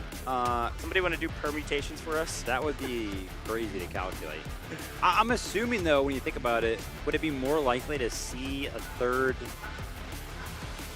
map It's gonna in the winners bracket? Yeah, it's gonna be more likely to see. Closer. Yeah, it's gonna be more likely to see Game 3 the deeper we go into this tournament, because in theory you're making all of the talent kind of closer and closer together when it comes to scores. But again, it's all conjecture. It doesn't actually mean anything. It's just really interesting. And the amount of times you and I have said this could be our first Game 3 it hasn't happened still. We've said it. At least the last 4 or 5. We always expect it, and we always try to see when it's happening. Another substitution coming here. This time it's on the side of HR. We're going to be at an AD in replace of Atomic. We're kind of used to seeing these trades kind of happen. Sometimes, as you can see right there, AD is now getting warmed up. Going to be sitting on the stage probably for the first time today. So give him a little minute here to go ahead and adjust. As you can see there, get the monitor distance right. Dude, I'm telling you, it's very undervalued. I myself have played esports. I've gone to events. You can sit at home, in your office, in your room, whatever you want to call it, at your home desk, and you can play all day long and it feels comfortable. Once you change literally anything, especially just a whole different environment, it's so hard. I swear, you just feel so uncomfortable. And we're rotating almost 200 players, 160 active players with our subs. It's like more like 170 with the amount of subs we've had. 170 players through these setups. You have to change it every single time you sit down. It's crazy. I'm really impressed, but I'll be very curious. Again, this is kind of the classic conversation that we get to see is, will the sub make a difference? I mean, this is a big kind of breaking point for this player right now to show what they've got. Obviously there's some strategic play there. There's a reason they're bringing this person in. Yeah. usually the conversation. We don't get all the behind the scenes from the coaches. You know, I have to ask them afterwards. Was it this player was doing bad, let's replace them? Or is it this player has a very special set of skills, we need to replace, put them in? And like, I don't think it's a knock on any active player. I think it's just a strategic decision. Their back is against the wall. Yeah. I can't emphasize this enough. If HR lose this map, that means they lose the match, and that means they lose the tournament, and they are headed home. That is it. They are done. Maybe they'll be able to say and sit in the audience, but either way you look at it, they're done. They'll make a little bit of cash and be happy that they made it here. This is a really big moment, and frankly, when the nerves should be the highest. Now, Cracked, we usually kind of talk about some of those subs. You know, there's no like vehicle that instantly spawns that you'd be able to take advantage of, right? So yeah, it has to be just one of those things like there's maybe better on the opposite side. So, you know, one player is better on attack, one player is better on defense. I don't Maybe know. somebody just fell off today, you know what I mean? Like, Yeah. there's always moments like that in esports or sports in general. But take a look at the top right-hand corner of our screen. Thank you for staying patient. We're about to hop into game number two. Could be the last game of this match. Could be the penultimate one. We're at less than 3 minutes until we start the game. Players are loading in. Players will then vote for their commanders, pick their weapons, pick their classes, and then we'll get our eyes on the action. Gonna be nuts, folks. I want to ask you in the chat, may feel a bit one-sided in our English broadcast, but I want to ask you regardless, are you cheering for NM or HR? Are you cheering for hostile response or no mercy? And who do you think is going to win this map? Do you think we go to game 3, or do No Mercy score their very first 2-0 in this bracket series? I want to see us in chat. I've been trying to pull up multiple chats. We are live all over the place. We've got global streams happening all over the world, but also here with our English broadcast, we've got a live stream on just about every social you can think of. So I want to see what people in chat want. What do they think is going to happen? I'm seeing a couple folks say they want to see game 3, but a lot more NMs than HR in our chat. We'll see if chatters, although you may have voted oppositely on the global chat, maybe you'll join us here cheering on, well, I guess just me because Vivid loses, but join me join me cheering on No Mercy. I don't know. I'm not biased. I just like being right in my prediction. I'm officially cheering for No Mercy now. Oh, okay. Yeah, Got it. I'm convinced. Well, I mean, hey, listen, if you're asking the chats to switch over, surely I'm also allotted that opportunity. Yeah, that's fair. You're right. I like it. No Mercy. I'm sorry. I really didn't respect your game. I mean, yesterday I just wasn't feeling it. Today you guys look absolutely different. 1 minute to go ahead and like it. You know, I got to say, take a look at some of the player cams. No Mercy. They are looking pretty locked in. I feel like everybody so far throughout this tournament, they seem pretty comfortable on camera, right? They've kind of been interactive with camera, throwing up some gestures, some parts, some thumbs up and everything like that. It always smiles as well. So shout out to all of our competitors. Sometimes it's hard to kind of adjust to all the cameras that are around when you do come to a LAN event like that. It does add to the pressure. You're just constantly on camera. People are watching you while you play. But yeah, 30 seconds now separates us from jumping into game number 2. No Mercy is going to have to defend on Cracked against the hostile response. A response is exactly what they're going to be looking for. A response to that first game dominant performance that we saw from No Mercy for the DFIW.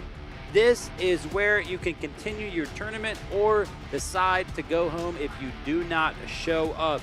Who is it going to be with a lead going into game number 2? Yo. No Mercy. They got to be feeling confident. Feeling confident, ready to rock and roll and on defense. If you see green, you're going to be looking at No Mercy. If you see red, you're going to be looking at hostile response. And hostile response is in a bad situation, in a bad way. They have to win this map if they don't want to go home. No Mercy, a chance to move on to the next round and earn a little bit of extra cash. Oh, I'm so ready for the game, folks. Thank you for staying patient with us. All the players that loaded in, all the players ready. Our commanders being selected, weapons chosen, operators chosen, roles chosen. Here we go. It is time for some more Cracked. What do you think so far? First look at Cracked on the hand. Felt pretty good. Dude, I blinked and it was over. True. But I genuinely do, like, as somebody who does not usually partake in hopping in any of the vehicles or anything like that, I'm a very just kind of run and gun type of player. I did like the way that first game played out. Let's see if game number 2 is any similar. As you can see, we know exactly what hostile response want. They are on the attack side of things. This fight for the hill, it is always pivotal. The ATVs make it very, very easy for the attacking side to go ahead and run up the hill, instantly kind of get here with all of the beacons, but winning this fight is going to be important. Can No Mercy actually hold off the push? I like this play from No Mercy to address that fight. They know they're going to try to make the same split push that they made, so they're actually going to try to take the fight to them. They're going to battle on the hilltop. They're kind of just playing over the edge of the rocks, playing over the ledge, trying to cut down any momentum from the side here. HR having to think twice about peeking over the top. This is a win on the left side for No Mercy. Let's take a look at the right side, though, and see who's winning that fight. It looks like it's maybe Westa trying to hold the line nearly by himself. Now Stickettson joining him, fighting a 2v2, and then the flank all the way on the bottom right side also getting met. No Mercy checking all the angles. No Mercy winning in the immediate fights off rip after spawn. Not only are they putting themselves in very good positions strategically, but the positions are also so good for them as a team specifically, because these positions, they rely almost exclusively on you being able to win gunfights. As a team that Goj was kind of talking about, that they have absolute gunners on this entire team. The fact that they're now putting themselves in some of these positions to go out and actually win out some of these gunfights, it's working. It's working so well right now. I mean, taking a look at the map, it just looks so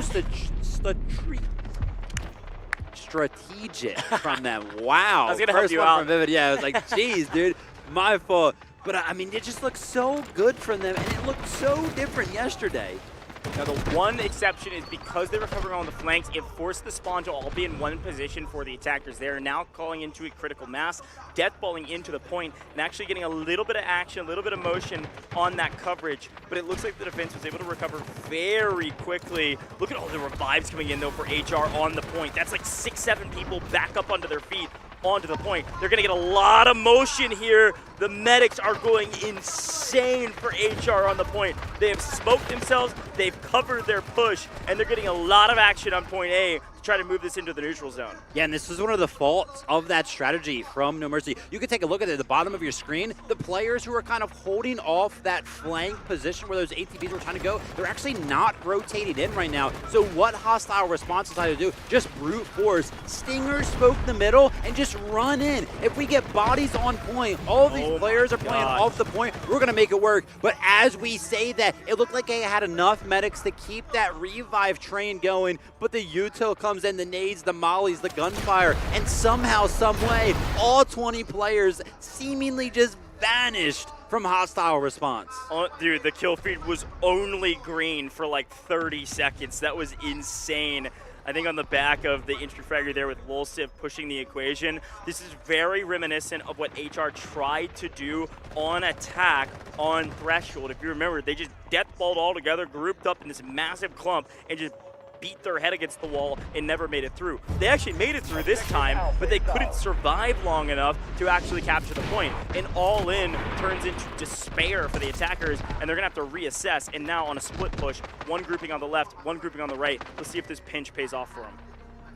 Hostile response got to be feeling good, where they got a feeler for what works, what they can do a little bit differently now to go ahead and try to approach this point. But because of that push that they just did, again, a lot of the No Mercy members had to push onto the point, so now they're actually playing on the point. This is something that's a little bit different. Some of those like flank positions are now not as strongly covered as they once were. But actually, as I say that, if you look at it, so the rotates are coming out from the point. They're leaving the point to go return to those original positions that they were in to go ahead and maintain all of the space. Dude, look at this view right now. It looks amazing for No Mercy. Yeah, they've set up a very nice line. It looks like it's actually way off in the distance over there. Kaskodsky playing that very far-ranged flank position. likely kind of waiting on their first vehicle as well to hop into, playing a longer range position to help with some covering fire over the top. Just weed out the numbers in rotation, trying to stay alive. This, by the way, on your screen briefly, now still on the screen, swapping perspectives. This was our MVP squad, our match squad MVPs. That's Westa, that's Mimke, that's Mishka, Canyon, that whole squad fragging out. They're playing on the far flank, trying to get kills. Assault vehicle, a couple splatters. This is the commander saying he'll do it himself, picking up a ton and dropping off. Again, these assault vehicles, they're really only good for one thing. We put a vehicle respawn beacon down on the point. It's only there for a blink of an eye. The defense are answering as the commander comes back in, trying to splatter more and more players and stay alive as long as they can. Yeah, as soon as this vehicle actually spawned in and made its way onto the point, you can see that urgent deployment was called in for hostile response again. But that same exact play that they made before, just use all of the smokes behind this building and hope that we can get the reses in. It looks like they are prioritizing the medic role almost entirely to make sure that they can kind of keep getting these reses. But look, again, no mercy. It's kind of the fault to the strategy that they're employing. They're all up on the rocks, which leaves the entire sector pretty vulnerable. But now they're going to have to make that rotation and just rush into the point, kind of similar to how hostile response just did it. But it works. It works. Back-to-back times, they just flood the point, and all of a sudden, we blink maybe once, maybe twice, and all of the red members of hostile response are sent back to spawn. Yeah, yellow's already called in an artillery strike. They are farming points right now. We already see 90 lives and counting for HR. It honestly feels like this is a very intentional strategy, which we know it is. Spread out, cover the flanks. They're forced into a funnel position onto the point. We then collapse from literally every angle. They can't shoot back fast enough. They can't kill all of us. We're picking up 1v multiple situations. This feels like hunters laying a trap for their prey. The prey running straight in, trying to freaking find the cheese, and the rats get sniffed out, snapped down by the trap, and No Mercy wins again on another all-in from HR. Now the vehicles start to make a way into the game. Remember, hostile response yesterday in their match, they failed to win out in the vehicle gameplay. Just in the game prior to this one, they failed to win out in vehicle gameplay. Will the tank be something that finally finds value for HR here? And I gotta be honest, it needs to, because as it currently stands, their strategy of kind of bum rushing the point, it's not working. It's like another artillery strike being called in. We'll see if it gets any value. Commander in a tank. Not quite all she wrote yet, but it is a very important piece of the puzzle. And they're gonna have to make a move very soon here to get onto the point. Tank in hand, everybody on No Mercy knows where it is and knows they need to prioritize it. Because of that, Luke is being very patient with this tank, not trying to overexpose across the top. Got plenty of engineers around as well. Getting basically no value with the tank right now, just trying to stay alive. No Mercy playing very patient as well on the opposite side, not to give away too many lives, just pepper this tank. 74 and counting for HR. Shout out to the engineers here from HR, because it looked like there was a plethora of Allure rockets kind of flying in, but it still maintains its health. That's probably because it looks like there's 3 dedicated engineers. One of the engineers does go down, though. And HR picked up the tank destroyer before it landed on the ground immediately. One of the highest points we've seen a vehicle destroyed before it hit the ground, too. The problem is HR still in the trap. No Mercy is at every single angle, playing these rocks near perfectly. Finally with 2 vehicles, nope, just kidding. Assault vehicle does basically nothing, blows up immediately, and the tank is back to being pinched and in trouble. All of these players are just sitting here healing the tank. Sure, they're keeping it alive, but they're not even addressing the point. Every single time we tune into HR, they're all in the same spot. And they're just getting funneled into the bullets, into the firepower of No Mercy. Right there for the defense. They're actually going to be picking up a tank if they can escape the rockets. HR doing a great job of kind of preventing those vehicles from landing, but one slips through the cracks right now. Urgent deployment called in from the commander from HR. They know that the tank's coming. They have to make a push for the point right now, because if they're losing just straight up gunfights with a tank of their own, what's going to happen when the defense gets a tank of their own? What about No Mercy taking out the tank as soon as it steps in the enemy lines? That being said, Sector A, look at that progress being made made right now. It looks like HR finally has an answer. They picked up enough kills. They sacrificed a tank for it, but now it's up to No Mercy to prove that their tank is worth it. Can they defend this point and retake it? Kaskotsky, welcome to the party. Picks up like 15, almost all of HR down, but not enough. Wow. Just a hair too late on the retake, and we do see HR fight on. Tank Destroyer will likely land as well. This game is not over yet. No Mercy need to take a deep breath, prepare for what's next, and decide on a plan right now. Kaskotsky keeps his tank, pick up several kills. It was just like 8 seconds too slow. It was a close one.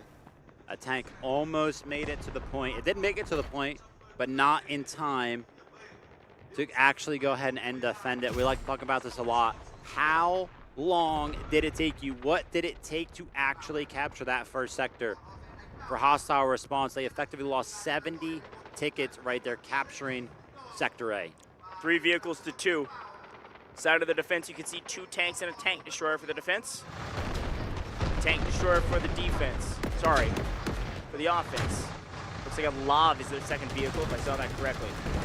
Huge advantage on the side of the defense if they're able to use it correctly. See a nice early push over to B1 as expected. Element in 1. Kaskotsky in 1. See Kaskotsky playing a little bit more of the aggressive approach with this tank up near the front. Playing in tandem with the tank destroyer. A lot of red popping up with kill feed. Actually, HR's player number 15 picking up like 2 or 3 in their vehicle. And you want to talk about the flow of the game. We're actually approaching the time amount that it took No Mercy to win last game. We're about to reach the 12-minute mark. And right now, Hostile Response has yet to even touch B1 right now as the vehicle gameplay is coming in. HR actually going to be winning out so far in the vehicle gameplay things. Look at this Tank Destroyer on the right side over here is very, very low. A sliver of HP. It's not receiving any sort of return fire right now. It makes a push of its own. Who's going to go ahead and win out this play? Wow, No Mercy backs up against the wall. Somehow that Tank Destroyer not only gets away with destroying that, but also survives and does not get blown up. As I stated though, a great push from Hostile Response to make sure they get something in return. Nice trades there from HR, frankly.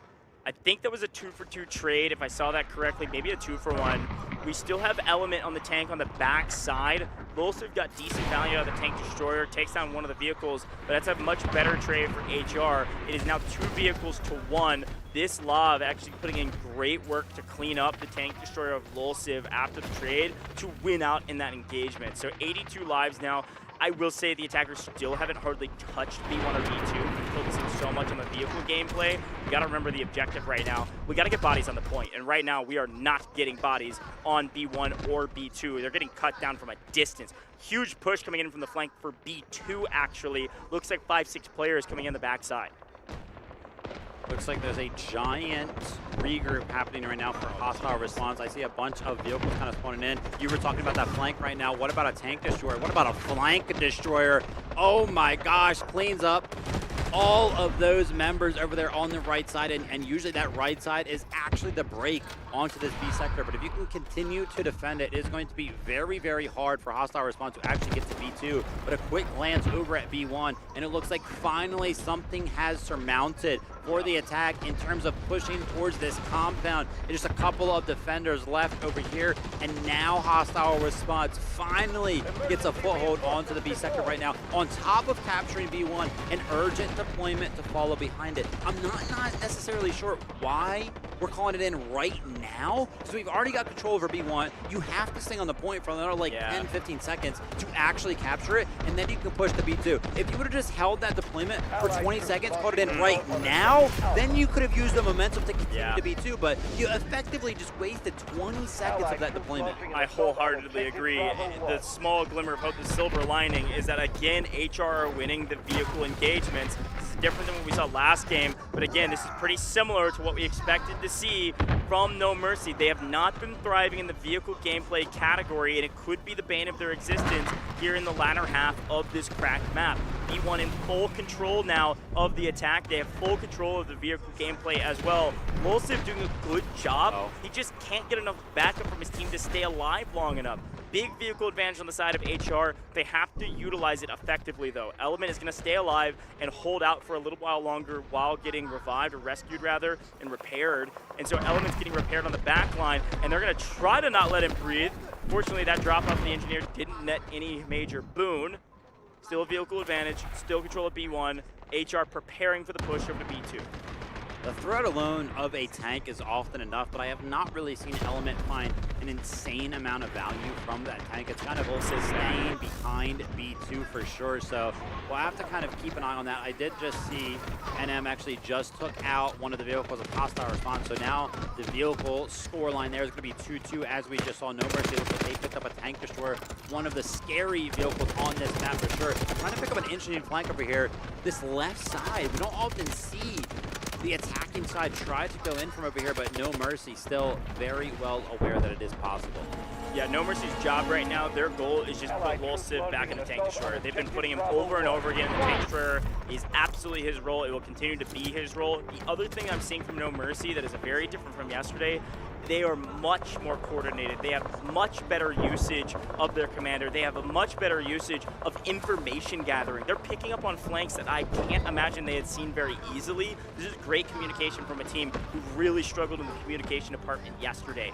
36 lives, hostile response, looking a bit better this time around. If this vehicle lands, it will likely be the harkening of their last push, and unfortunately with it going down, that is going to force their shelling from morning all the way in the back spawn to go get active. They have to all in B2 with their tank at a vehicle disadvantage. This is great news for No Mercy. Yeah, as you can see right now, Element kind of following the position of that tank destroyer. They're trying to play a little bit more aggro with only 32 tickets remaining, trying to see if they can pick off some of the stragglers that are going to be running over towards B2. I haven't really even seen any of the attackers cross the road that separates the B1 and B2 buildings. Hopefully, this artillery barrage that just got called in from hostile response can somehow find some value. It is a super good map for that streak because everybody's kind of up on top of the roofs of the building, so it can find a lot of value. But paying attention to the kill feed, I have yet to kind of see any of it find much value at all. Yeah, Kaskadsky actually answered with an artillery strike of his own and actually did pick up at least one. Here's a push. It looks like maybe an assault vehicle trying to push over to the point of B2, drop a couple players off, maybe drop a beacon off. All of it, equipment, vehicle, players, all dead. Not even close. Nice hold there from No Mercy. 14 lives remaining. It is going to come down to a hero play, some miracle of a response from hostile response to find a win in this game. And this could be the end right here if Element wins the fight. Nice. He does not, but look who's here to try to play backup. No, I thought Kaskadsky was going to go in and all in this vehicle, but instead taking a long route around, sniffed out by the commander. They're just stalling, though. They're keeping this tank on the back line. They don't have enough lives. They're losing B1. They don't have anybody on B2. HR about to fall. HR about to lose this game. NM gonna style on it a little bit and just retake B1 to add salt to the wound. We're already cheering in excitement because we know that they have won. Look at the camera in the bottom right. All smiles. No Mercy win the game. No Mercy win the match. 2-0, another stomp. No Mercy providing a little bit of advice there to hostile response. Why don't you guys go ahead and rebrand to no response? You guys got nothing for our cracked gameplay. Absolutely unstoppable. The push at a sub 12-minute game on the attacking side from No Mercy. On the defensive side of things, yeah, we lost A. Yeah, but you didn't even get close to B2. And even at the end, they're putting a statement on it. You kind of talked about it, Goj. They could have just sat back, relaxed. You guys got 10 tickets. They actually pushed. They pushed back on the B1. Oh, incredible stuff there from No Mercy. Completely flipped the switch from yesterday. You could say this is a different team. You could say maybe their opposition was just the difference. Maybe a weaker team, but however you want to look at it, this is exciting stuff here for No Mercy and their fans. Let's take a look at the highlights from that last match. There were plenty of them. Hostile Response finally put up a pretty good fight at the end of A into early motion of B. They're winning out in the vehicle gameplay, but the beginning and mid of A was utter domination. This was nearly flawless execution from No Mercy on a very interesting plan, which was to funnel the enemy to the point and then collapse on them. AHR's game plan since the beginning of this competition has been to death ball. Let's pile up on each other, let's prio medics, let's just keep bodies on the point, let's use our assault vehicles to drop as many people off as possible and try to overwhelm our opponent in numbers. That can work to a lesser opponent. It does not work to a highly strategic opponent. Would this work against the No Mercy of yesterday? Maybe. The No Mercy of today, much more strategic and much better executed of their game plan. You know, the fact that I think we can actually say that about both teams because, you know, even though HR on the attacking side right there did kind of get stomped down, we saw that push kind of happen, right? It seemed like all 20 members of HR were simultaneously making that push. They did it like 3 times. So the communication was there. The attempts were there. The follow-up that says Saturday, yeah, I mean, you know, NM just had a very good response to those strats, but I still really love to see a game where we can definitely see both teams kind of approach this map with some preparation. Unfortunately for Hostile Response fans, they will be done in this tournament. They will be headed home, and if you're a fan of No Mercy, you will get a chance to watch them tomorrow, folks. No Mercy still in this competition. No Mercy done for the day, waiting on their next matchup tomorrow. Get a chance to see Little J there right behind Baxter, Canyon, MVP squad of Game 1. Really good individual players that are slowly but surely becoming a team. Loving what I'm seeing from today's version of No Mercy, and I hope and pray that we see more advancement, more improvement from this team going into tomorrow, and hopefully some even better games tomorrow in the second round of the lower bracket for No Mercy. Yeah, definitely deserve to put some more respect on No Mercy's name. After yesterday, it was tough to do that. Today, take a look at this. Definitely earned that loser bracket run now possible. Let's see how the scoreboard actually broke down there in game number 2. Once again, Kaskadsky finding himself towards the top of that leaderboard. 40 kills in a short spell like that is very, very impressive. Even following up right there a little bit further down the leaderboard, see 38 on the side of Lulsiv. Yeah, now Lulsiv, a big difference maker, 38 kills, like you said, Kaskadsky, those were our 2 vehicle drivers.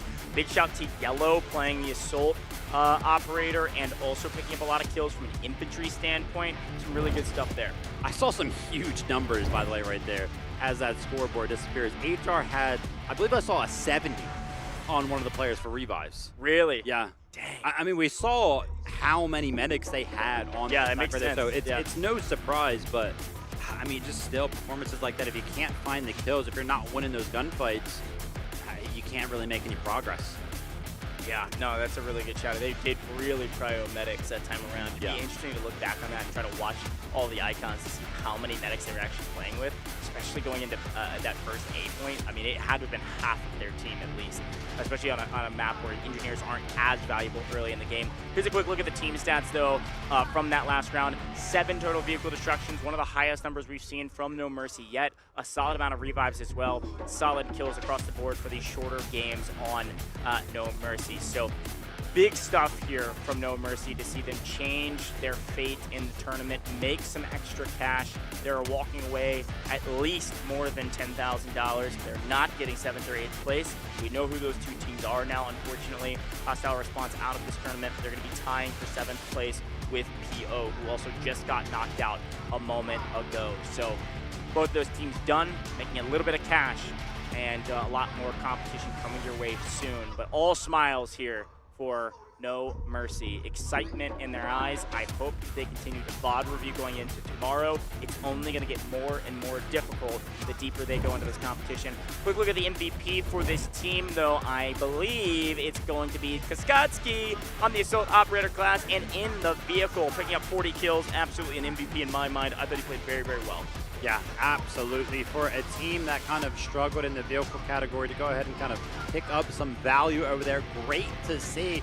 And I mean, yeah, you want to talk about it. Some of the flaws that we saw there for No Mercy yesterday. We kind of talked about the vehicle gameplay that they lack, the strategy as a team that they lack. All over during those two games, it looks like, you know, they picked it up. They've got the vehicle game kind of figured out. They've got the strategy kind of figured out. They got the comms figured out. So super great to see. And it's just on the back of MVPs like this. Skazzy kind of stepping up, finding the value in the vehicles. And I mean, 40 kills, the most on his team, the most in the server. Definitely deserve it. Yeah, and unfortunately, sadness in the eyes of our friends here. A couple smiles, a couple, well, we were glad to be here. We still earned a bit of cash. They still qualified for this stage. It's not like it was all losses. They won up into this tournament, and then unfortunately after the tournament couldn't piece it all together. So that will be the last time we see HR here in the tourney. And as we bid them farewell, we have to turn our eyes forward. I think the last thing we get to see here shortly is the squad MVP from that game. But otherwise, after our interview, we are headed back to the winner bracket, folks. Some of the teams that crushed these teams we saw today. Those are the squads I'm really excited. I think that's where we, look, we've said this 15 times. That's where we finally may see some game threes. Insane to say that all of our first round matchups from quarterfinals and first round of lower bracket all were 2-0s. Really, really interesting. Haven't had to talk about the tiebreaker at all. Haven't seen it come into play at all. Haven't seen any priority side selections yet. And map selections has all been random on the maps thus far, which is pretty cool. So we have seen 5 out of the 6 maps through our 6 rounds, which is pretty cool too. You know, I'm curious to know. The only one remaining is Fault. Yeah, we haven't seen Fault on main. We've seen every other map out of the 6 rounds we've gassed it over. So pretty interesting. I wonder if we get Fault pretty soon, maybe in the upper bracket. Yeah, I think Fault will be a great map to see the two of the winning bracket teams go head to head on. I think that would be a pretty crazy matchup. I mean, still regardless, super looking forward to those matches that we have coming up because, dude, I think the first of the matches is going to be TL versus DNI, and after that absolute stomp yesterday from TNI, the jaw-dropping like strategies that they were able to employ, I really just hope that they're not on Ascension again, because I want to see a different map. I want to see those, you know, more strats, something different. You know what I mean? Yeah. But yeah, super looking forward to that match. But as you kind of mentioned, we got to take a look at the best squad from that match. Looks like it does go to Yellow, Store Life 1, and Silly Cat. If I remember correctly, I don't know if they're all on Assault. I know Yellow was on Assault at least at the very end of this one, picked up 30 kills, was second overall in score as well. But the team in general here, this squad in general, put up really good numbers in pretty much every category. You actually had 2 medics, probably 16 and 11 revives on defense, a solid amount. So yeah, pretty good stuff here from that squad. I like that. Yeah, absolutely. Kind of surprising there. You definitely expected Skazzy's squad to be up there right after his performance as well, but just a huge, you know, performance from that squad there. Yeah, no, absolutely. Well, as you can see down on the stage, I believe we've got an interview with a couple members of No Mercy, folks. Let's head down to Tao Tao on the stage and an interview with No Mercy and a couple of their key players. Let's see what they have to say down on the stage. Let's head down there.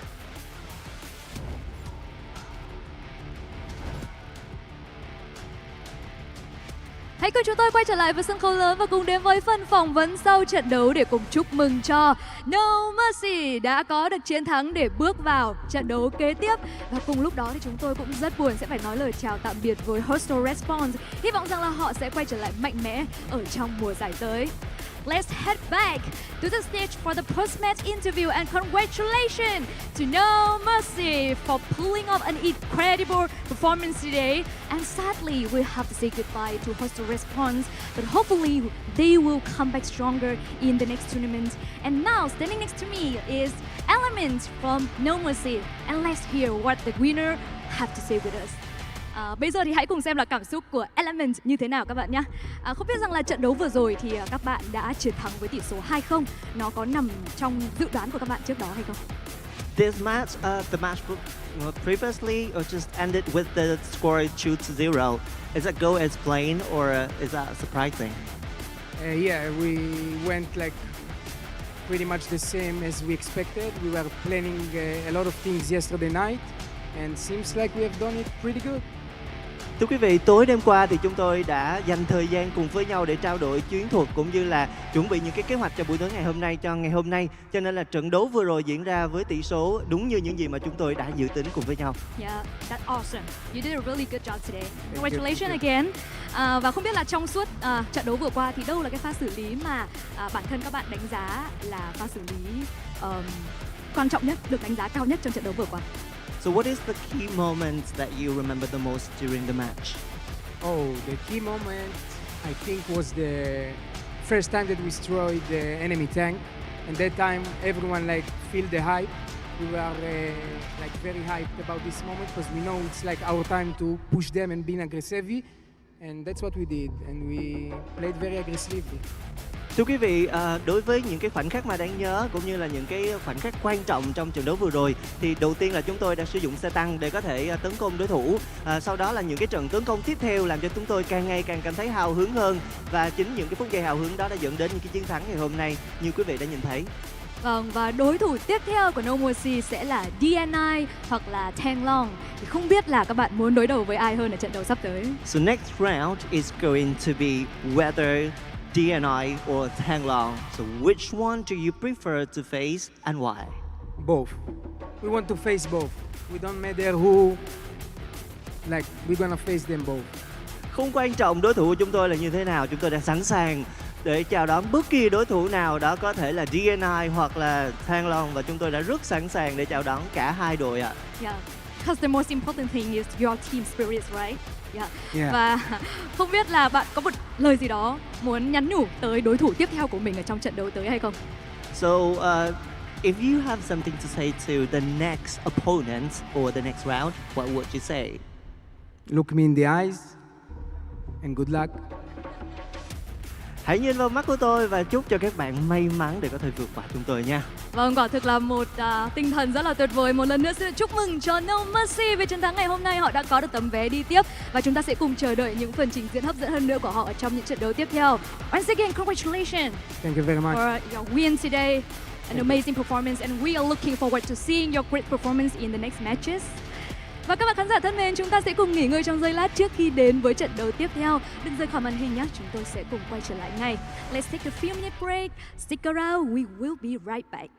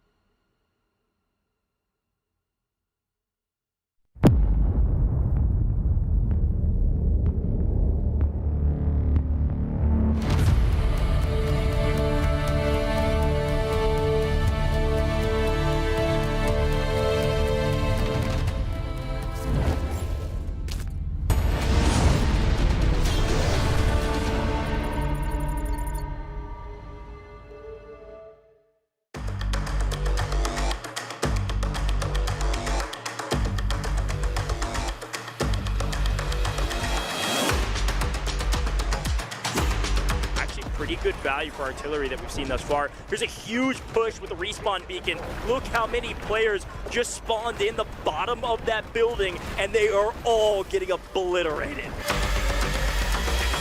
Close this one out. I mean, come on, we're getting a little bit winded right now. The guided missile is going to be the one to do it. DNI calls it in to end game number 2.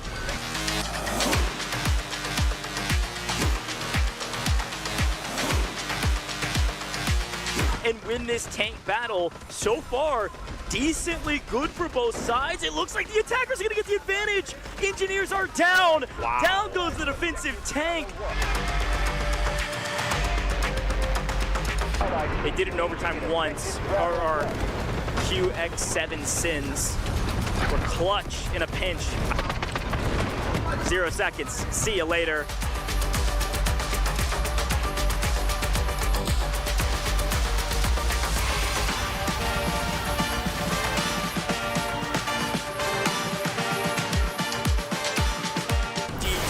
If this doesn't give them enough breathing room, I don't know what will. There's another 3-piece from Whistly. That is double-digit kills just from guided missiles in this match for TXD. And we got another one, ATX.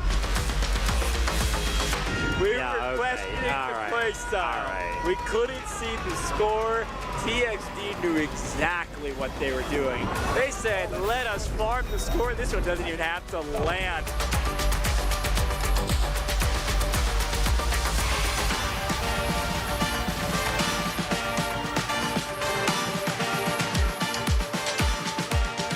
And now we somehow didn't capture this point. Barely alive, but down goes another vehicle. Get the point. This is bad news if you're an attacking player.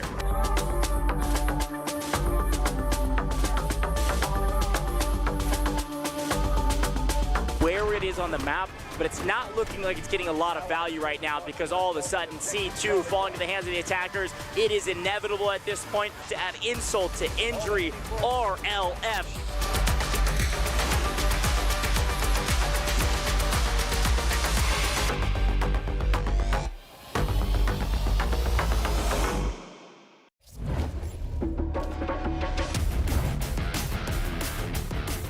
Chào mừng các bạn đã cùng quay trở lại với những diễn biến tiếp theo tại ngày thi đấu thứ 2 của Delta Force Invitational 2025 Warfare.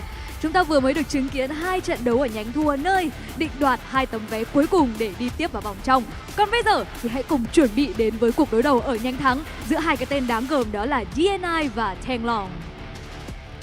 Welcome back to the stage of 2025 Delta Force Invitational Fair, everybody. We've just gone through 2 extremely tense and emotional matches together, and now the first match of the upper bracket has officially been relieved, which is DNI versus Tanglong. Và các bạn ơi, các bạn đã sẵn sàng chưa? Hãy cùng hướng mắt lên sân khấu để chào đón hai cái tên tiếp theo sẽ đến với trận đấu ở nhánh thắng ngày hôm nay. Now, the next 2 teams will step onto the battlefield in the 2025 Delta Force Invitational Warfare. Cái tên đầu tiên, hãy cùng chào đón đội tuyển đã chiến thắng để chính thức giành quyền đi tiếp vào vòng tiếp theo và tiếp tục đối đầu tại trận đấu này. Hãy cùng chào đón DNI. As the first winning team that officially qualified for the next stage, please welcome DNI.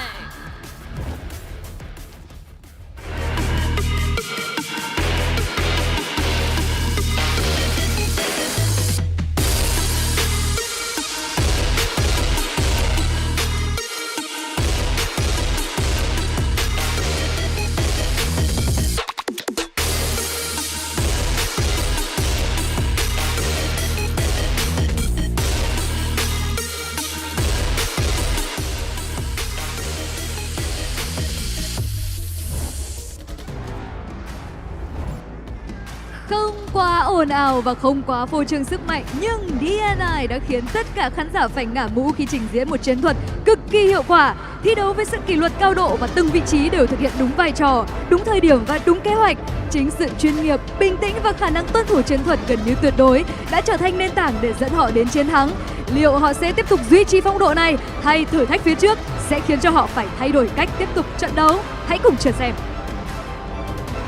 Without showing off their strengths, DNI impressed all of us with their incredibly effective tacticals. They played with high discipline, each player performing their role correctly at the right time and according to the plan. Will they maintain this form to create more surprises, or they will challenge and have forced them to change their approach to this game today? Và hãy cùng chào đón đối thủ của DNI ngày hôm nay, Thang Long! DNI's opponent today, please welcome Team Thang Long!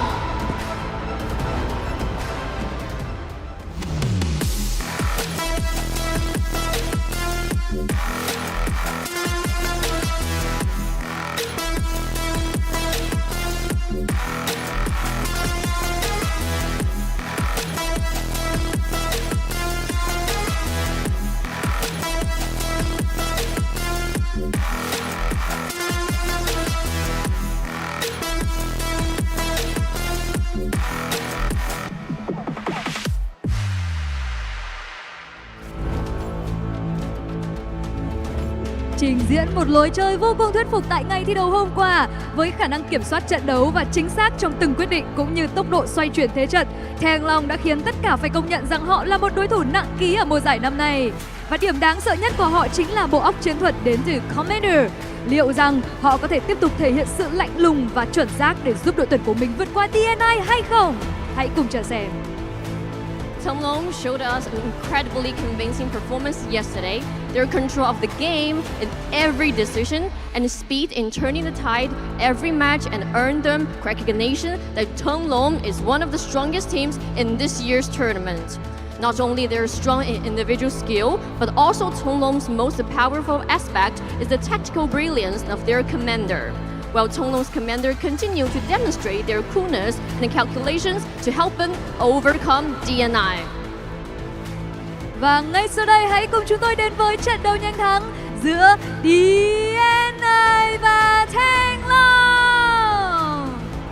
Now it's time for the epic showdown between DNI versus Thang Long.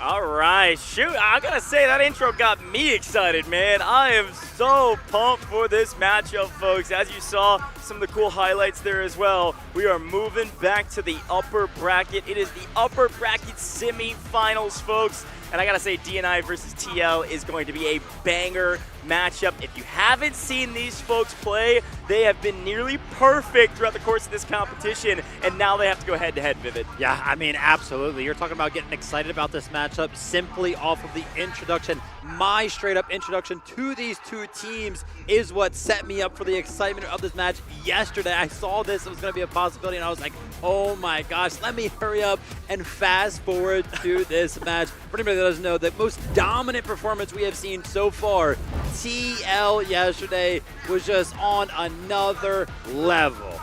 Well, as we prepare for this matchup, let's remind you where we've come from, okay? To start things off, we did start with the lower bracket. We started with Project 1 versus RRQX7 Sins. RRQX7 Sins win that matchup 2-0.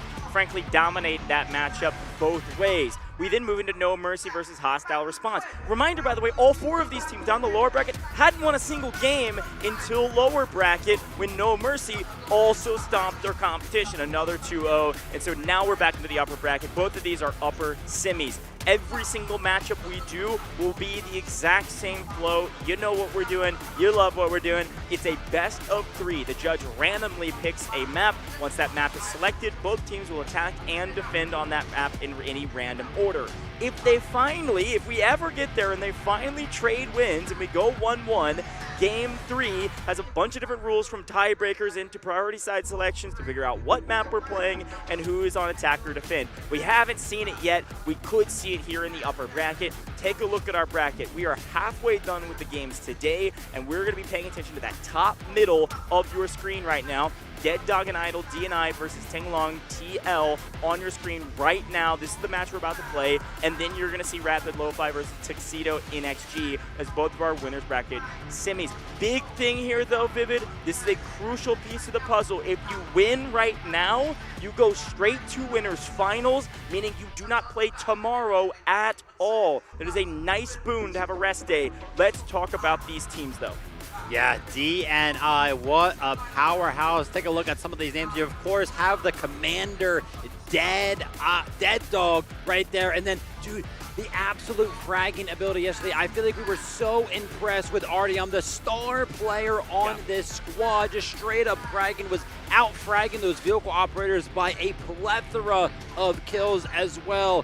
All to play for here, and I'm not going to lie, Dead Dog and Idol, this team is looking stacked. Yeah, a really strong team, a well-balanced team. They had great chemistry, they had great progression. I will say, an interesting point though, yes, they went 2-0 during the quarterfinals, but they had the hardest time going at 2-0. They had the longest games going at 2-0, and it was against PO, who just got stomped by No Mercy. So it is an interesting statistic to look at. They are unbeatable at this point. They are perfect on their record, but it wasn't without some trial and tribulation from a team who's out of this tournament already. Yeah. So I wonder if they're up to the challenge against another team who had absolutely zero issues. Tinglong was unstoppable yesterday, not only from his strategic fashion, they were near perfect on defense as well, but on the back of their commander, AG78 Cat, folks, I'm telling you, it was the best game of Warfare I have ever seen in the 50-some tournaments that I've casted in Delta Force.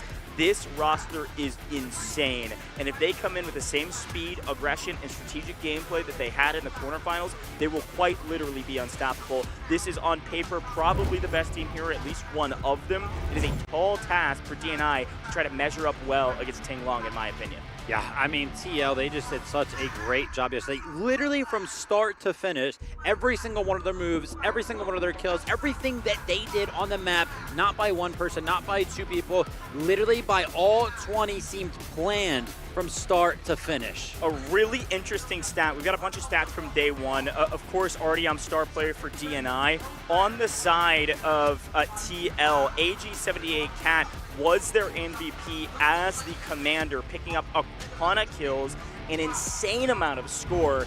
Everything that AG78 Cat put on the board for his team to do, the team executed on it. Yes, that is a notion of how well the team is able to coordinate together, but it's also a notion of the right timings that AG78 Cat was able to use the support system and issue those orders. Yes, absolutely. And dude, I don't know how some of these players are actually able to do that. Like, it's so impressive how much they have to do. Let's take a look at the prediction goes. Wow, we are thinking the exact same thing here. Yeah. Talking about how good DNI looks, but again, seriously, put some respect on TL's name. That's just they're on another level, which is why I think we both go ahead and choose the 2-0 for this one. I wouldn't be insanely surprised if it goes 2-1. I do think that TL almost assuredly wins this based on what we saw yesterday. Now, who knows? Maybe Ascension is just their map. I don't know. Maybe Ascension is literally just the best map they could play, and they were just perfect on that map. True. Who knows what could happen? We know DNI is good. We know they're strategically sound, and we know they have great chemistry. So, chat, we want to ask you, are you with us or are you against us? It's looking like you're with us at least barely. This is a global chat prediction, so if you're watching on any of our streams in our global audience, type into the chat if you think DNI or TL will win. You can just type it into the chat right now, TL or DNI, and maybe these numbers may adjust slightly. You're going to go with the underdog of Dead Dog and Idol, I guess at least on paper, or you're going to go with the front runner of Tinglong, who has been a front runner before the competition started. A lot of folks said they'd be one of the scariest teams. So far, those lot of folks, they were right, I think. Vivid. Yeah, absolutely. And we were kind of talking about it a little bit earlier. I'm very excited to see TL. You were kind of talking about that dominating fashion, that dominating game that they played yesterday. It was on Ascension. I seriously just want to see them on a different map because I want to see all of the strategies that they have cooked up. I think this is, without a doubt, the most thought out team, the most prepared team, and I just want to see what they have prepared on one of our other maps. Yeah, a couple more things to note, of course, with D&I. We do have our only female competitor, Hodu, who was a huge difference maker for this team, by the way, during their quarterfinals matchup. Really want to watch out for Hodu and what she's able to do on the map this time around. Played a key role for this team to blow up vehicles, play well in the engineer slot. We know that she is an Uluru main or a Uluru only, an Uluru pure, if you will. I mean, really unstoppable on the Uluru operator and loves to use it. So watch out for Hodu in the engineer category. There she is on your screen right now. And so I'll be watching out for them. And then Aryam, we've mentioned several times as their top fragger. Technically, I think speaking, Aryam is actually the top fragger out of the entire tournament. Yeah. It helps that their games went longer, of course, so that it is a statistic with an asterisk, but it's actually not really close. They had 140 kills in 2 games. I'm going to say that again. 140 kills in 2 games, folks. That is insane. Boots on the ground. And that's not a vehicle operator. That is a person, boots on the ground, with an M7, flying around, literally killing everybody. I mean, it's a crazy stat. So watch out for Artyom as a huge, huge difference maker, and then Hodu as well. Here's another interesting stat that I've pulled up on the bot side of this. TL, their games were stupid short, right? Yeah. They blaze through Ascension, win on the attack. They crush on defense. They had the 2nd highest kills out of any team at any level of the competition as a team, only behind D&I, who they're about to play. But D&I's games went almost double the length. Here's another interesting statistic. They had nearly the least amount of deaths out of any normal paced game out of any team as well. That's how bad they crushed their competition. Yeah, I mean, it's incredible that they were able to pick up that many kills and have short games like that. Dude, that just speaks to how dominating they were. And it's, you know, it's on the back foot of players. Like, I'm looking over here at TL, names that kind of stick out instantly. I remember Aim Bobo was just running through the competition, I believe playing Hackball as well, so that was great to see. Well, okay, one more stat for you. Our team behind the scenes really crushed this. Not even close, by the way, they destroyed the most vehicles. TL did. Yeah. It wasn't even close. They destroyed 24 vehicles in 2 games. Now, they did play Ascension where there's a lot of vehicles, so keep that in mind, but still, 24 vehicle destruction. And one of which, by the way, I don't know if that's in the stat or not, is when they stole the vehicle from their opposition on Ascension, which is my favorite highlight, I think, of the competition thus far. And there's 7 more than the 2nd highest, which is D&I at 17. So some fun stats for you from day 1, moving into day 2, their first games of the day. Just really, really fun stuff from both of these teams. I think this is going to be a good game. I don't think it's going to be a stomp. I do think it's going to be a 2-0, though. Yeah, I mean, to kind of talk about those vehicles being destroyed, right? When you kind of mention that, I instantly think about the highlights that I remember from that Ascension game that TL played on yesterday, right? These pushes that they made to actually destroy the vehicles, it was definitely with purpose, right? We saw them go past the sector to actually go destroy an opposing tank that was sitting at the bottom of the elevator waiting for the next sector to actually pop up. That was awesome. The performance from 78 Cat, right? We talked about, you know, how good he was in the helicopter, how good he was all around, but then went over to the defensive side of things and was able to actually take out the helicopter once they did actually, you know, swap sides, and made it very, very hard for the opposing team to ever really get into the game, right? So those vehicles kind of being destroyed, it wasn't just a result of just the map having a lot of vehicles. There was some serious intention going on from TL, and the fact that it was always by the team as a whole, there was a straight up plan for it. Dude, they just seriously looked perfect. Yeah, they looked extremely perfect. They looked unstoppable. But it is a brand new day against brand new competition, and I'm really pumped to see what they're able to do against, frankly, on paper, a stronger team, a team that has won games. Right now, if I remember correctly as well, TL is also perfect, not only in this competition, but just in general.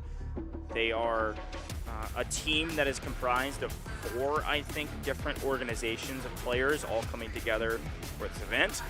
They have, by the way, mentioned that Posui is their star player, which I think we saw mostly the case, but really TL, it was hard to almost say that there was a star player besides the commander on paper, just because it was such a great team effort. So it'll be fun to see if any other individuals kind of step up and continue to make a name for themselves on a global stage like this.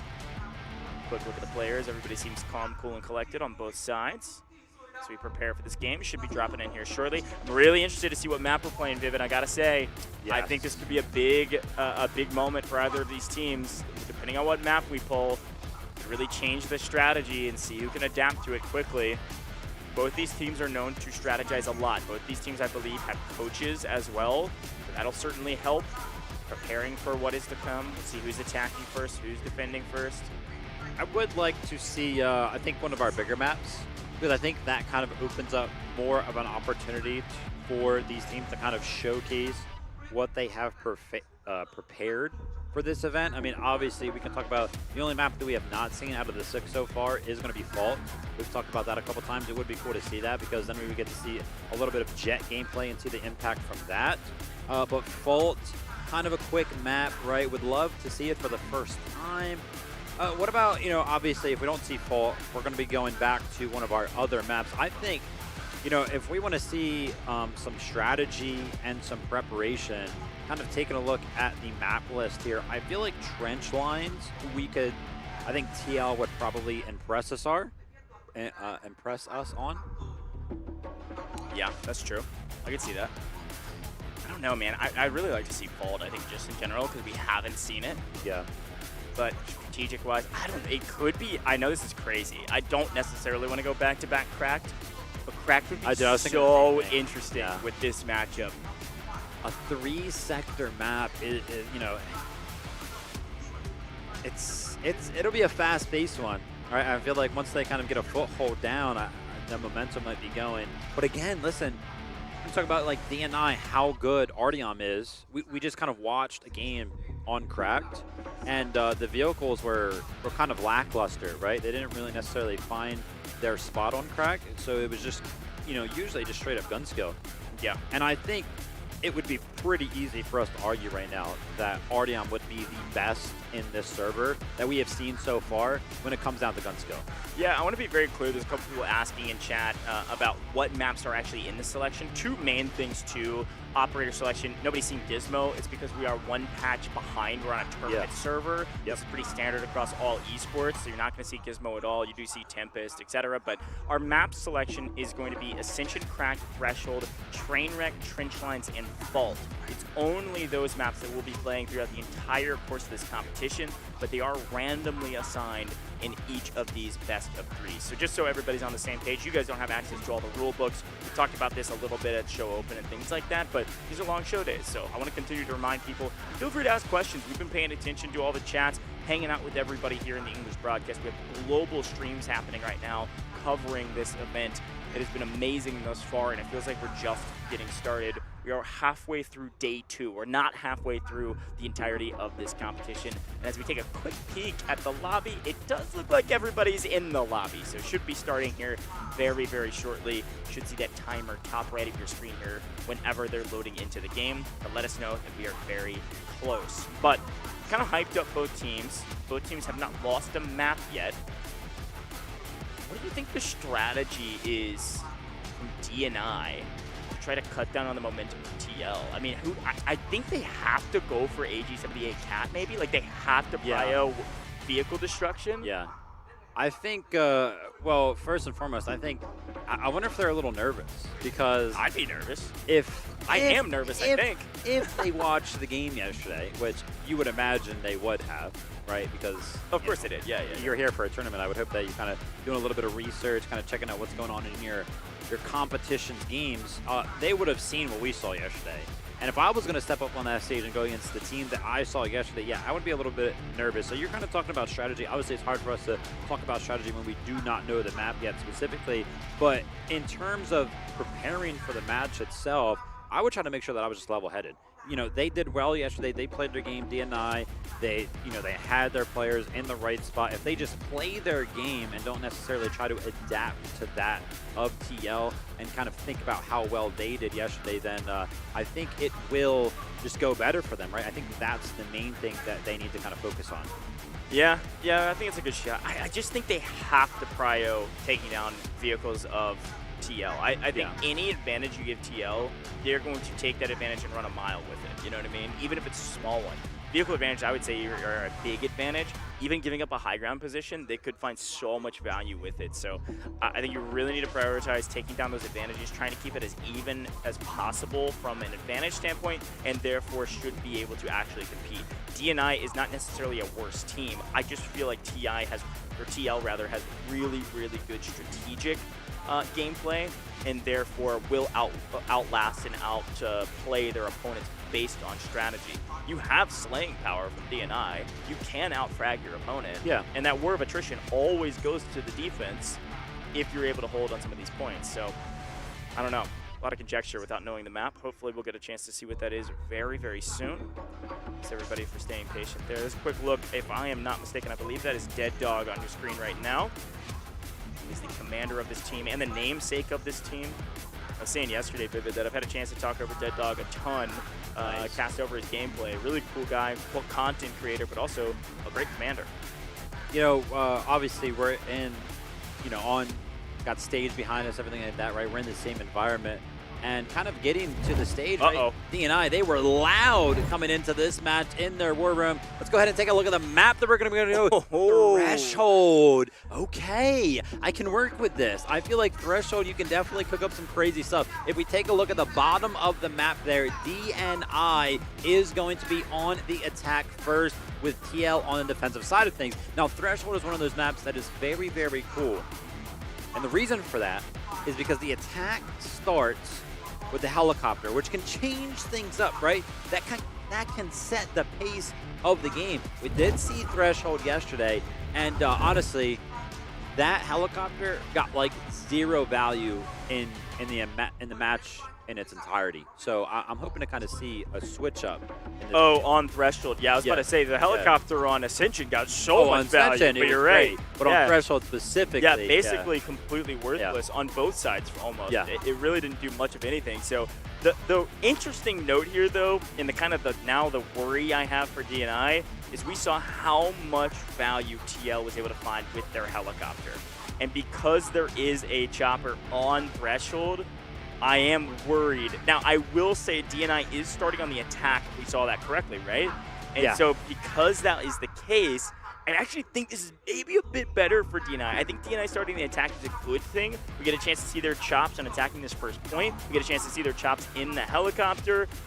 I think they could catch TL by surprise and start off pretty hot. So obviously we've already seen Threshold, and that match yesterday was Rapid Lo-Fi versus HR. And, that was a stomp from Rapid Lo-Fi. On that first sector, actually, what Rapid Lo-Fi did, if you remember, is they used the helicopter not necessarily as something to go ahead and blow up, vehicles or get many kills. They used it to kind of send somebody down in the parachute and establish that flank in that A sector building. So I feel like the value for this helicopter, obviously we can see it pick up a lot of kills, but something that kind of flies under the radar is its mobility. The opportunity for it to kind of get people on your team positions they otherwise would not be able to. So definitely keep an eye on that from DNI. I hope they do something like that. Well, I will say the defense is going to nearly immediately start also with an anti-air vehicle. Probably a lot. One of these IFVs that will be kind of that continuous battle. So you could see maybe from the defensive stance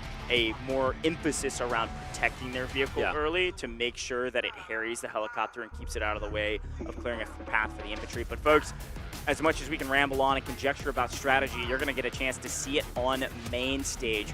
40 seconds on the clock before we load in. And I couldn't be more excited. Upper bracket, as a reminder, if you're just tuning in, it is double elimination.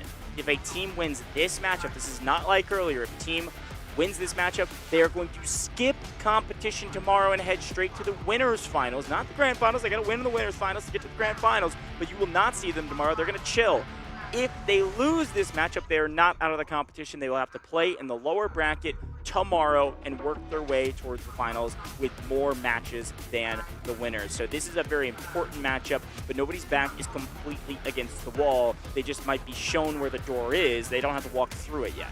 Yes, absolutely. Once again, as a reminder, we're going to be going to Threshold right now. DNI is going to be starting on the attack side of things. Everything related to them when they are on the attack is going to be highlighted in red. TL on the defense, they've got to go ahead and try to do the unthinkable. See if they can hold the line here on Threshold. Everything that they do and everything related to them is going to be in that green color. Will be easy to distinct the two as we go through the games right now.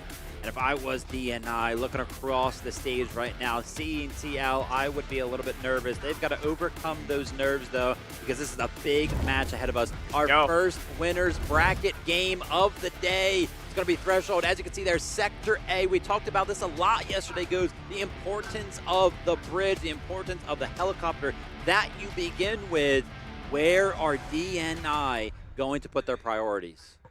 I mean, again, I think DNI have to put the priorities in being able to get some value out of the helicopter. I also think they have to put the priorities on splitting and not just banging their head against the wall like HR did on this map, running at the point. Obviously, blow holes into the wall and push on to the point. But let's see a flank on the left-hand side. Here we go. They do have a split push starting.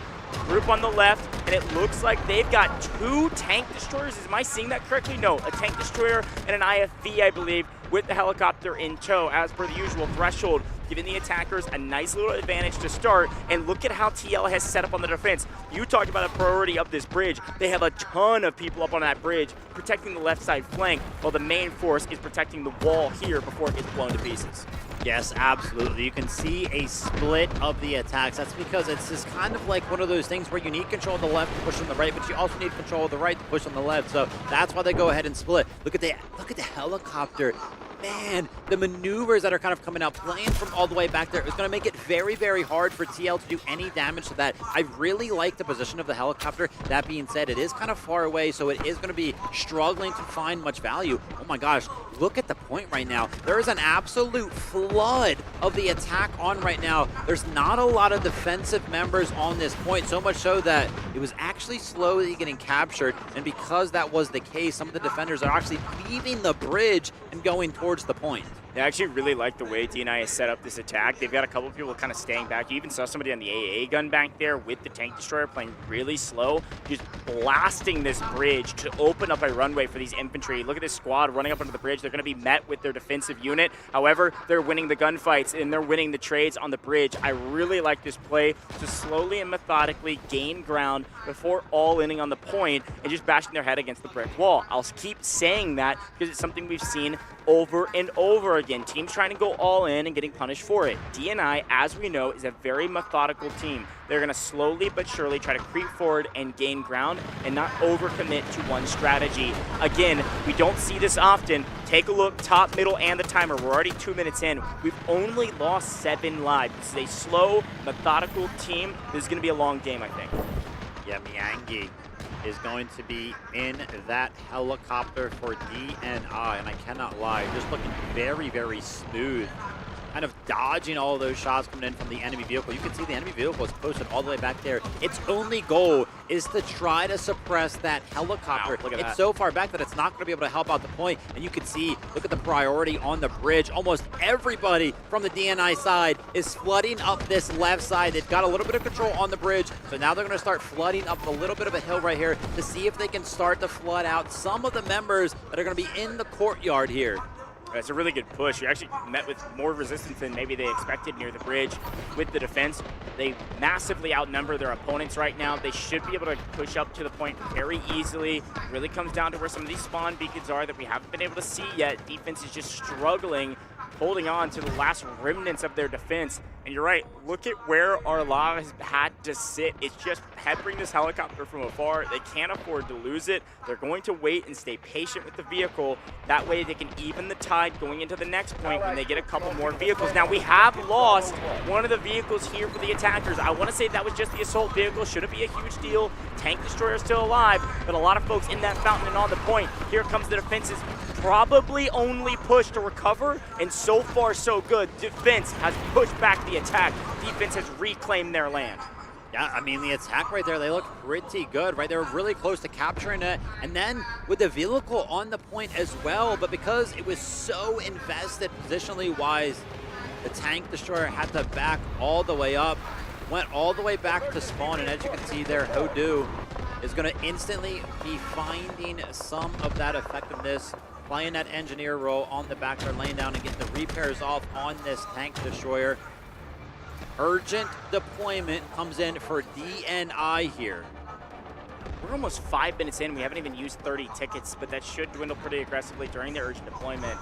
Just want to get bodies back onto the map. I don't think they're necessarily prioritized getting onto the point yet. They're just trying to get to a critical mass near the bridge. They can actually push forward and try to make a play. Diane Dan picking up a couple in the kill feed. Several, actually. They find another.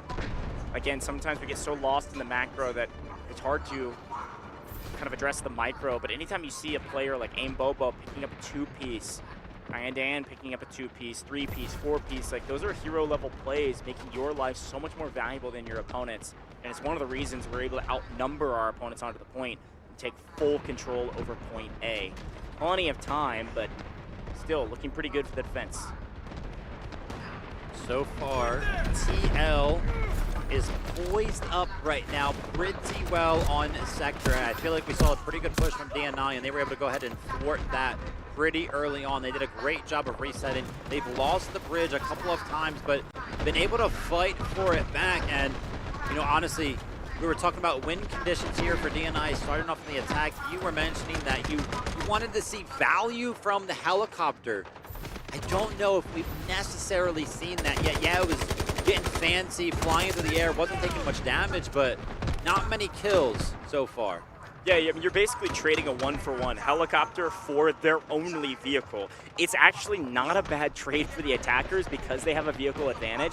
I would even say it's a good trade for them, but you're not seeing the infantry and these two vehicles get as aggressive or at least as much value as you would prefer. Both are pretty weak because TL is prioritizing harrying them, and they keep backing off, trying to reassess. Hodu in trouble now on the far right-hand side with a tank destroyer. Quite low, assault vehicle goes down as well. TL putting on a masterclass of prioritizing vehicles, making sure that whatever advantages their opponents have, they're getting thwarted and cut down as fast as humanly possible. And I'm seeing a lot of green in the kill feed. Tank Destroyer still looking for an opportunity to get onto the point and clear out a lot of these members from TL. But it's just always so risky. We know how good TL is at destroying those vehicles. If you make a little bit of a mistake like that, they will instantaneously punish you for it. But no members of TL are on the bridge. They're all kind of forced back towards this backside of the building, funneling in for DNI. If DNI picks up on this, which I'm sure that they have, they'll know where all of the TL members are coming from. Yeah, the revives come out, the spawns come out, but if you have the tank destroyer able to funnel all of these rockets towards those 3 entryways where all of the TL members are coming to them, it's going to be easy pickings. In some individual gunfights, but losing the point. TL going to have to be heroes right now, and I don't think they have very many heroes left near the point. A couple rotating in late, may be able to jump onto the point and at least stall things out, but Dead Dog smartly marks the point to take, and they should get it. Yes, they get it. That's a lot of extra score going to the side of DNI, and our defensive unit gonna have to back off. This is only the second individual sector TL has lost in this entire tournament. They only lost one the last time they played in the quarterfinals. They were not infallible, but they were pretty dang close. The same story for now, but I will say that is an offensive win. We have max lives going into B1 and B2. Very well done from DNI. And look at this. I mean, again, from the TL side of things, look how far back this Lav is playing. When we were attacking Sector A, it was effectively playing on Sector B. And now that we're going to be attacking Sector B, it's playing on Sector C. It's a whole sector Brown is playing so far back, so that way its sight line is pretty good to see the aerial side of things and you know, hope to continue to suppress the helicopter as much as they possibly can.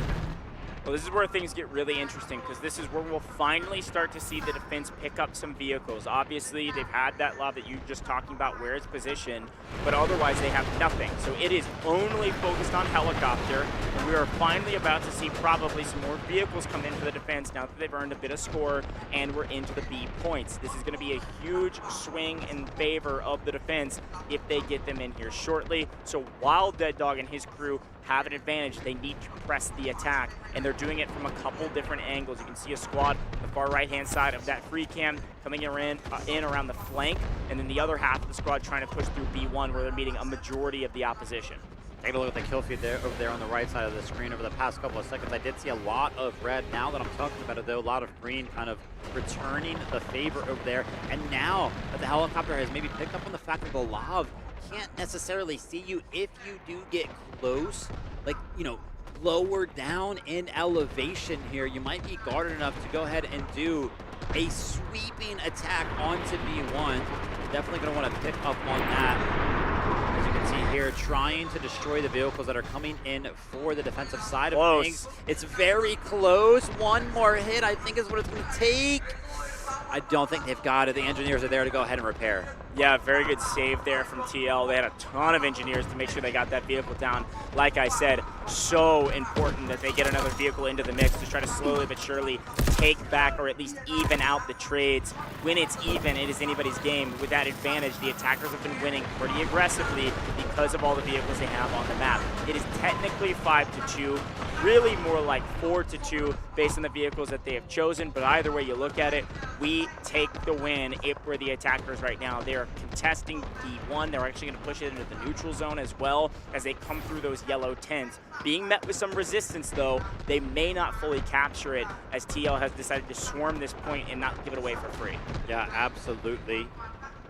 I was taking a look at where the vehicles are kind of poised up now for TL. The Lob that was playing all the way back there got really close to B2. Look at that. They're actually both in the garage. So it is pretty much conceded the airspace if it's going to make that push into the garage. So finally deciding that you're really not doing a great job of suppressing that helicopter.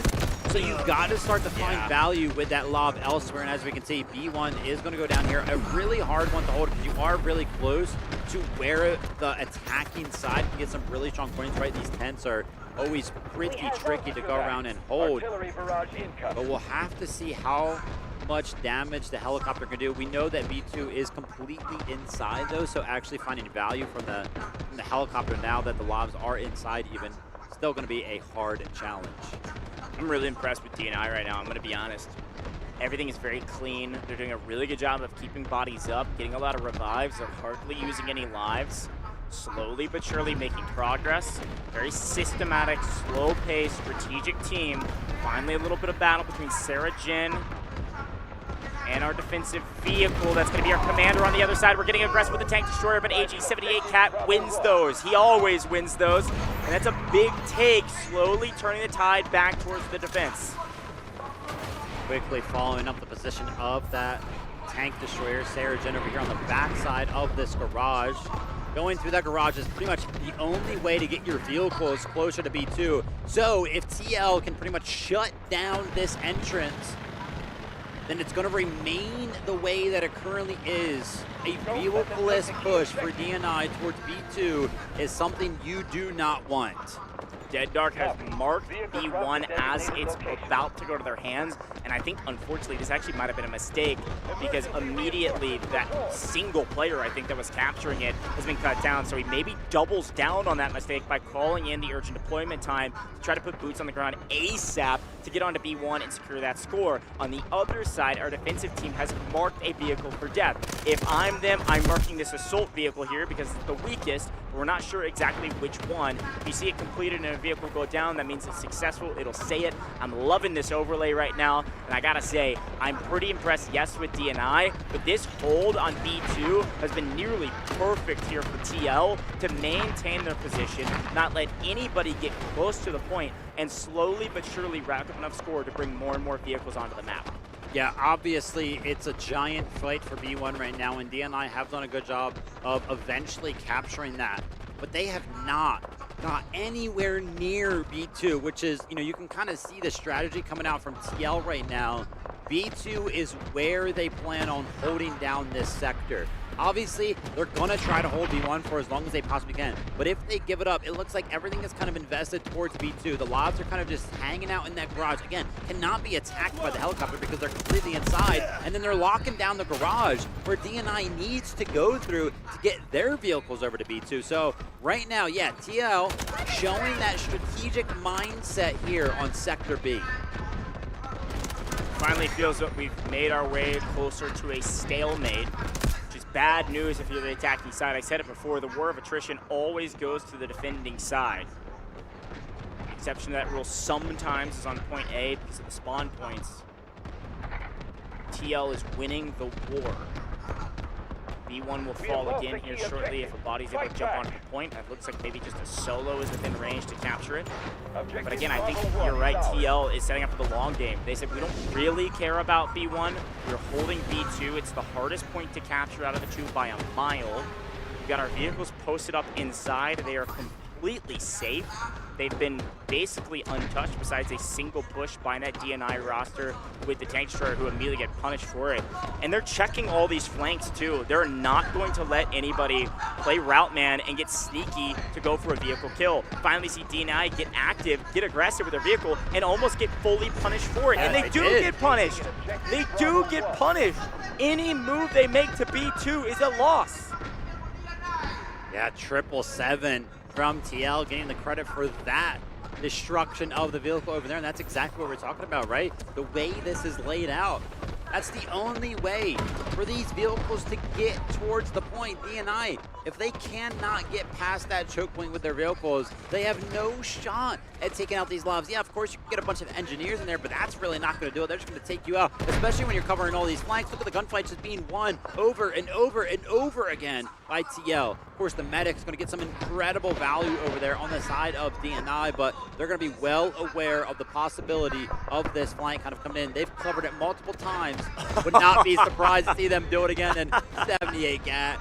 Or no, that was 777 coming out, sneaking out, and firing the lob over there. That was so clean. That's what I'm talking about, a chemistry, by the way. The team communicates that they lose the gunfight in the flank. We pop out for a moment, 777. They said, oh, you're going to try to flank us after you revive everybody? No, how about take a shell to the face, takes down 2, forces them to back off. Really well done. But here comes another aggressive push by the DNI. They've got to make a move. They got to make a move now. They're going to push into the game. It's going to be a 2v2 out here. We got a third lob off in the distance. Remember the one that was holding down the helicopter? It's getting active here, and it's helping out the fight. It's winning the fight. We do finally lose one lob from the side of TL, but an incredible trade from the defensive side because of the patience, the virtue of that deep lob all the way back on C that's just been shooting at this helicopter the entire game.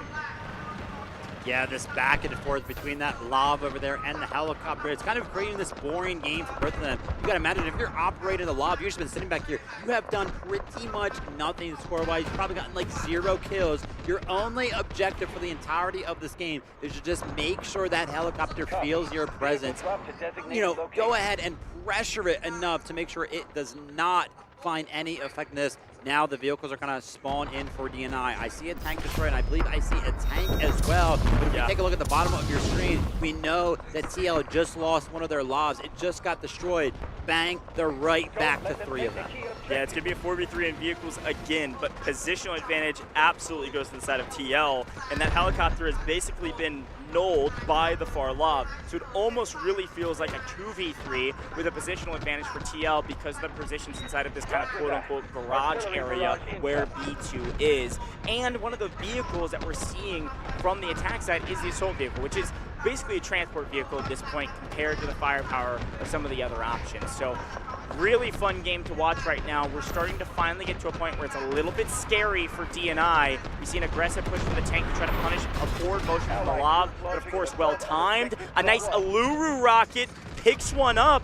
I misspoke, or at least spoke too soon.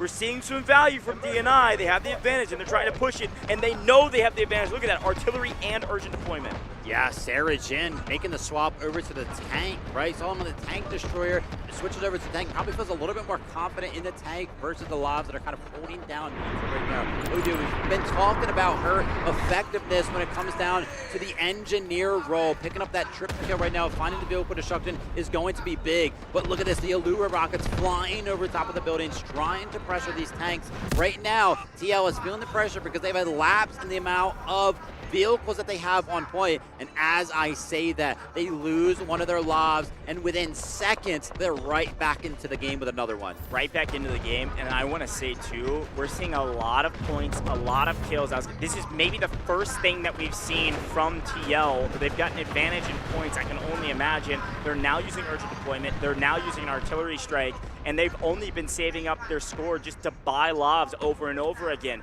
They're not worried about tank destroyers because they're not trying to play aggressive. They're playing defensive right now, turtling up on B2, and it's working near perfectly. Urgent deployment for TL being called in right there. Again, they don't really need it. There's no urgency right now for them, really. Yeah, they can use it to go ahead and make DNI feel the pressure of the B1 point, but again, they have nothing to do on B2. It's a very easy and cheap thing for them to call in because they haven't used one yet. That's probably the reason they're using it now, just to hole up for this first push. Yeah, absolutely. We can see, though, the tank over there for the DNI side is trying to sneak through that garage. I would not be surprised if the pressure does fall in. The tank destroyer is actually on the point of B1 right now, but what is that doing for you? They've pretty much given you B1 repeatedly throughout this point. You are securing an objective that they are basically giving you, and you are almost losing a vehicle for it. They do not care. B2 has still yet to be scratched. Tank destroyer getting active. It's going to go for a play. This is a bit of a Hail Mary. It's going to be met in kind. AG in a bit of trouble here. Goes down. Tank destroyer wins that if it's a 1-for-1 and gets out scot-free. Maybe the first mistake, the first piece of the armor that's a bit weaker than we thought it would be gets punished, and now we get aggressive. DNI, strategic team beacon goes down to spawn closer. Vehicles galore. Lav getting aggressive, picks up the tank destroyer. They trade 1-for-1. Does not get out scot-free, but the Lav goes down. A big opportunity. Got to push in with the tank. The tank goes down. We know TL prioritizes blowing up vehicles, and they are trading so well to hold B2. Their opponents get aggressive. They get even more so. A complete trade of everything. Look at the bottom of your screen. The only two vehicles remaining are the ones that both the teams started with, but both of them have been all but doing nothing other than just holding each other back. And TL, because they have not been using many of their score, they can continue with this strategy, just keep calling them in. So much so they were like, hey, listen, we're feeling pressured on B2. B2 is actually being captured right now, so they're going to call in a beacon. Is it going to be enough? Is there going to be enough time for the Lobs to get back into the play? B2 is being captured at an extraordinary space. The speed of B2 dropping means they tried to surmount over to B1. Too much energy was spent on recouping after an extremely aggressive push from DNI, and it was just enough room, just enough time to push onto both points and take them both down. We still have a game on our hands, folks. This is not the stomp that maybe some would have expected. DNI putting up a great fight. Here's the problem. The caveat to this amazing push thus far is they only have 90 lives going into what I would argue is the two hardest points to capture, C1 and C2. They got to get them both, and they got to get them pretty quick. Yeah, only 90 tickets to work with right now. Let's talk about strategy for TL. Every single time that they have advanced on the DNI side of things, the Lav has moved back, and that's still going to remain the case right here. But now C1 and C2, the helicopter is going to find extremely hard to get any value. First tank destroyer we've seen from the side of TL now into the mix. Need to get a bit more aggressive when there's this much room to work with. A lot of open air around the outside, especially, we've got two tank destroyers, I apologize, and one of them is inside the building, playing the high ground position over the top of C1. That is so sick. I love it. Always thinking up creative strategies to get an advantage over their opponents. So it's going to be two tank destroyers. You're also still going to see that Lav, and on the opposite side, we got plenty of vehicles as well. So pretty even across the board. Let's see how much value the helicopter gets when 2 points are both indoors. Absolutely. And, I mean, listen, they're kind of in another one of those scenarios where the garage is going to be the main point of contention. Wait a minute, DNI, if they've picked up enough score, the guided missile is going to be coming in here. How much effectiveness is going to be? We have not seen a lot of kills get dropped in. It's going to go right on the C1. Look at that. Absolutely 0 kills. Here's the thing. We've been talking about this a lot. We've been talking about the possibility of blowing up this point. We'll get back to it, though, in a second because we've got a big battle on our hands. 1 versus 2, and somehow the 1 is nearly winning because of the help of the Lav on the backhand side and another support here. It was a trap. It was a bait. We baited in one of the tank destroyers of the DNI team. All 3 vehicles pushing up. 1 goes down. The second goes down. A fantastic trade, 1 for 2 towards TL, and they secured a bunch of points that was an order from their commander. Yeah, absolutely. The urgent deployment was in there for DNI as well.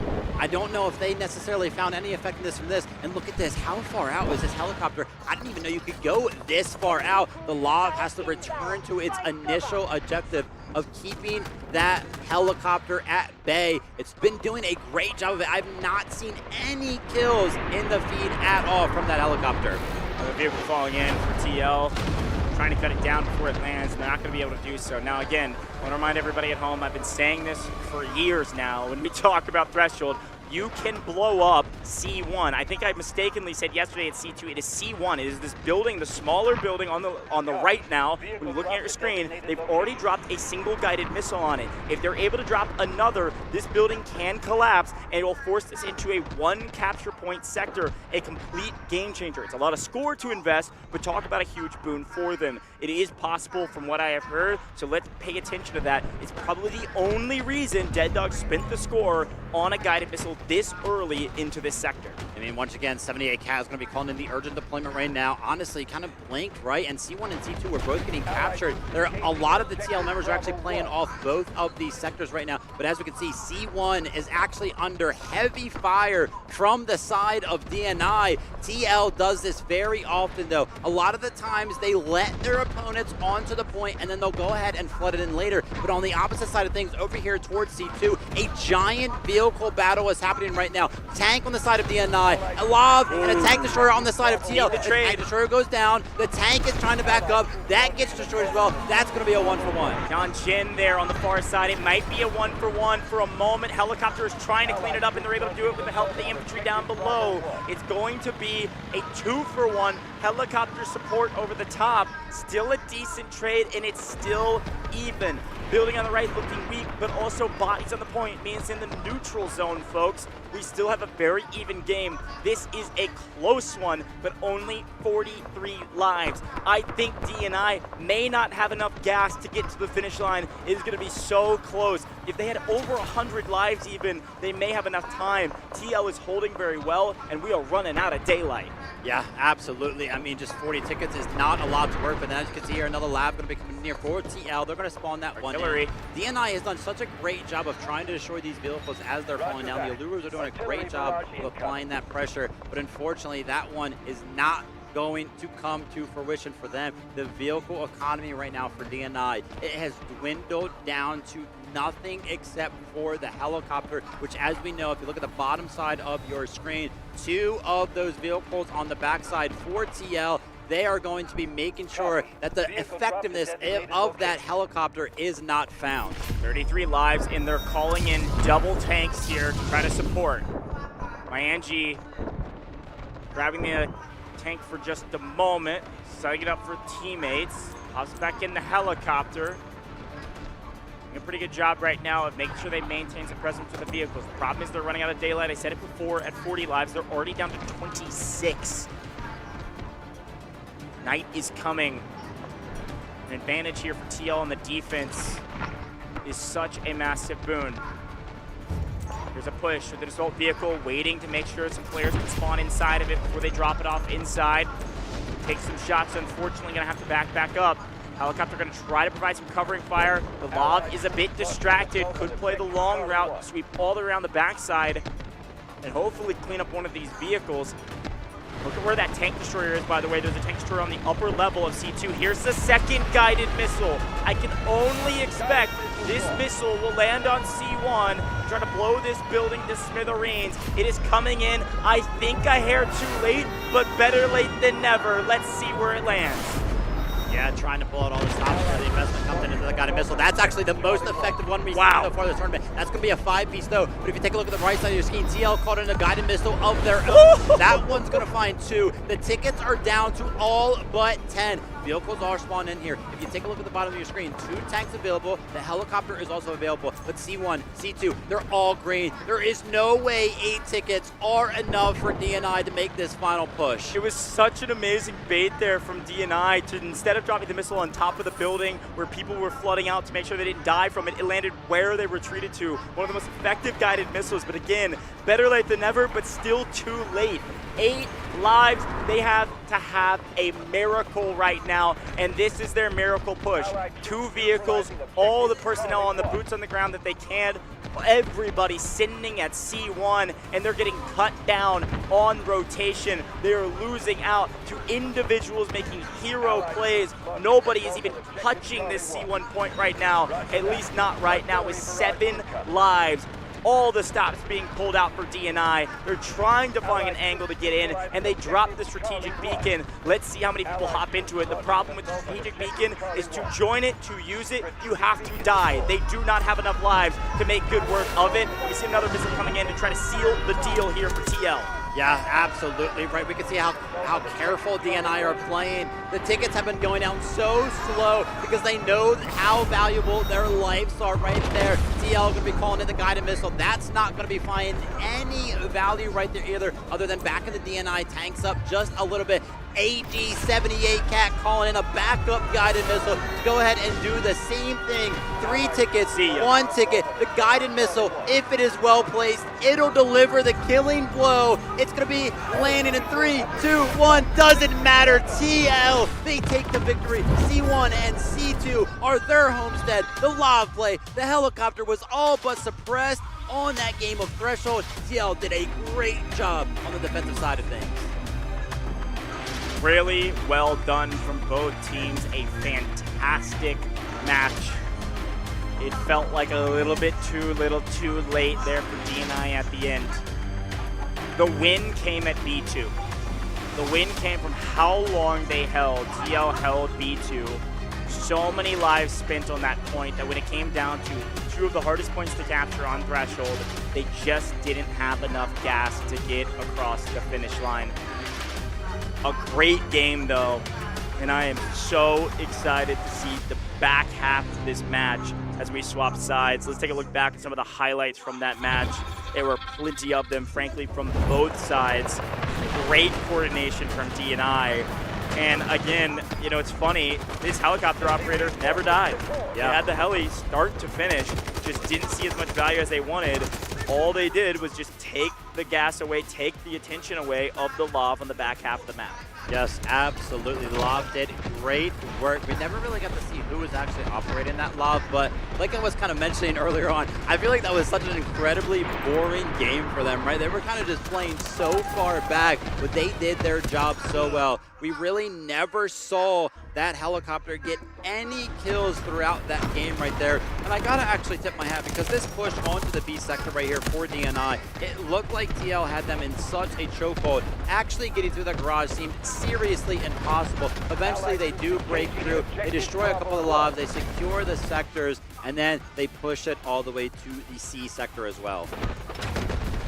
Yeah, it's a really cool finish here. Again, look at the lives here. This is the final push that actually got them both points, and they only get 50 from it. They go from 40 to 90, and 90 just didn't feel like enough. They started out with a guided missile on C1. I think if they had more score, they maybe could have double missiled it, triple missiled it to make sure to drop the building. But either way you look at it, we just kind of ran out of gas, man. I'm saying that over and over again because it was so close. I think DNI had a chance if they had like 20 more lives. By the time they're calling in their missiles, by the time they're calling in all their score streaks, it's just too late. They didn't have enough runway. Let's take a look at the score though and see where everybody landed.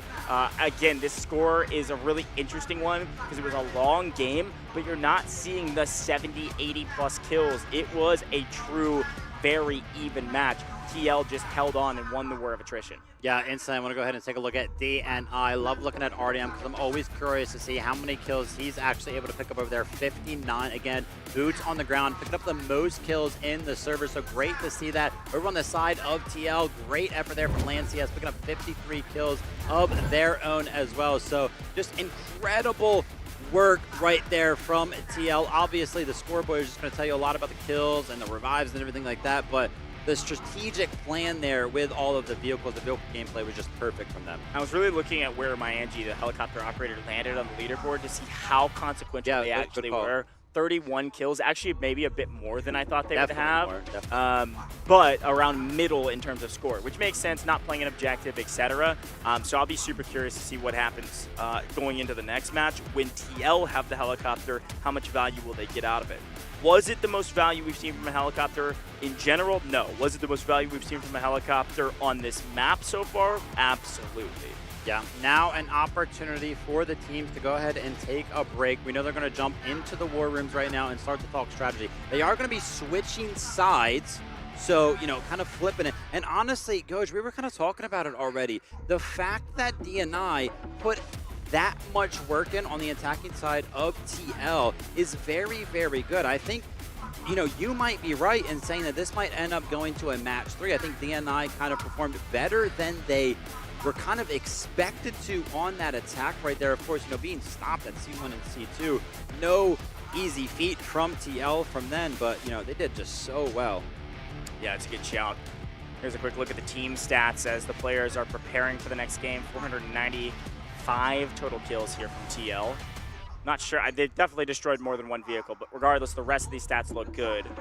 500,000 points as per the usual in a longer game. Solid amount of assists. Good revives, a really well-balanced team as per the usual.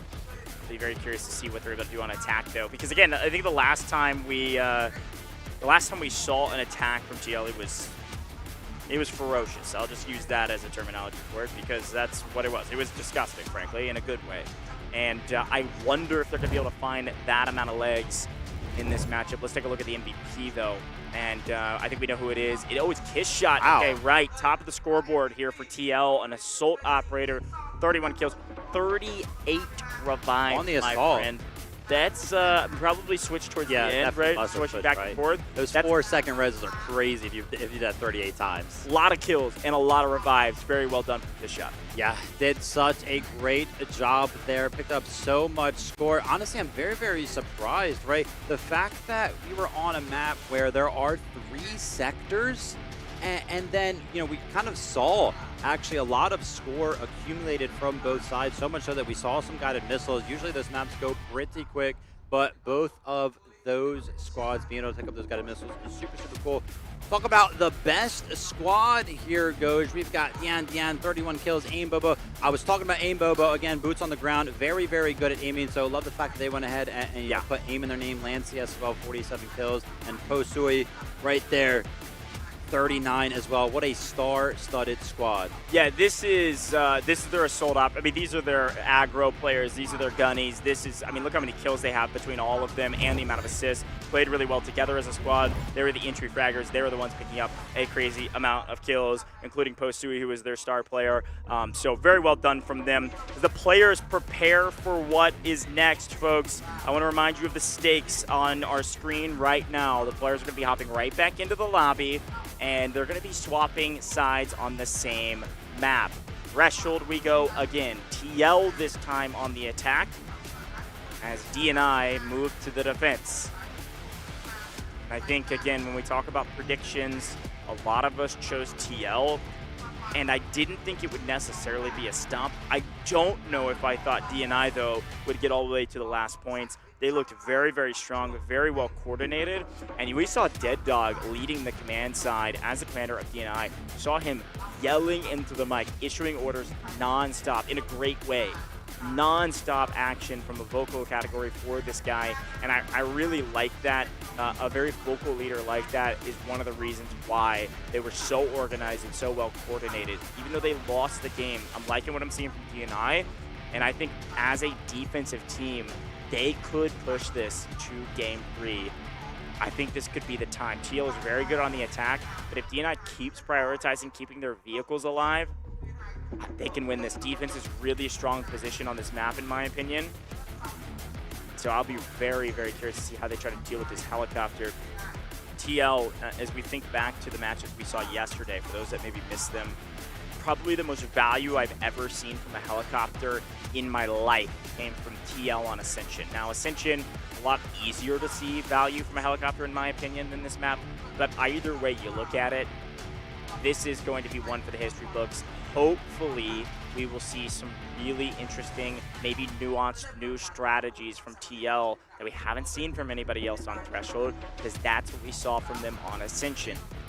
Are they as planned or prepped for this map? I don't know. Let's take a look, obviously, at what I was just talking about, what we're going to be playing, and the swap headed back to Threshold, swapping sides. So TL in red on the attack, DNI in green on the defense. Yeah, absolutely. It'll be super cool here to see what TL can do on the attack side of things. Let's talk about that strategy of the lob that they kind of used right there. Do we think that that's something that like DNI kind of has something paired? Like, how do you really stop the helicopter from being effective? Not to mention, I can almost guarantee you, Goj, we know who's going to be in that helicopter on the side of TL. Yeah, look, I think, you know, I think when you think about our commander, AG78 Cat, Right. think about his impact on the map. Having eyes in the sky for that impact is even more valuable. Yeah. This is what we saw AG78 Cat do on Ascension.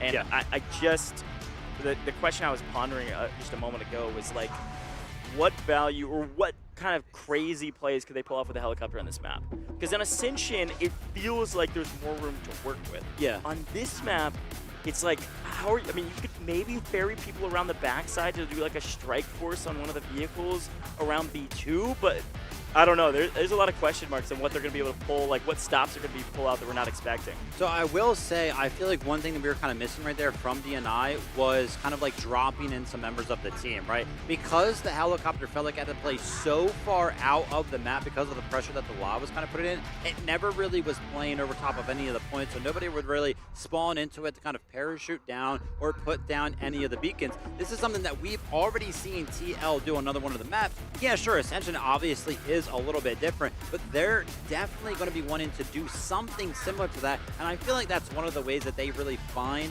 more value than DNI did from the helicopter. Obviously, yes, you know, you mentioned it, 31 kills from our helicopter operator is definitely more than I think we both expected, which if we're talking about the trade-off there, I can almost guarantee you, I'm not sure because I don't have the scoreboard in front of me, but I can almost guarantee you that that attack helicopter finding 31 kills found more effectiveness than that lob did that has been literally like sitting there since the start of the game. It is a lot more kills than I thought they would have. Yeah.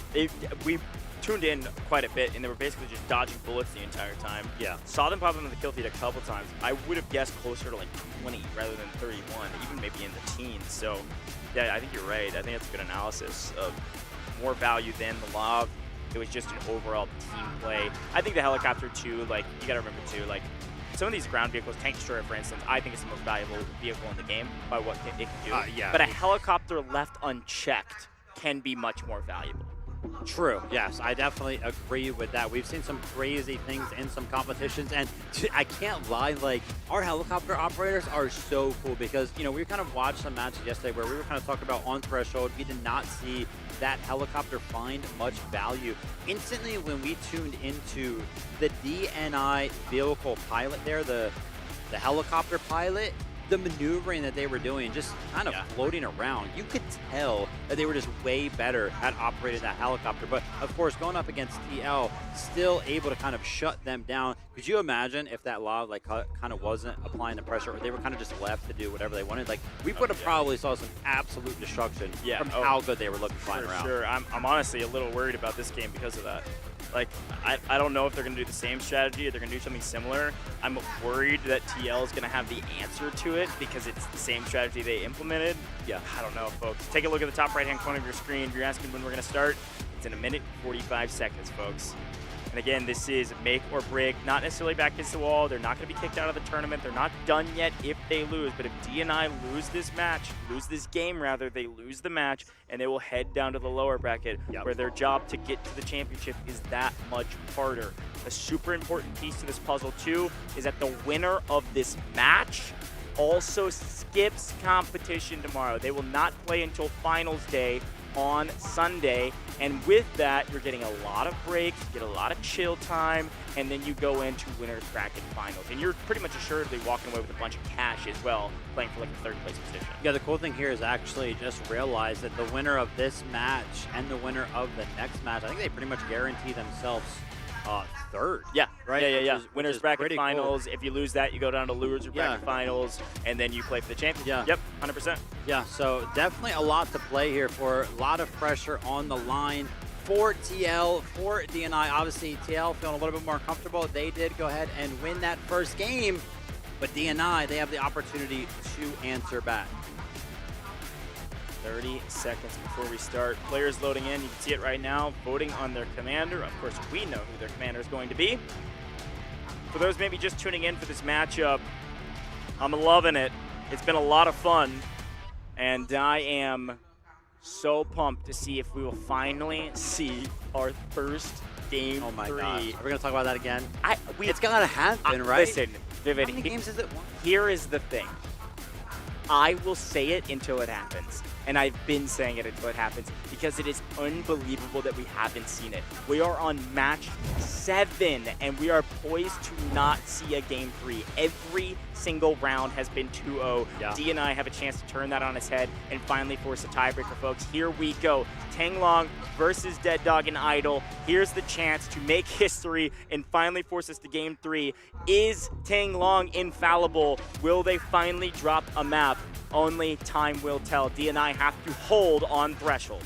It's going to be absolutely incredible to see what TL can pull off here. Not specifically on Threshold, but just on the attack side of things. The last time we saw them on the attack side, it was clinical. It was planned out from start to finish.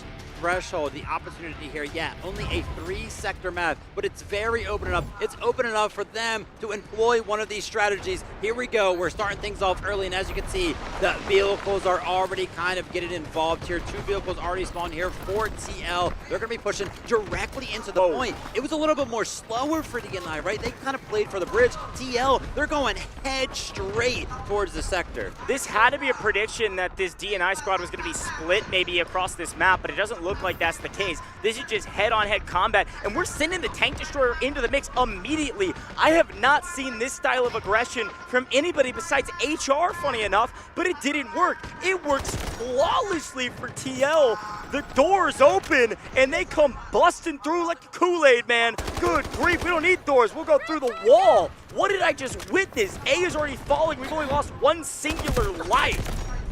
I don't know. I thought, listen, it says 179. It said 180 for like the longest time. I thought they weren't going to lose a single ticket in capturing A right now. The performance that we just saw out of DNI, I thought there was going to be, oh my gosh, AIM Bobo.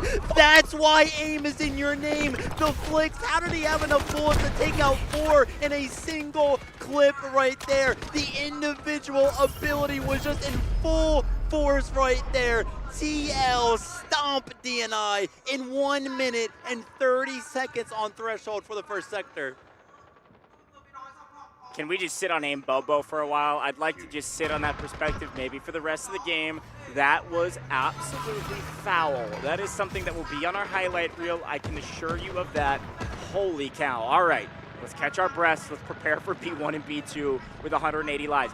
As much as it was a stomp, this is the exact same position that DNI had going into B1 and B2. We see our strategic beacon there, or at least a respawn beacon there up near the tents so that we can spawn close. Helicopter in the sky, getting active versus Love.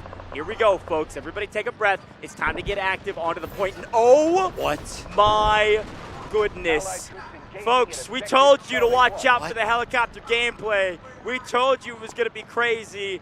And we told you to watch out for the paratroopers dropping out of the sky, out of the helicopter. That lob goes down, and all of the players jump out to make sure that it falls. And all advantages are on the side of TL. This is high-level gameplay.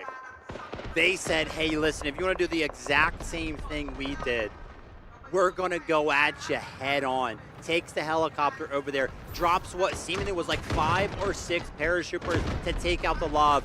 Goj, I was asking you the question. Could you imagine if a helicopter was able to just fly through the air uncontested, how well they would do in the hands of a good pilot? TL have just set up AG-78 Cat for an uncontested airspace. He is about to shred through DNI. This is an unbelievable game already, and we just got started 3 minutes ago. What felt like a pretty even matchup when TL was on defense, this doesn't even feel any sort of close. Now, DNI has restabilized a bit around B1, spawning up above the stairs, looking down. Looks like they've maybe got a beacon up there as well as an ADS, trying to block some of the projectiles, but not getting a ton of value on the point itself. Attackers come flooding through, and here's the problem. They're like roaches. They won't die. They creep forward and hide in the crevices until the whole team can move forward and eat all your lunch. B1 goes down, and B2 soon to follow by the looks of it. Green in trouble, peeking out, trying to find any angle, getting punished for it. They're just on their heels. They have no clue where to go. Yeah, now making quick work of B1. The flood kind of comes in. They're not even really interested over there on the left side towards that garage, right? That's the push that DNI is kind of doing right there, but they do have to surrender B1 in order to kind of make this flank happen.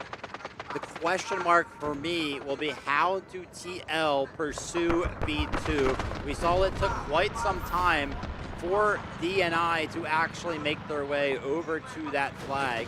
I'm sure for TL, they could definitely shake things up if they're able to get over there quite quickly as well.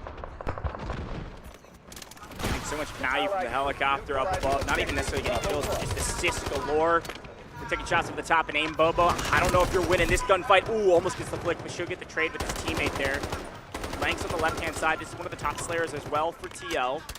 Diane, Posui, and Bobo, this full squad are the best squad. They are the most aggressive squad. They're the entry fraggers, and they're winning their gunfights. Finally, Diane gets cut down.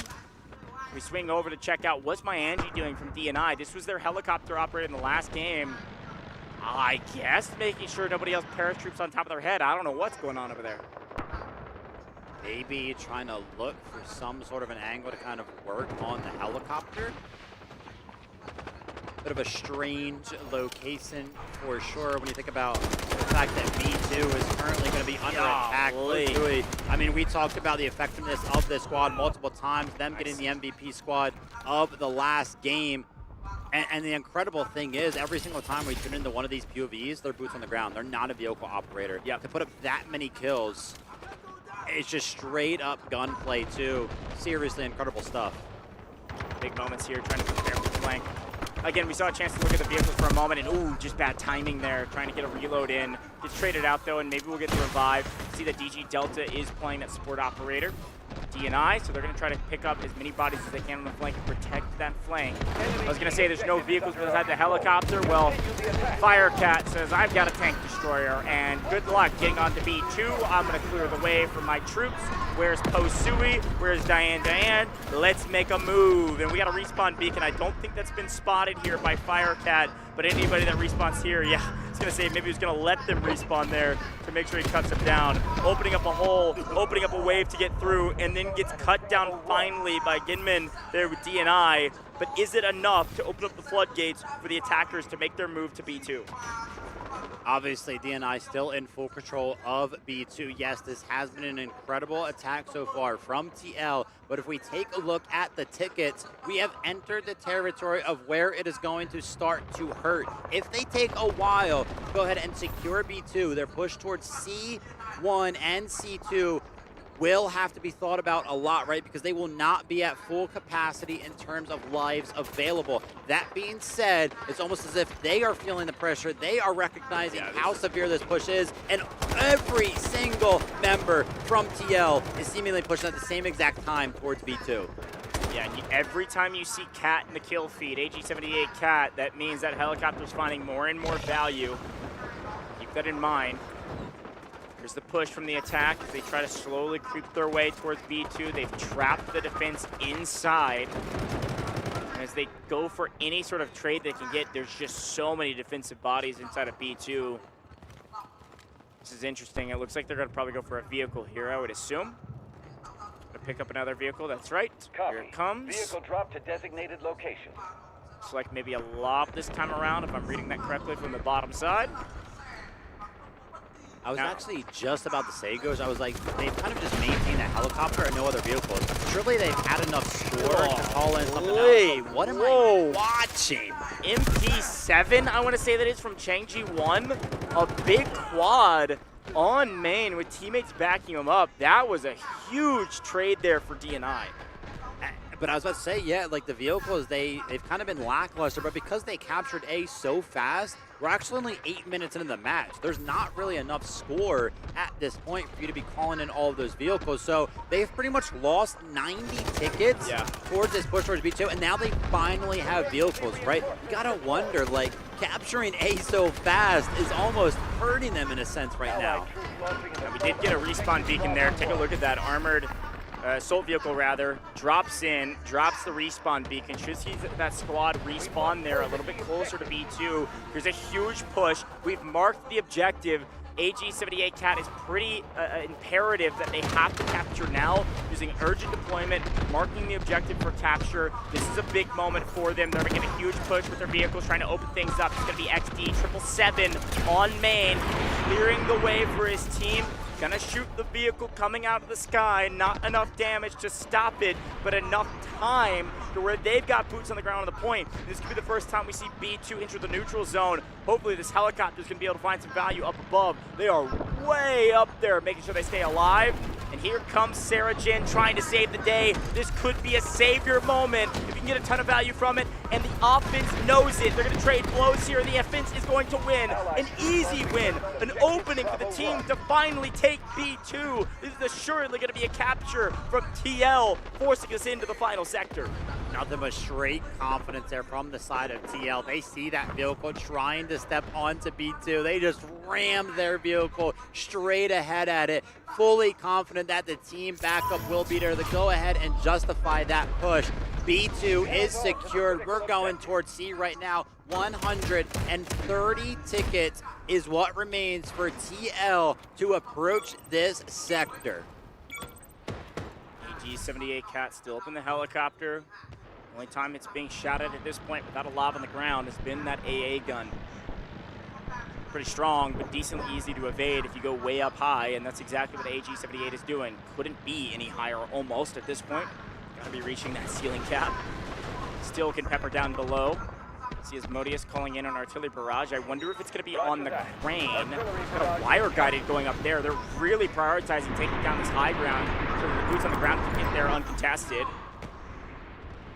Oh my goodness, look at the play. They're all dropping in from on high onto the top of C2 rather than going onto the ground. Talk about value from this helicopter. Yeah, absolutely right. This is what I wanted. I kept mentioning how I felt like they did not really utilize the helicopter on the side of DNI to call in any of the paratroopers. Look at that cheeky spot, landing up on top of the roof. I don't think I've ever seen anybody do this before. Of course it's TL that shows me something like that.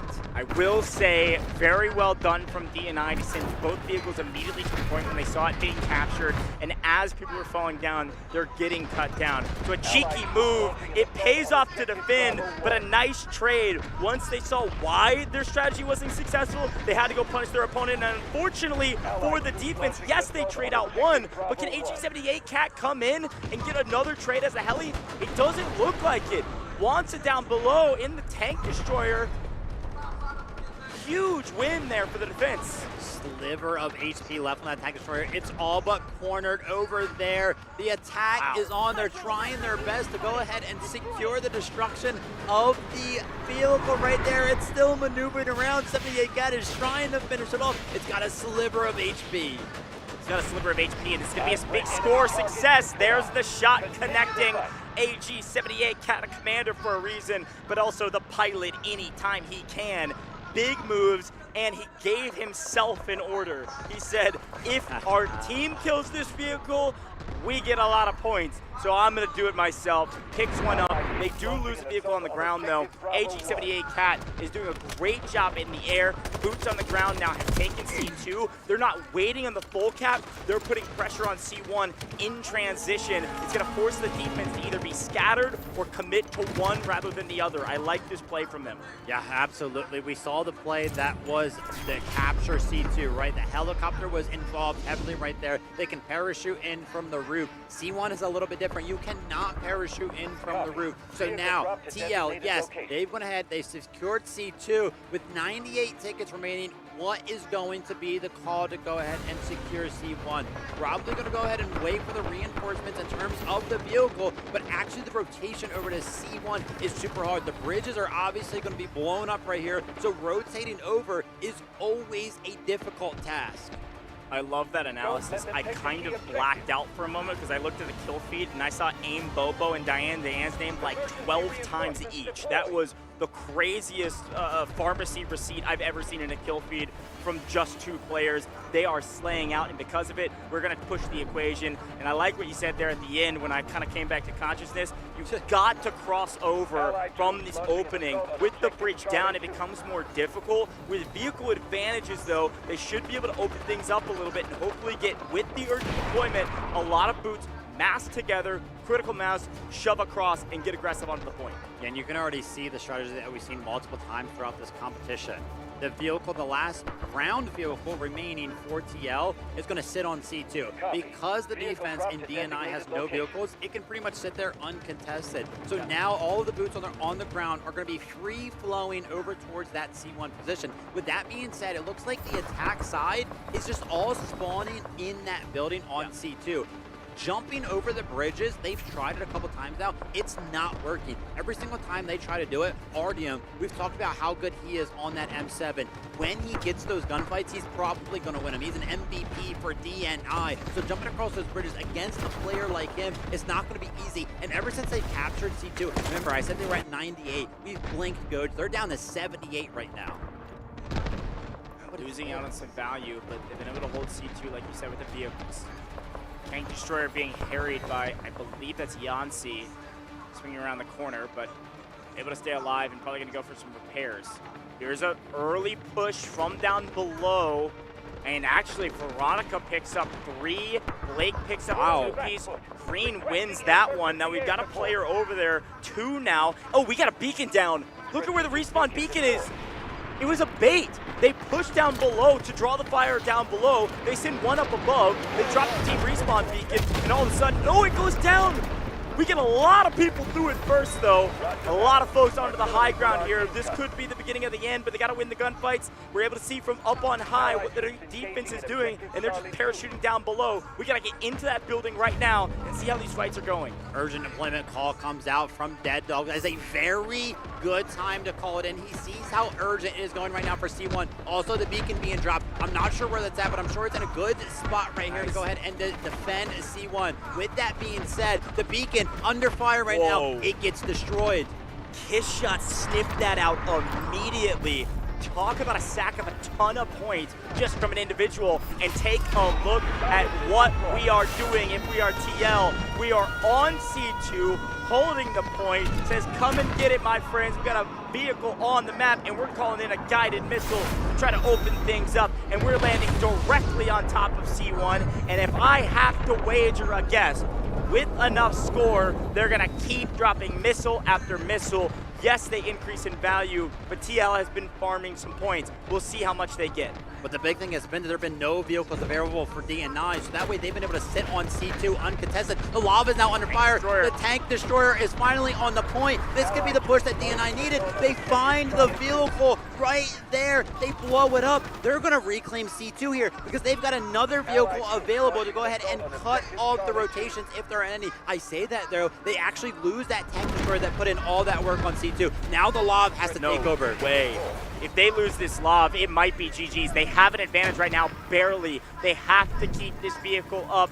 Finally, we're seeing both points contested, but it is going to be a retake here. We've got a respawn beacon over on, I want to say that's C1, that we're going to be able to capture this no problem. We've done a full trade of points, but look at where the defense is at off the screen through the X-ray. We've got a lob and like 4 people holding down C2, and that is it. With urgent redeployment, I am worried that this is the end. We've got to make a push here as the attackers to clean this game up. 37 lives remaining, and they just called in a bunch of vehicles to get back to the point very quickly. It's definitely worth noting right there as well. The helicopter for 78 Cat has been destroyed. We did not catch that, not necessarily sure what happened right there. With the urgent deployment right now for TL, 2 vehicles being called in. It's actually going to be answered by a vehicle being called in from DNI as well. So the vehicle game right now is 2 versus 2. What point are DNI going to go ahead and choose that they want to defend? It seems like C2 is going to be the option that they want to go with, and I kind of agree with that because they do have the vehicles to go ahead and back this up, but so do TL. Who's going to go ahead and win the vehicle warfare right here for the match? A big moment, maybe the game-winning moment. Right now, DNI, no, they lose a vehicle. We've lost one on point, and this is the opening they needed. AG78 Cat said, I don't need a helicopter, give me a tank destroyer. I'm getting active, and I'm getting into the mix, and he drops out 3 engineers to clean things up himself. He will do it himself. He will lead his team to victory, and they are winning out on C2. They still have control barely of C1. There is 1 player there trying to play spoiler. It is not going to be enough. They're almost out of runway, but I think this plane is going to leave the ground. I think TL could do it right here. There is a respawn beacon, the last hope of DNI, the last push to win this game. It comes down to hero plays and a great beacon to bring in 8 players to try to save the day.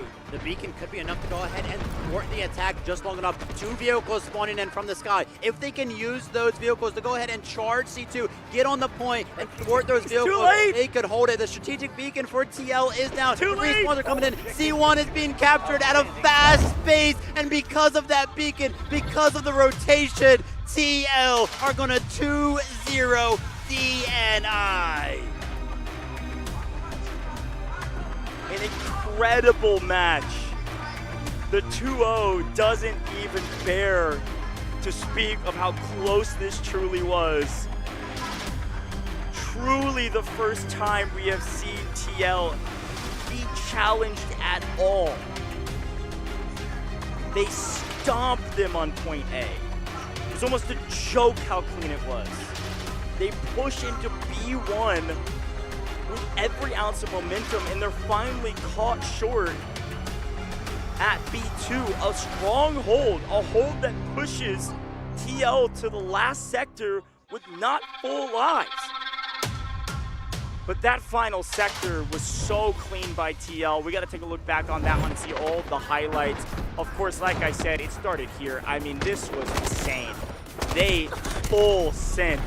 Could not have been more aggressive, and it paid off perfectly. Aim Boba picks up like 50. I don't know how many kills that is. It was a lot. I think it's at least a pentakill. They open things up immediately with a ton of aggression. They take B1, but B2 was much harder than I think they expected. Enemy key objective is under our control. Absolutely, on both sides of the game, and in each one of those games, I think DNI put up a way better fight than a lot of people, than I was kind of thinking that they would have coming into this one. I myself am definitely impressed by how well they did here on Threshold. But of course, we know the story. TL doing some incredible things on the attack side here. The helicopter able to free reign all this entire game because they did an incredible play onto the lob that DNI was able to actually start with. That's what they're supposed to use to go ahead and suppress the helicopter, but TL using the paratroopers to go ahead and land down and help blow up that lob early on in the game. It just opened up so much space for 78 Cat to do so much, and you know, again, just this back and forth between C1, C2, C2 being the main objective that the vehicle just wanted to put themselves on top of, and that one felt good for TL. Oh my gosh, yeah. I mean, again, they're met with resistance and they still overcome. Take a look at these stats, by the way. Crazy to say AG78 Cat was less important on the map than my Agi was in terms of raw stats. Only 22 kills, but still AG78 Cat, as the commander, picked up the most score by a crazy margin. Just so effective in leading his team and pulling up in clutch moments. Score and kills aren't everything, but they are certainly a helpful stat. Artyom, of course, picks up 34 kills there on the right-hand side of your screen. For DNI, pretty strong in that category, but in terms of raw slaying power, it was all TL all day. Yeah, I mean, Aim Bobo right there, 53 total on his side of things. I mean, and we know why every single time we tune in and check out his POV is just absolutely shredding through whoever is on his screen. So just impressive stuff. The gameplay from TL, it looks unstoppable. Threshold, you know, you were kind of questioning it. Small map, right? Kind of hard to maneuver. It's kind of hard to pull out some of these full strats, but they did it. They also managed to go ahead and pick up a total of 409 kills. Total vehicle destruction is actually at 7. I'm not gonna lie, I thought it would have been more myself. But I guess it's hard to calculate. I'm not sure. It is hard to calculate. Obviously, you know, we saw some very important vehicle destruction right there, and there he is right there, Goj, pointing him out for me. Aim Bobo. That guy's him, dude. Yeah. Dude, he's him. If I've got a fantasy team and I'm drafting a team, he's on it, period. In a sentence. Commander's going to be AG78 Cat. I'm pulling in Aim Bobo. Actually, I think I'm pulling in that whole squad. I mean, they've got to be top squad again. Yeah. Diane, Poster. I mean, just ridiculous strats there. But AG78 Cat, MVP again. And I think this is so well earned. Picked up several vehicle destructions inside the helicopter. Only 22 kills, and I think, again, that is a much lower number than I was expecting. When you had kind of free reign with the helicopter, I say free reign, we still had an AA gun down on the ground. There's a lot of folks, infantry-wise, that were trying to shoot up at you, so he was getting harried, and he was drawing so much aggro of multiple people, not just one, and I think that really helped out his team. That's understated by the stats here. Shorter match, though, too, as well, because of how fast Sector A was for TL right there. Quickly got us over to B2, where obviously a lot of the players on the defense can kind of hide out in that garage. But yeah, I mean, incredible stuff. And you know, Goj, we kind of talked about it already. We do have to tip our hats there to DNI because that was a seriously great effort. I mean, a way better one than we kind of saw in terms of the opposition against TL than yesterday. Yeah, let me be very clear, too. This is not the last that we will see of DNI. DNI has moved down to the lower bracket. They'll be playing tomorrow, and I can only expect we're going to see DNI make it, at the very least, to the lower bracket finals. I mean, that is a very, very good team. A team that, frankly, on paper, going into this competition, has surprised me a bit with how strong they are. With the best squad, like I said, I mean, who else would it be? Aim Bobo, Diane Deland, Length, Hosui. This was an unstoppable squad. Aim Bobo picking up 53 kills. This aggro squad was the thorn in the side of this this Dead Dog and Idol team. I mean, really found so much value on the map. Playing flank, playing aggro, playing entrymen. Just a ton of kills across the board for them. I can't even do the math fast enough, but it was well over 100 just from those 4. I think it was well over like 120, by the way. Yeah. Just between those 4 in a single game that wasn't all that long. I might have to walk away from the desk here and make sure I go ahead and catch Aim Bobo before he leaves. You gonna go shake his hand? No, I'm going to shake his hand. I'm going to ask for that loadout code. I got to use that M7 because it just looks too clean. Incredible stuff here. Actually, you know, you were kind of talking about it before we started to talk about the next matchup. By the way, I just want to talk about how incredible of a match we're going to have tomorrow in the losers bracket. Obviously, you know, we saw DNI lost right there, so they're going to drop by there. They're going to go against RRQ7S tomorrow. Yeah, I totally agree. Well, folks, look, as per the usual, we've got an interview down on the stage with some amazing members of TL. Let's hear from them down on the stage and see what they have to say.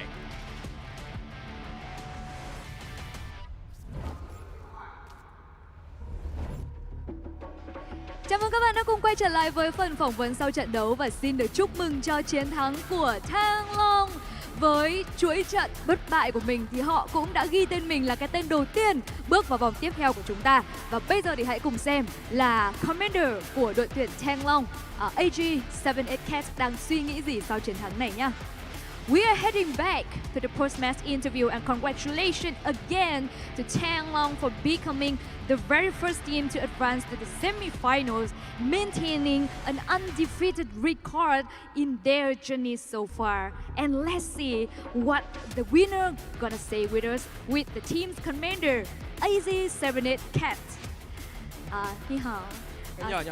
Xin chào bạn và không biết là lúc này thì bạn có thể chia sẻ cảm xúc của mình khi đã trở thành đội tuyển đầu tiên bước vào vòng tiếp theo không? So what are your feelings to become the very first team to step into the semi-final? 你们已经成为了第一个队伍进入半决赛的，那你现在的感受如何？可以分享一下吗？也是跟预期一样啊，也是成功的2-0了拿下了这场比赛。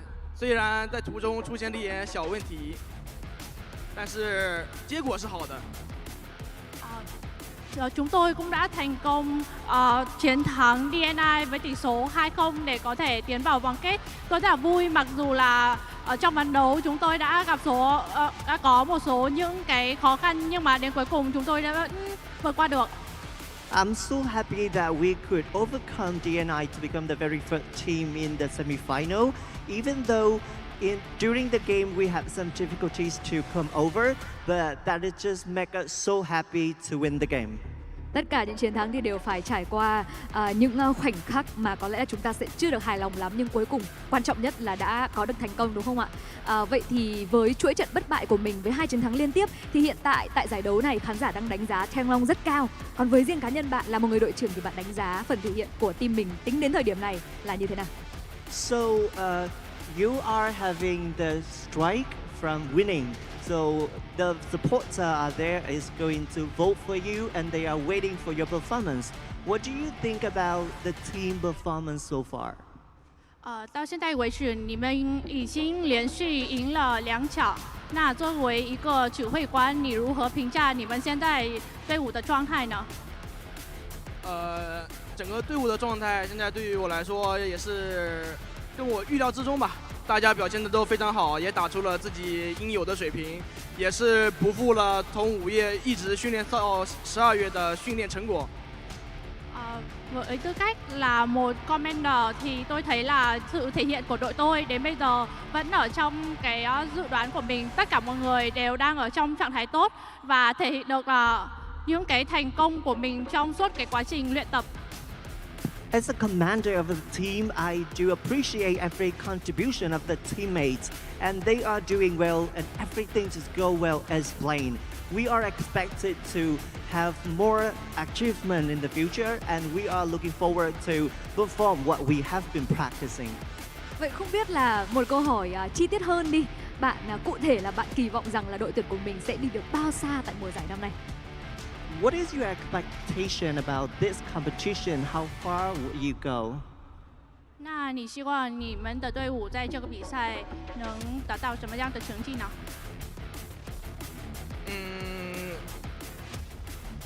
我接下来的2场比赛，我将会以全力以赴的状态去成功的，还是2-0对面，并以拿下冠军终结这次的比赛。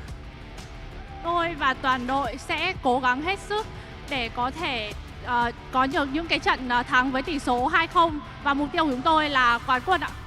Me and my team are going to try our best to win with a score 2-0, and we are coming here to become the champion. Vâng, quả thực là một đích đến rất đáng kỳ vọng và mong chờ đúng không? Vậy lời cuối cùng thì bạn có một lời nhắn nhủ nào đó muốn gửi tới các fan hâm mộ ở quê nhà đã luôn cổ vũ và ủng hộ cho Changlong không? Do you have anything to say to the fans back to the hometown? 那你可以跟你们中国的粉丝说几句话吗？我想对腾龙的粉丝们说，接下来我们还将以这样的战绩，成功的拿下每一场比赛，给你们带来更精彩、更漂亮的操作，给你们带来一点小小的腾龙震撼。 Tôi và toàn đội hứa với fan rằng sẽ cố gắng hết sức để có thể chiến thắng những trận đấu sắp tới với tỷ số 2-0 và đem về chức quán quân để có thể làm một phần quà cho những người đã luôn ủng hộ chúng tôi. To all of the fans out there that are supporting for Changlong, we are ready to be the winner of this competition, and we are going to bring back the championship and the trophy as a special gift for all of the supporters out there. Thank you. Vâng, thực sự là một câu trả lời thể hiện được sự tự tin của Changlong tính đến thời điểm này. Một lần nữa, xin được chúc mừng cho họ với chiến thắng hủy diệt và cùng lúc đó cũng sẽ là cái tên đầu tiên bước vào bán kết và chúng ta sẽ cùng chờ đợi phần thể hiện tiếp theo của Changlong. Once again, congratulations to you for securing their first spot in the semi-finals, and we are looking forward to seeing your great performance in the next matches. Không xí. Và các bạn thân mến, như vậy là chúng ta cũng đã khép lại trận thi đấu tiếp theo, trận đấu đầu tiên tại Nhắng Thắng. Vẫn còn một trận đối đầu nữa nơi mà tất cả những bất ngờ sẽ được chờ đợi xảy ra. Đừng rời khỏi màn hình nhé, chúng tôi sẽ quay trở lại ngay. Ladies and gentlemen, this wraps up our previous match, and stick around, we will be right back in just a few minutes with an upcoming match.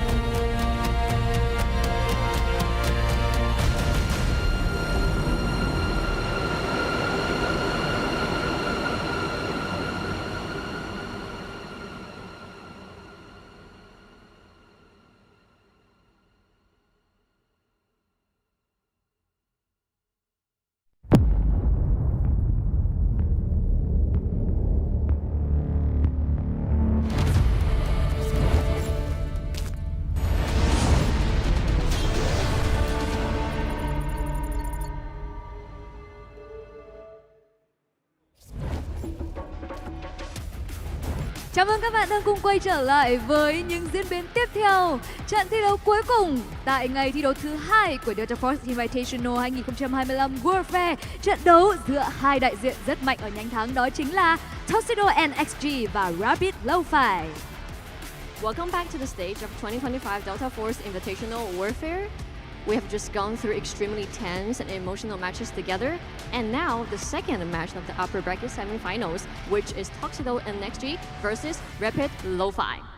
Ngay bây giờ hãy cùng chào đón hai đội tuyển sẽ bước lên sân khấu để cùng tranh tài tại trận đấu cuối cùng ngày hôm nay. Well, and right after this, the next two teams will head to head on 2025 Delta Force Invitational Warfare Battlefield. Sẵn sàng chứng minh sức mạnh bền bỉ của mình tại giải đấu này. Hãy cùng chào đón đại diện đầu tiên, Tuxedo NXG. Ready to prove their strength in this tournament, please welcome Tuxedo NXG.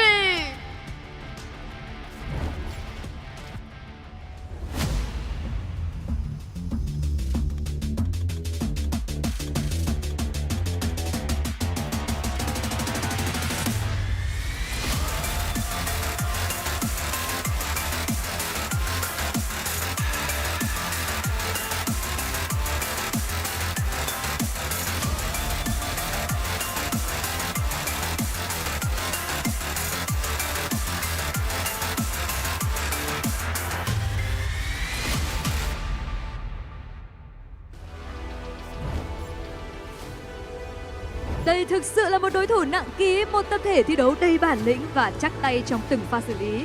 Sức mạnh của họ không chỉ đến từ kỹ năng cá nhân vượt trội mà còn đến từ sự gắn kết và khả năng đọc tình huống cực nhanh.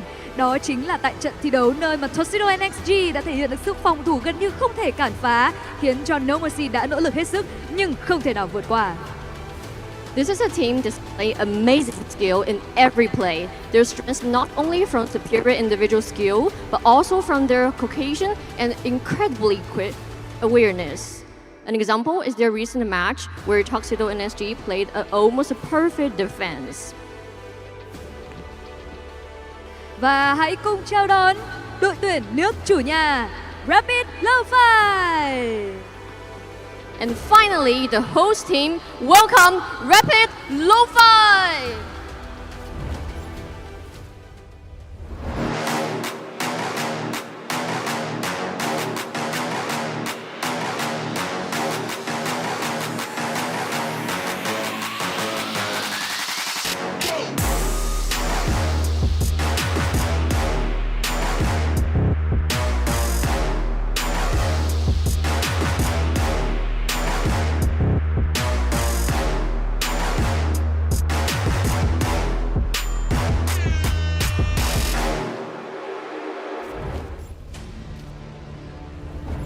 Rapid Lo-Fi đang trình diễn một phong cách thi đấu nhanh, gọn, chính xác và đầy thuyết phục ở cả tấn công lẫn phòng thủ. Mỗi lần kiểm soát cứ điểm và mỗi pha giao tranh đều cho thấy một tập thể kỷ luật và tập trung. Không chỉ dựa vào sức mạnh cá nhân, họ đang chơi như một cỗ máy được vận hành hoàn hảo, chặt chẽ và di chuyển hợp lý. Dù đối thủ của họ phía trước là nặng ký nhất của giải đấu, nhưng Rapid Lo-Fi vẫn đang chiến đấu với tất cả những sự quyết tâm trên sân nhà.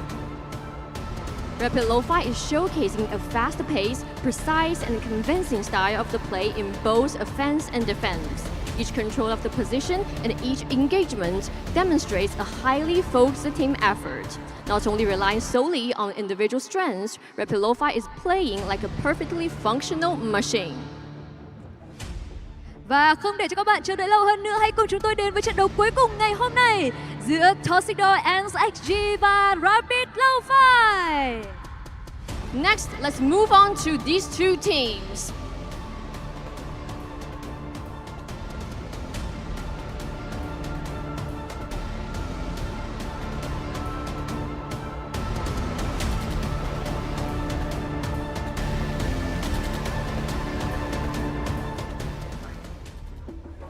All right, welcome back here at Delta Force Invitational Warfare. Stand or Fall is the end of day 2. It is the end of the quarterfinals bracket stage, and we are in to the winners semis. We've seen 3 best of 3s today, and we got 1 more to go, my friend. I am so pumped about this matchup. The last one was a banger, by the way. If you all missed it, you got to go back and watch it. The 2-0 scoreline really doesn't show the whole story of what happened between TL and DNI, but we have to turn our eyes forward to this matchup. Rapid Lo-Fi, the host team, here to prove that they are one of the best teams here. They crushed it in the quarterfinals, unstoppable, and they got a chance to go back-to-back and maintain a lossless record. Yeah, yesterday was absolutely disgusting from Rapid Lo-Fi, but, you know, to be fair, again, this is why we were looking forward to the winner's bracket all day. 2-0s across the board mean that Team TXD, they also 2-0 their competition. So this should be a very close match. And, you know, heck, me and Goj were kind of talking before this one kind of kicked off right here. We're like, yeah, we think RFL, we think they're going to 2-0, but we thought it was going to be in dominant fashion when TL was playing against the opposing team in that last match, but it was way closer than we thought. So, you know, maybe we'll see kind of the same thing that's being a closer match than we kind of think it will be. Yeah, I mean, let's talk a little bit about that TXD team and what they've been able to see. Let's take a look at the matches first, though, and we'll talk about each of these teams and what they've been able to do so far. Great players on both sides, but this is the last match of the day, folks. We've only seen 2-0s in the entire competition, and I think you and I are expecting another 2-0 in this one, albeit it may be close. Rapid Lo-Fi, TXD, Tuxedo in XG, the last teams to play each other here in the upper brackets. This is a really important matchup, again, to set the stage. The winner of this matchup will move on to winners finals to take on Ting Long, who just won in the matchup just a moment ago between D and I. They will also not play tomorrow, whereas the lower bracket team will. Now, again, to remind you, if you're maybe just tuning in for this matchup, it's a best of 3. We haven't gone to Game 3 yet. I'm not sure if we ever will, but if we do go to Game 3, aka each side wins once in a 1-to-1 trade, we will go to Game 3 via the tiebreaker rules on your screen. The simplest version is whoever does better has priority selection. That priority selection means you can either choose side or choose map. The map will always be chosen first, and then you get to choose whether you want to attack or defend on that map. So that's how that works if we get to Game 3. Taking a look at that bracket, this is what I was breaking down earlier. Ting Long already into the winners finals. Look at that tiny little date. If you're on mobile, you can screenshot and zoom. 14th of December, meaning TL will not play tomorrow. They're going to wait on their competition. We'll see who they are in this matchup. The winner of this TXD versus RFL, whoever wins this, RLF rather, whoever wins this moves on to winners finals. Whoever loses this heads down below into the lower bracket. Going to have to face off against some of the other teams who have their backs against the wall. It is a double elimination tournament. You lose twice, you are out of here. Yes, absolutely. It'd be awesome to see what is going to take place. And we were kind of already talking about this in the last matchup as well. This is actually basically for third place right now as well. So this match is playing for third huge. Place, let's talk about it, Goj. Who do we think is going to go ahead and win this match? Taking a look at the screen here, we almost agree. Now listen, have I said we're going to go to Game 3 the last 5 best of 3s we've done? Yes. Yeah. I really believe it this time. I really? truly believe it. My wager is that we will see the host team win. I do think that Rapid Lo-Fi will win this matchup. Okay. I do think it'll go to Game 3. And let me tell you why. I know you disagree with me. The reason why is that I think this TXD team is so systematic, actually very similar to the DNI team we just saw a moment ago barely lose. Okay. And because of that, I think they're going to be able to take a map off of this extremely talented Rapid Lo-Fi squad. I do remember us kind of casting yesterday over TXD that it seemed pretty methodical and slow, right? Yeah. So, yeah, I would not be surprised myself. And we kind of talked about how these teams got here, right? Rapid Lo-Fi, they beat HR Hostile Response, who actually lost to No Mercy. So kind of technically speaking, RLF had the easier matchup because when you think about it, TXD, they beat No Mercy, but then No Mercy beat HR. A lot to kind of like think about there, but, you know, technically had an easier matchup, but RLF's, you know, performance yesterday was just so strong that I think both of us agree we think they're the favorites coming into this one. Yeah, and I will say TXD beat a No Mercy squad that was pretty bad. Today, No Mercy looked very good. So I don't know if it's a 1-for-1, but it's still something to write home about. And speaking of something to write home about, can we write home about this commander, Romania? Really, really strong player. But not only that player, take a look, second in the first row in TPP. watch out for NTPP. This guy is unreal on the map. Can definitely match up against the best of any other team out there as well. Certainly going to be one that's going to be top of the categories across the board in stats. So watch out for NTPP in particular. Anybody else you got your eyes on from this roster? I just actually wanted to take a moment to talk about how important a commander role is, like Romania, in a playstyle like this, right? We're talking about that slow and methodical playstyle. Like, how do you really do that in Warfare? Well, it's all about kind of like holding your punches and being the commander, getting your entire squad of 20 people to do that is seriously impressive, right? So kind of expect to see them kind of just like stop their pushes sometimes, wait for their vehicles to get in good spots before they start to send bodies at the point. It's very, very good for the grand scheme of things of the economy of the tickets. Now on the other side of things, we of course have Rapid, Lo-Fi, Koba instantly going to be the commander up there, and I'm looking through this list of players right now, and I feel like it's like endless. I see so many names yesterday that I remember. Vico was a great one to kind of keep an eye on yesterday. Vitamin K also was doing such a good job in terms of the vehicle battles, and then of course we have New Pilot, who, no surprise, yesterday was the pilot. Foul pilot, too, in a good way. Sorry, my lingo. A really, really good pilot. New pilot, namesake, makes a lot of sense for them. I will say Kobayashi really reminds me of what we saw from TL and AG78 Cat. I think that's the other thing to remember, is that this commander, Kobayashi, picked up MVP back-to-back at the quarterfinals, was a non-stop presence on the map, and a great commander, not just a mouthpiece, but also did it via action. I'm really impressed with this commander. It's very obvious they've been practicing as a roster. I think Rapid Lo-Fi, under the leadership of Kobayashi, Koba in this instance, is certainly somebody to keep your eye on as well, to see how much impact they have on the map.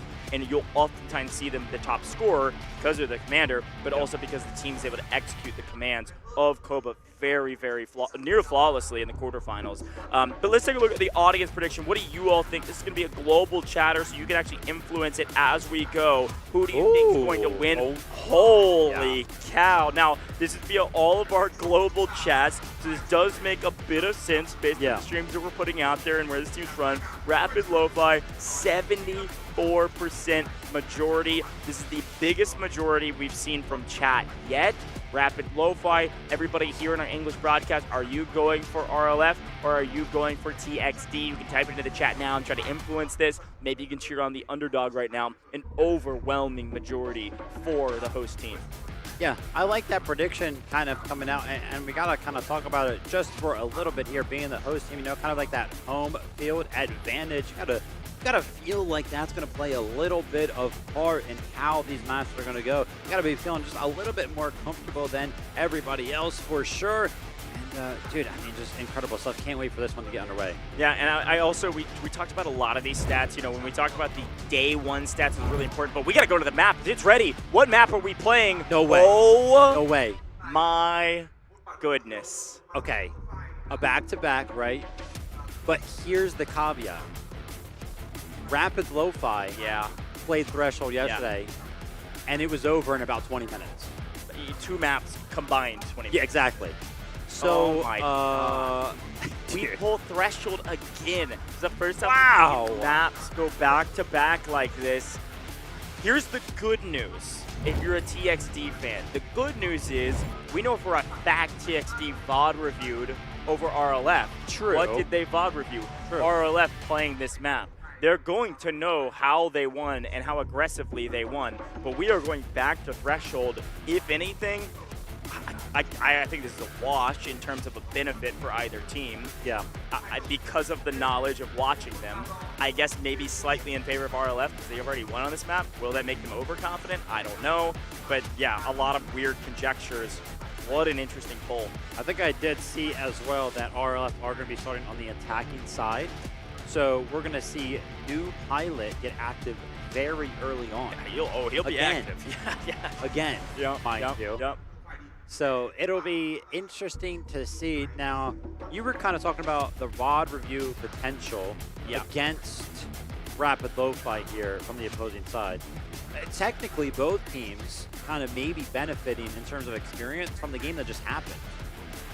Yeah, no, 100%. I mean, you could watch that as well. I mean, there's a lot of VOD review around Threshold, so it does make sense that this would maybe give a slight advantage to TXD, just knowing their opponent, knowing exactly what they're going to do. I don't know. I mean, I think it's a lot of just conjecture that maybe doesn't matter all that much, but it is fun to talk about. I want to talk a little bit more about stats, though, because the stats don't tell the full story, but they are helpful. When we look back on day one, what RLF was able to do, I want to remind you before I say these stats that the games were insanely short for RLF on Threshold. They won, folks, 2 full games in about 22 minutes. We had like an 11-minute game and then like a 13-minute game, something like that. Yeah. It was ridiculous how fast it was. So when I talk about this kills total, for instance, for Kobayashi, only 37 yesterday. That's like nothing compared to NTPP, TXD's top player, at 126. Jeez. But that TXD game, who were they playing? No Mercy. How long did those games last? We played on Trainwreck. Those were long games. They might have gotten very far, but a big map that lasted a long time. So those stats don't tell the full story, but it does tell the story of how aggressive NTPP was, how dominant NTPP was. He will absolutely be a difference maker for the TXD roster on a smaller map. You won't see numbers that high, but you certainly will see probably him top ranking, maybe in the entire lobby, even if they're losing.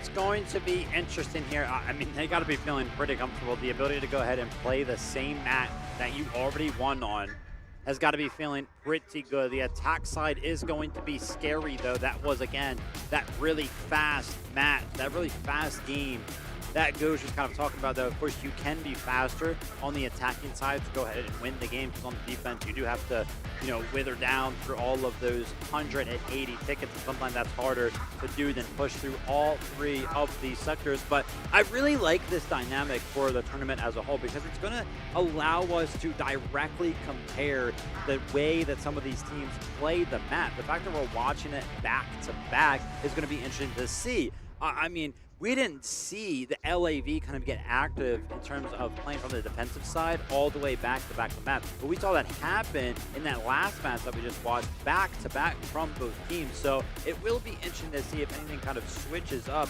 when these teams actually go ahead and take control of Threshold. Yeah, we can definitely compare it to just even the game that was just a moment ago. I think that's what you're saying, right? Like, I think that is cool to kind of think of. This is going to play totally different. It's 2 totally different teams. There will certainly be some similarities. I think the big question mark, again, I go back to New Pilot. How much value are you getting from the heli? I think that's a crucial linchpin, honestly, for a win. How much value are you getting from the helicopter? I will say, though, is that the big thing for TXD, and now, you know, speaking about the matchup for TXD, it was against No Mercy, and we've kind of already talked about how dismantled No Mercy looked yesterday. But TXD, their strength yesterday in their winning match was actually vehicle gameplay and their ability to go ahead and destroy vehicles. Now, are we going to see that again Threshold? We've kind of seen how this has already played out. The helicopter alone is really hard to destroy if you do have a good pilot, because of how far outside of the map you can go, because of how many buildings and skyscrapers are all around the map you can hide behind. So it is very difficult to destroy that helicopter. But TXD, one of the pros, one of the things that I kept mentioning was a positive for their team yesterday in their win, was how good they are at destroying the vehicles. So the fact that we are kind of talking about how good New Pilot is in the seat of that helicopter, but then on the opposing side we have a team that's good at destroying vehicles. Is he going to be able to find the value there? It's going to be a big question mark. Yeah, big question mark indeed. Vehicle gameplay, we know, huge piece to the puzzle, but not the only piece. So many what ifs, so many question marks, and as much as we've seen certain teams roll others, when met with new competition, sometimes the tables are turned. And I think that's the cool part about Warfare, is that everybody comes in with predetermined strategies, but the best teams adapt as they go. We saw that with TL winning in the last round. They had some really good strategies that paid off. A couple gimmicks that, frankly, were great. But when rubber met the road, they were met with a lot of opposition. They were still able to outplay their opponent. So that's what we're going to be looking out for here, folks. Is, yes, some fun strategies to start things off hot, but it's going to be all about adapting and playing as a unit. Again, based on predictions, everybody's saying RLF should win. We've said the same. I think their team as an entire cohesive unit felt stronger yesterday. Yeah. I think Kobayashi felt like a slightly better or more effective, maybe, commander is a better way to put it. But you gotta perform on game day. This may be their first true test as both teams really rolled their opponents in the quarterfinals. A lot on the line as well. A full day off if you win this. Full day off, third place guaranteed. The ability to play in the semifinals as well. The opportunity, I mean, hey, listen, if you're in the semifinals, you definitely have a good shot at least making it to the championship game. Just to kind of break down how the bracket will work.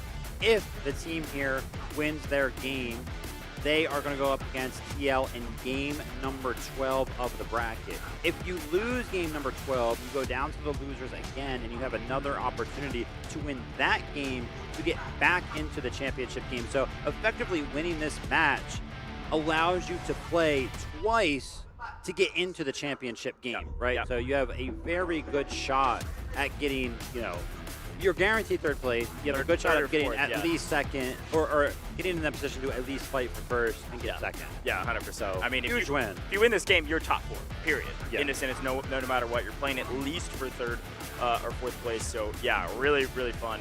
I'm pumped to get into the action here. I know the players are itching to get in as well. We should see this lobby full shortly. Players almost ready to rock and roll. See them staying warm.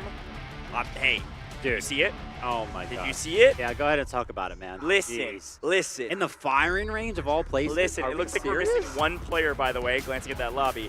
I told you people use shotguns, okay? Now, if using it in the firing range means he's going to use it on the map? I don't know. I hope so. So I personally look at the firing range and I'm like, okay, a little bit of a warm-up. Got to warm up that shotgun trigger finger. What's wrong with you? What? I feel like you want to warm up the aim in the firing range zone. I feel like you're not really aiming with a shotgun. You can't tell if you're Fire's aiming. Bro, oh my gosh. Chat, back me up, okay? I like a good shotgun. You're telling me you'd rather warm up with like that giant spread of a Now, shotgun? whoa. I didn't say rather. I didn't say rather. Why don't you just tell us you're a shotgun player? You keep talking Really about not. it. I'm really not a shotgun okay. player. I just like to see you squirm. Anytime a vehicle is mentioned or a shotgun, this dude has to stand up and take a lap. It's insane. You're just so jealous of how good I am on D-Wolf sliding around with my M7. Sure. Yeah. Jealous? Yeah, a little jealous. One day I'll get to prove it on the big stage. Okay. Yeah? Can you go back to competing? No. Fair enough. All right. Well, we get a chance to talk over the gameplay. You know what we haven't really mentioned that much? A couple times. Okay, I'm sorry. I have to pause. You want to talk about squirming? Every time a shotgun pops up, That's Gojo the has to second literally one. pause. Yeah, because I like to see you squirm a little bit. But no, let's actually turn our eyes back to the weapon conversation. You know what we've actually seen a lot of? We haven't given a lot of conversation to is the bow. Dude, can I be honest with you? I've never used the bow. I really feel like I should. I feel like I think you'd be really good with it. I think I would be good with it. It's such a It looks strong. good. If you're good at aiming, it is so strong. Yeah. I mean, we've seen some serious highlights throughout the day of how good some of these people are with the bows. I really got to jump into a Warframe match and go ahead and use the bow, try it out for myself. But yeah, some highlight clips. Like, it's so easy. Well, it's not easy, but you know, you just hit that shot and boom, they're dead. Dude, I watched a guy with a bow. It was a show match we did. I cast it over. I watched a guy with a bow pick up a guided missile in TDM. Wait, pick up a guided missile? Like earn a guided missile okay. with a bow in TDM. That's how many kills he was picking up. Sheesh. Yeah, it was disgusting. It was in a show match, though. Yeah, it was in a so show match. It was picking on people, is what you're saying. He was kind of picking on content creators. I'm not gonna lie. The guy was an absolute animal. It was insane. Very, very strong weapon if you hit your shots. It is high risk, though. I mean, obviously. Yeah, if you miss, If you miss, you don't even get somebody weak. Yeah. Which means you're not doing well for your team. Yeah. It's a kind of selfish weapon in a good way. But anyways, we go on and on as we wait for our players to get all prepped and ready to go. I think, again, we were waiting on like one player, so get a chance to peek over the shoulder of what weapons some of these players are rocking. What's really cool about Delta Force, too, you know, just to kind of pick on some of the small things right there, is your ability to like calibrate your weapons. For example, right, we were just kind of like watching the POV there of the firing range. I myself keep my red dots in that 1.5x, but it's very obvious to me when people don't do that. Like, for example, the player we were just kind of looking at right there is in that 1x mode. So when you zoom in, like, your POV doesn't actually change, and that is so weird to me. Oh, yeah. Yeah, that's true. Yeah, but Dude, some of these players as well, I'm watching them kind of warm up in the firing range. I look nothing like that in the firing range. I really think I should get on the stage. They are like almost halfway through a tournament on land for $200,000, so they're probably a little bit more dialed than you at home, drinking your Red Bull, preparing for a stream or whatever you're about to do. I mean, good grief. Oh my gosh. I gotta hit an aim routine, man. I'm looking weak out here compared to these guys. You guys are making me feel bad. Yeah? Yeah. Well, you know, you're retired, so. Welcome to the show, man. Welcome to the booth. I've been retired for years. I was retired before I even came into the scene, you know what I mean? Yeah, I do know what you mean. All right, well, let's see. Taking a look. Players still loading in. Dialed up. Back to Threshold we go. It is cool, too, to see these LAN events. I think one of my favorite parts about LAN events is seeing the players in person, obviously, but also seeing the competition in person where everybody's on the same ping. You know, global competitions like this can be so swingy based on ping, and I saw some conversations about ping in the chat, but, you know, it reminded me of LAN. You know, zero ping gameplay is so fun. I mean, it's truly a test of who's better in the moment. Like, you're not getting any difference. There's no skill gap there. The skill gap comes down to your actual skill, which I think is so cool and very, very fun. I've experienced like zero ping LAN environment in a couple of games, but I really wonder what that kind of feels like in Delta Force. It's got to feel good. Yeah. Yeah. Okay, I'm looking over the shoulder here. I see every player. That looks like 40. We see all 40 players. They should be queuing up shortly, which means when you see that timer hit the top right-hand corner of our screen, that means we are loading in, folks. Oh, man, I'm pumped about this. Now, this is the last best of 3 of the day, all right? This is it. Once we're done with this, we are done for the day. And it's kind of crazy. We've been moving quick today, Vivid. Yeah, I mean, hey, listen, yesterday we did have 2 O's as well, but today everything's been just going smoothly. The 2 zeros continue to reign supreme.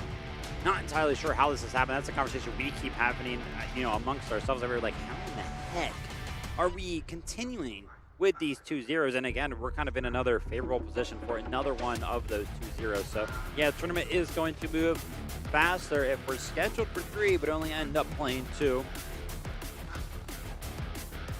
See, players again, very, very close here, folks. Thank you for staying patient.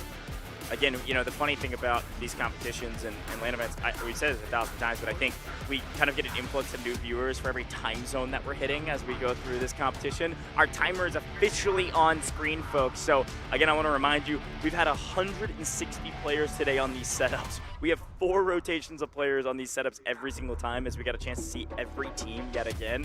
And obviously, that requires a lot of settings changes, so the players are making sure they're fully ready to go before we get involved. But now, the timer on our screen means we are loading in. 2.5 minutes on the clock. All right, Vivid, I'm going to ask you the age-old question. Do you have words of wisdom for either of these teams going into a huge matchup, the last matchup of the day? Just have fun, man.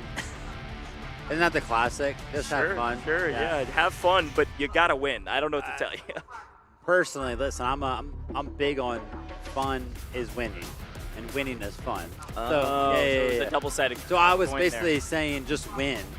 But yeah, I mean, seriously, we've talked about it a lot. You know, coming to a LAN environment, you do have to find your stride here, get a little bit comfortable. You do have the opportunity, of course. Both of these teams have already played, so hopefully they do feel pretty comfortable in these setups already. But, you know, sometimes I, myself, personally, it would always take me a couple of minutes, you know, jumping into matches for the first day to get comfortable. So we might kind of see that come into play here where the first engagements, they're going a little bit slow for you until you actually do end up warming up. So definitely got to get a little bit loose as soon as we jump into the game, start to feel confident. And just remember, trust your commander, trust your squad leader. These guys have plans coming into these maps for sure. They have the opportunity to stand in those war rooms, talk to their coaches if they have them, talk to the leaders of their teams. Somebody, surely amongst the 20 of them, is kind of taking up that leader role and establishing what they are going to do. They know what map they're going to go into. Threshold is going to be the one to decide it all.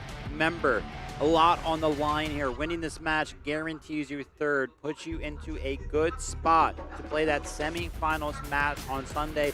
1 day off to go ahead and relax and talk over strategy. Again, for the loser, they're going to drop down to the loser's bracket and have to make one heck of a run to get more share of that $200,000 prize pool.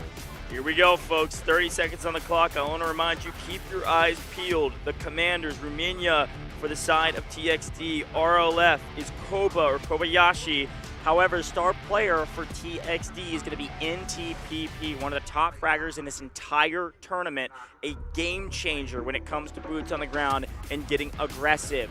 Let's jump into the map and see how this one goes. We are headed back to Threshold, Victory Unite, 180 lives. That's all you've got. You've got to make it count early in this matchup. Let's jump in and see how it all goes. Now, as a reminder too, if you see red, that is the attack no matter what POV we're on. If you see green, that's going to be the defense. And Rapid Lo-Fi, the favorites according to us, the favorites according to the audience, we'll see if they're able to live up to that. They're going to start on the attack. TXD going to be starting on the defense. Let's see how fast or slow this first point is captured. If it's anything like yesterday, anything even like last matchup, it's going to go very, very fast. So don't blink or you might miss Sector A. Let's jump into the gameplay and see how it goes, Vivid. I am pumped for this.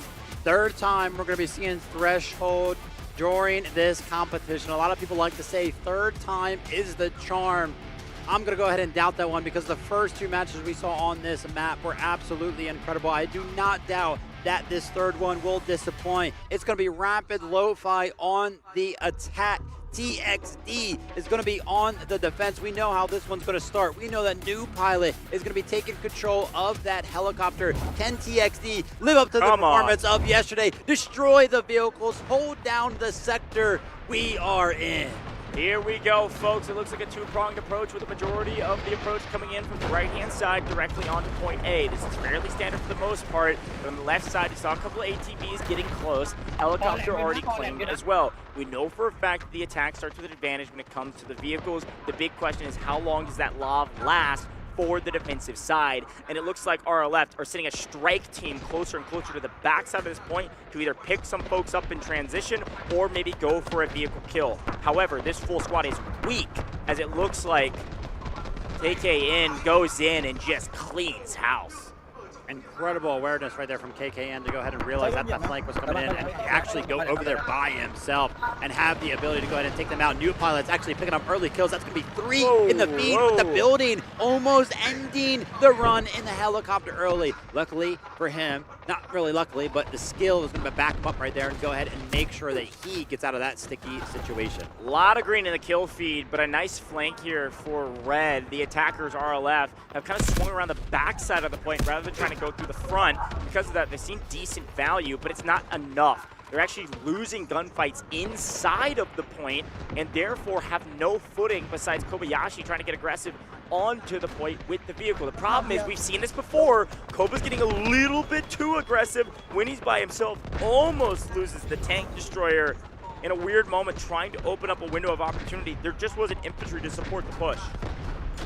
It's kind of funny to mention, actually, AXD, Nasya is going to pick up that vehicle destruction right there. So an early win for the defensive side of things. This is kind of funny because when we're talking about Rapid Lo-Fi, they, of course, already played Threshold. They had actually already captured A at this point, the last time that they played it. So finding themselves in unknown territory. The M870 goes just smiling right now. The shotgun is appearing on the main plane. That's going to be KKN again. The individual performance from the hack wall is in full force. Welcome to the party, baby. You want to get close to the shotgun, you're going to head back to the gray screen. Holy cow. Nice triple pick up there with the shotty. We'll see how much value they actually get, though. And, geez, that bow is finding so much value on main as well. Yet again, both sides using it for some of their mid-range encounters. Here's a look at the classic battle between two vehicles. Helicopter being forced backwards. Aerial support is nice, but this Slav has one goal and one goal only, which is make this helicopter think twice before moving strafing runs onto the point. That was going to be Oak on the side. of Oxido NXG, seeing if we can go ahead and do some damage to that helicopter. Allura Rockets are going to try to make it all the way across the map to maybe pressure that LAV. And the reason why they were calling in the Allura Rockets, because look at this, the LAV was actually half HP. That might have been a run from the helicopter, but luckily, TXD, they were well aware of the possibility of that. They destroyed the Allura Rockets as they passed through, and I cannot lie, Rapid Lo-Fi, they're being held at the front door. Stuck at the line a bit. No cause for concern yet. Again, metric for success we usually say is around 120. For the defensive side, if you're able to hold the attackers to 120 lives or less, that means they'll move to the next point without full. 180. Low finding a target after target. Success after success, but it's not opening up crazy doors for our golly, that's a nice shot. Keeping this thing strong and trying to find a small opening in the defenses of the defense. The bridge though, right? We did see a couple of players from TXT. They were up here, putting in some work just moments ago, but quickly the push from RLF is going to thwart their efforts. And as I say that, look at this. The reinforcements are back on the bridge. This bridge holds a key point looking over the Sector A to go ahead and try and hold it. So constantly attackers do try to get up here so that way they can take their vantage point. Oh, the flanker gets cut down pretty quickly. Good job from RLF to try to maintain their position on the battlefield. They've taken bridge and they're moving on to the point now. The problem is there's a lot of defenders still there and they may have smoked for cover, but it doesn't matter. They still got at least some sort of ping. I don't know if it's from some of our recon operators or they just spotted them through, but it's not looking like they're able to get on the point like we thought they would. They have a nice advantage originally from the bridge. They've given it up to try to make a play for the point, and because of that, they're actually getting punished. They're losing gunfights. They haven't touched the point in a while. They still technically have control of the bridge. The Lav's now getting active to harry this bridge position to make it not quite as easy to set up a push onto the point in some sort of critical mass. Marksman rifle right there. Pretty rare one, actually, to see that find some use in warfare. NTPP going to be on the screen right there, picking up some kills, applying pressure on the bridge. Again, that's going to be one of our star players, so try to go ahead and keep a focus on him. Try to keep a focus as well on the top left and the top right, because it kind of shows you what gets called in. Urgent deployment right now for Rapid Lo-Fi. The pressure is on. They're down to 132 tickets. Again, Goj mentioned it. 120 is kind of the metric for success. What about the tank destroyer pushing the Lav back? Big fight, got down to 19, I think, on the HP category, thinking maybe this helicopter is going to try to sweep in and finish the job. Luckily, engineers, or skillfully rather, engineers are there to save the day, keeps things up. I will say TXD, it does look like they were able to destroy an attacker vehicle. Not sure which one, didn't see it on main. They will replenish it nearly immediately, but this is a much stronger hold from TXD than I was expecting. A very impressive start. We got a couple floaters in the sky. It's not going to get anywhere near this Lav. Rapid Lo-Fi just trying to figure out what to do. We could see them. They tried to go ahead and push the main building initially. Did not work. Halfway through this push, they tried to go for the bridge. That did not work. Now we see the flanks trying to come in all the way around on the left side, trying to see if that will work. They have to find an attack where it works at the same time. At the same time, the helicopter gets value. At the same time, that one of their vehicles get value. And as I say that, actually, their vehicle just got destroyed. One of their ground vehicles went down right there. So now they're just left with the attack helicopter. Yeah, this is bad news for RLF. Lau trying to keep people up as they try to push forward. Still an AA gun alive on the point somehow. I'm not sure how that's possible. But let's see if they get some value from it. Not a bad position to play from, actually, until that thing blows up. You see PMD there, bottom left of the screen, going for the Allura Rockets. They got a lot going in TXD. TXD, by the way, not only the Lav now, they also have the tank destroyer. It's going to be a huge boon for them to hold, but the urgent deployment coming in for the defensive side because the attackers have moved up onto the point. The push comes well-timed up onto the point with everybody swarming to quickly make work of capturing this point. So what do? We send Legacy into the mix to try to get active with the tank destroyer. This is where Legacy found so much value in their battle against No Mercy, and they have pushed back the attack, urgent deployment, plus the tank destroyer. Unbelievable hold yet again. TXD doing a great job against the host team. Holy cow.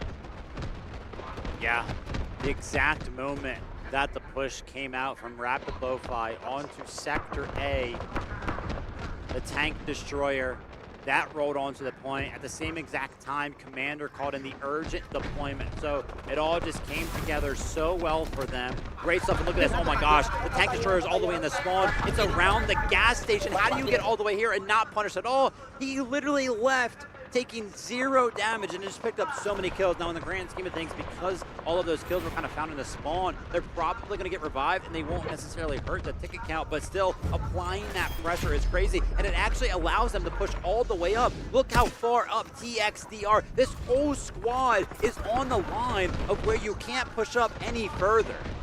I hate to use this term too freely, but they're getting spawn trapped. RLF can't even get out of spawn right now without being met with a ton of opposition. This all-in from the defense could prove to be their ultimate demise, though. This is maybe a bit of an ego play. We've got a respawn beacon down from the vehicle to help out a squad. If they lose too many players on this kind of ego position on spawn trapping, they could lose the point. But they actually traded really well around the spawn.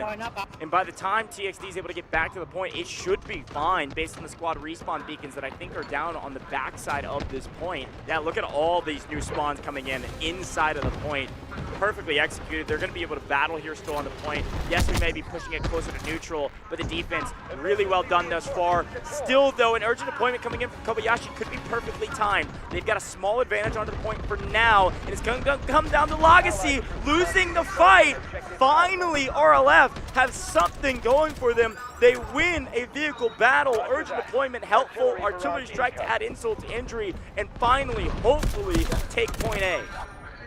Like, you gotta press the advantage now. It's either now or never, I feel like, because the reinforcements are coming in. If you look at the bottom of your screen, 2 vehicles available for Team TXD. One of them going to be the Lob that you see in the middle of the point right now. That Lob is pretty much sacrificed itself. The tank destroyer is doing so much damage to it. It's got a sliver left, but it doesn't matter. How did the tank destroyer go down? Romania with a clutch play on the point. But take a look at the top of the screen. Somehow, in all of the chaos, Rapid Lo-Fi actually were able to secure Sector A. The Lob might have went down for no reason. Still alive. Finally, PMD is able to destroy it. What a wild sequence from both of these teams.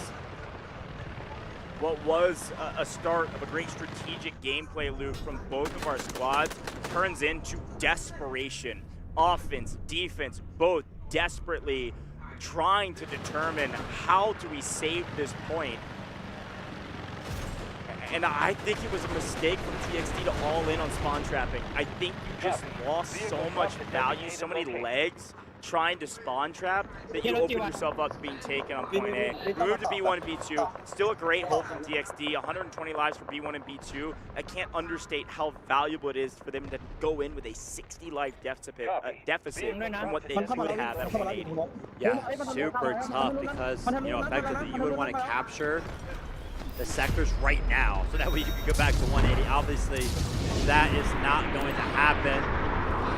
Obviously, we also know how effective the Allura rockets are. We've seen a couple of times those Allura rockets get very, very careful. And actually, as I say that, that actually took a lob. Look at that. The lob went down. Oak was able to go ahead and pick that one up. Super crazy how valuable that can be. The flash tries to come out. That's not going to be worth it at all. New Pilot is still kind of cooking in that helicopter. Has kind of been left to pick up some kills, right? The lob's still trying to go ahead and pressure it off, but the push, man, it's going to be tough here. The tickets, we got to keep a close eye on them. Yeah, you don't really have a lot of time for B1 and B2. We know how hard C1 and C2 can be. TXD doing a great job of making sure they have at least a position on B2, but they're going to press all the way up to B1 and not make this an easy give. The problem with this strategy, again, I go back to the spawn trap, question mark. I think it was a mistake. I think it was an oversell, and all in at that position just didn't make a lot of sense to me.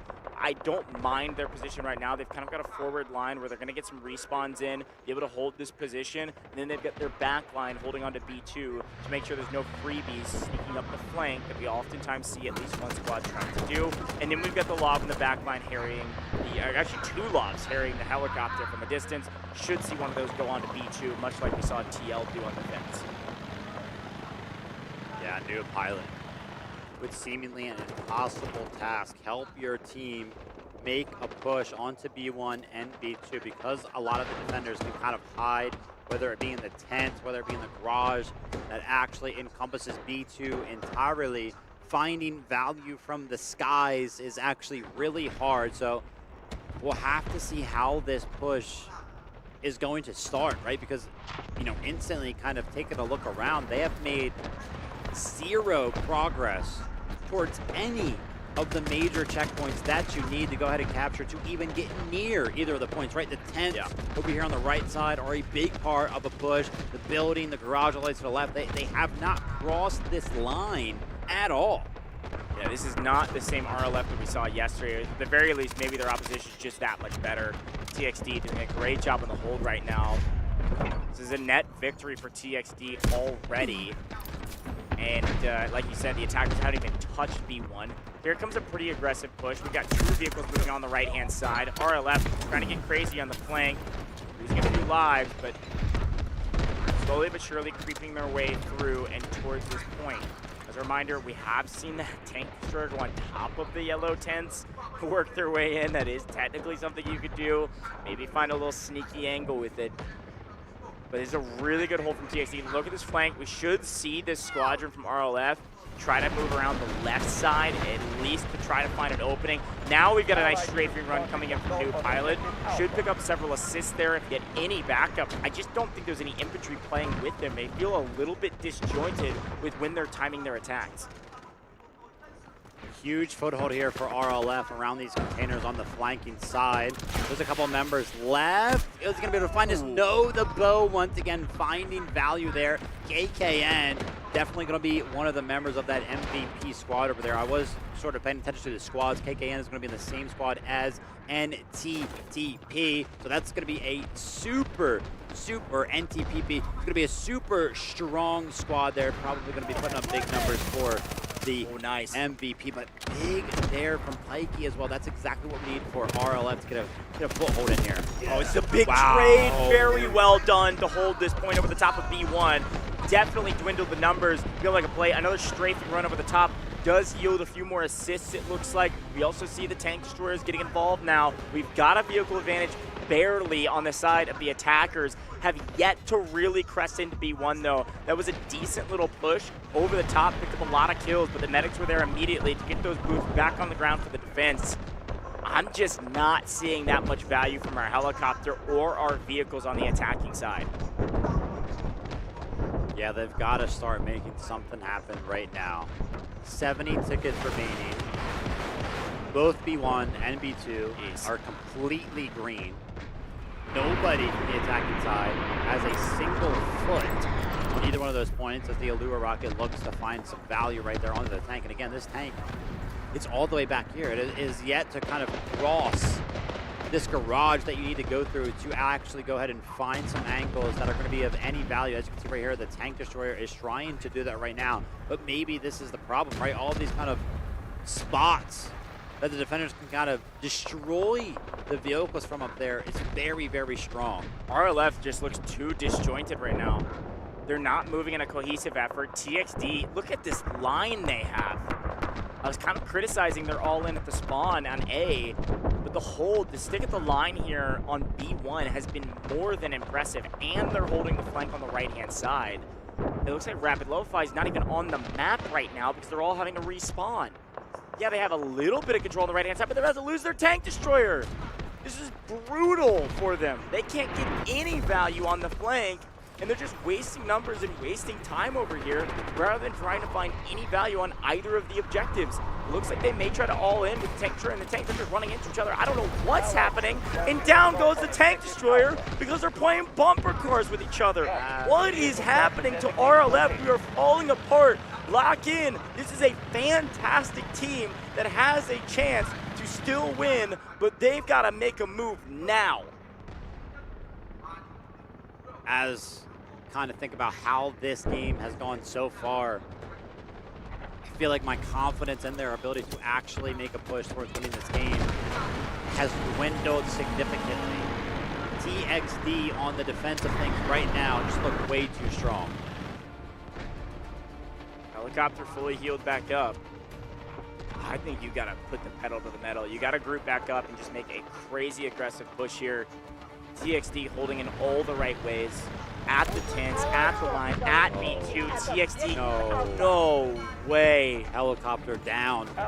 Perfect lineup. Heli tries to get active and immediately gets punished. TXD is crushing RLF right now on B sector. Look at this. Kind of that similar ego play that you were talking about, right? TXD is getting comfortable. They're starting to push past that line that they've been holding the entire time. Some of the players kind of getting thirsty for kills, which is exactly what we can kind of point towards as to why they lost Sector A. This time, though, it does not look like Rapid Lo-Fi is going to be able to take advantage of that overextension at all. As I say that, RLF, Vitamin K is actually able to somehow destroy one of the lobs. Now the only remaining lob for TXD is on the B2 point. The B1 push kind of comes in right now. Okay, this is a big push. I mean, this is really the last push. We're running out of lives. We got 2 tanks. We're seeing a lot of value from them. 1 lob down, maybe both these tanks lined up their artillery shells together. One tank very low, by the way, but a nice trade out with some of the people trying to gun these tanks down. They're winning some of these engagements, and now they're going to drop an artillery barrage. They have finally taken control of B1. Is it too late? I don't think so, but certainly we're running out of daylight here. So let's see what they're able to do. Already the defense is saying we want to take this back rather than turtle up on B2. Is it a mistake? I think only time will tell. I don't think it is because they've won so many gunfights and they're already retaking B1. It was a bit risky, but I think it's paying off for the defense. Double tanks here for RLF, and they have pushed through the garage right now, but we know how much damage these tanks take as soon as they go through that garage, straight through B2. Looking to play the aggressive role here. It's going to be a Cobra, the commander, trying to rally the troops with some sort of a play. The tank goes in. Does not matter. It's got a sliver of HP left on B2. That one's going to get destroyed. Just barely loses out the fight. Legacy in his tank is going to go down. Now it's going to be 1-to-1 in the vehicle game. I believe there's going to be a LAV still available for TXD, and then the vehicle here for Lo-Fi, but that's going to get destroyed very quickly. That was an all-in, and it was a losing all-in from the attacking side. This is most likely going to be GG's, folks. 5 lives remaining. We're looking for a miracle here in Vietnam if you're an RLF fan for this first map. They have a couple vehicles coming in. It's not going to really matter. We could see an overtime here potentially with 4 lives remaining where these vehicles could be a Hail Mary to try to save the day. They have B1 kind of, not really. Look how many red are just now dead on that point. They can't respawn or they lose the game, and we lose another vehicle. That is GG's in game 1. TXD shock the world and win the first matchup against RLF. A near perfect hold, incredibly well done. Super crazy upset. When we take a look at everything kind of coming into that match right there. I had it 2-0, Goj had it 2-0. I believe there was like 70% of the community votes that came in believe that Rapid Lo-Fi was going to win this match. Now, they have not lost the match. It's still possible, of course, to win the match, but I think how one-sided a lot of the predictions were, 2-0 seemed like the most favorable outcome. The one that was expected, but TXD, again, the one point that I had to make about this team and in the game, in the match that they won yesterday, was just how good they were at around playing those vehicles, and they followed suit. They did just that on Threshold here on day number 2. Yeah, quick look at the highlights. Of course, it started on point A, and what we thought was going to be a pretty quick attack turned into a long one. We spent so many lives on point A that B1 and B2, we just didn't have enough time. I mean, this was an unbelievable hold on their first point. Look at this. We're finally capturing it at about 60 lives in total remaining. We get about 120 going into the next one. So much value came through from TXD. Did they overcommit maybe on the spawn trap? Maybe, but they could get away with it. They could kind of risk it there because they did so well. But when it came to B1 and B2, it really felt like RLF just never found an opportunity to move forward in this map. They barely made it to B1 after spending like 60 tickets to get there. I mean, they finally were able to touch B1. They finally were able to capture it, but they weren't able to hold it. Look at this. It wasn't even 60. It was like 80 tickets to get there. Finally, when they're down to the 30s in total lives, they get B1, but they can't maintain a foothold there. Again, a highly aggressive play from the defense was let's retake rather than trap. Because of that, good grief. What a wild full send here at the very end, too, and getting punished by TXD. Legacy very, very good in the vehicle. We saw that in the quarterfinals, able to execute great trades. And in the final moments, we couldn't even get overtime because they didn't even have control over B1 after that one. Wow, what a game. Now, TXD have got to be feeling good. Let's take a look at the scoreboard here. RLF, wow, Vico again, that star player over there for RLF. Of course, they lost, but 53 kills. That is a huge number over there. Let's take a look over here at the TXD side of things. Winter over there picking up 46 of his own. Romania as that commander, finding himself in second place, looting out to Whistly, actually. Whistly had 76 revives on defense. Look at that, 79. CVVT had 79 revives on defense. 57 revives from Poco. No wonder we had boots on the ground on the defensive side. That is a lot of revives for a defensive team. That is very impressive. Just those three members alone, we're looking at, you know, 200 plus, literally. And, it was a relatively short map when we talk about it, right? We only made it to the second sector, so an incredible performance coming out from those support roles right there.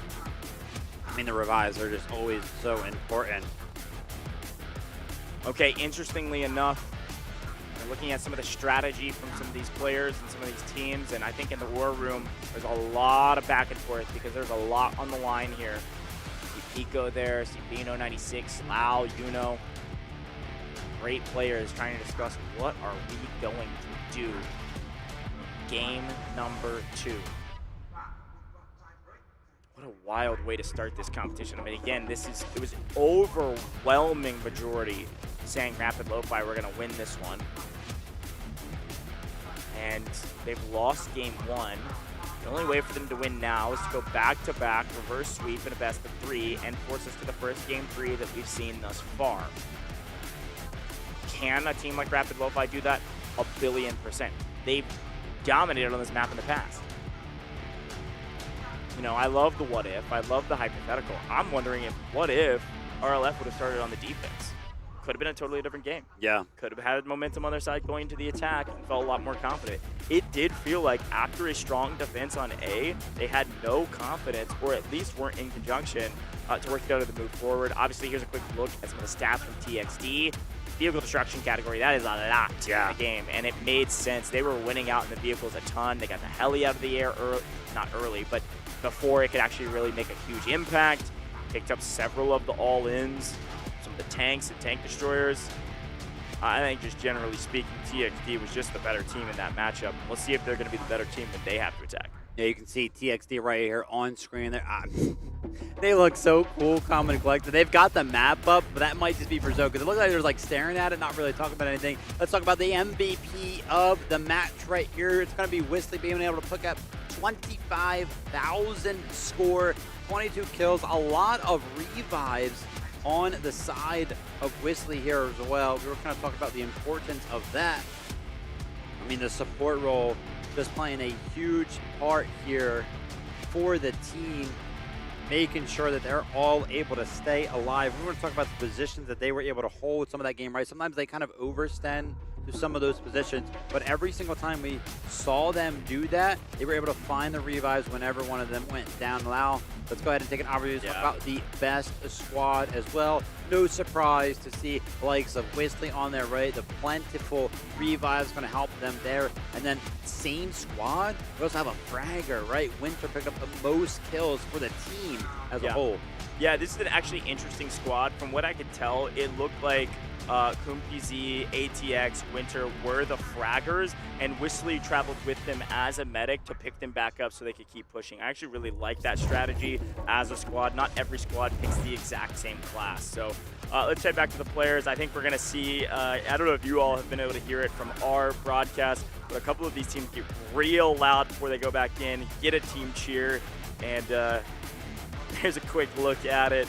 Some nice excitement from this roster, looking forward to getting back onto the map and proving that they are one of the fiercest teams out here. Absolutely. Now, of course, we know how this is going to go. Game 2 of the match, swapping sides. What do Rapid Lo-Fi have to do to hold back the attack of TXD?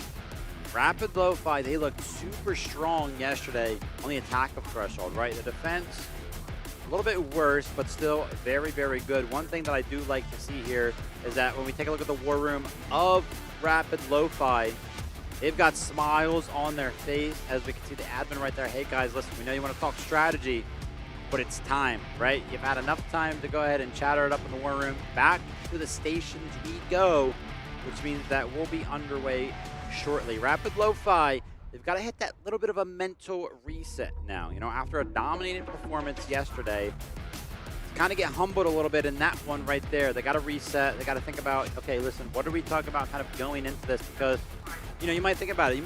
They might have just kind of showed up, hey, listen, we're chilling, right? Like, we're fine. We don't really got to talk about anything. And then they lose that first game, and then they start to feel a little bit more serious, right? Okay, whoa, whoa, whoa, whoa, whoa. Let's actually sit down. Let's actually talk about the defense here. Fighting for TXD, I think one of the big things that we had kind of supporting us about how good Rapid Lo-Fi were is that we had New Pilot, and you know, we saw how good New Pilot was in the helicopter yesterday. So they did a great job in that first game right there, right? Yeah. So finding a little bit of value, not as much as we would have thought. But for TXD, speaking about it, I'm not entirely sure who's going to be playing the Pyro, right? We haven't seen them on a map that actually requires a helicopter. So we'll have to see if they have a great helicopter pilot on their team as well. Well, we are, of course, like we said, swapping sides, folks. As we head into this one, TXD going to be in the red on the attack and a chance to close this thing out. We could see another 2-0. Of course, TXD going back-to-back to take down hometown heroes here, RLF. Great team, not so great start for them.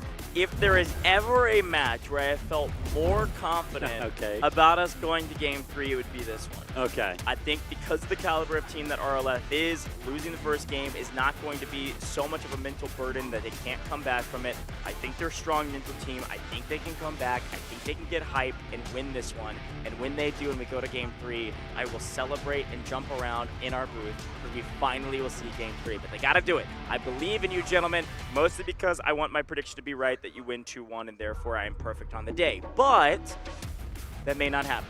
Yeah. I mean, we have kind of talked about the further we go in the competition, the more likely it is that we will see a map 3, which means that we are probably going to be more likely to have that defensive side win. As the teams kind of get more even, the edge will definitely go to that defensive side of things. So if we go ahead and argue that these two teams are pretty equal in skill level, then hey, listen, the defensive side should win. That'll make it 1-1, and then we will have to go to that map 3. But at that point, right, with both teams winning on the defensive side of things, that's where that tiebreaker comes into play, right? You have to start thinking about how well you actually did on that defense.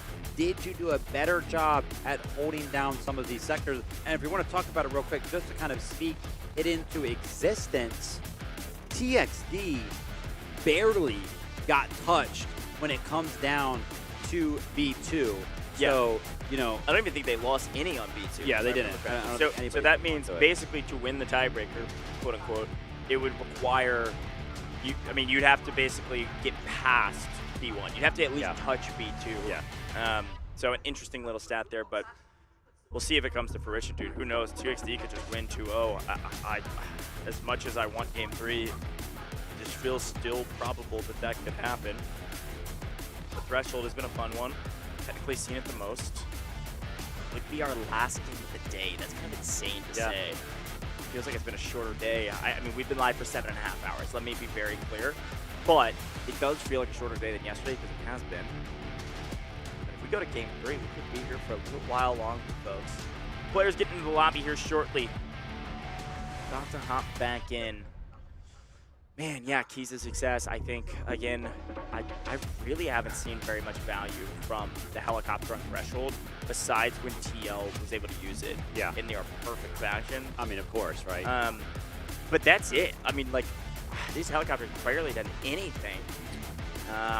Which I think mostly is the balance of the map that gets to that. Having an AA on the 2 AAs actually on A, and then having the lob starting off the defense means the helicopter is in trouble if it gets too aggressive.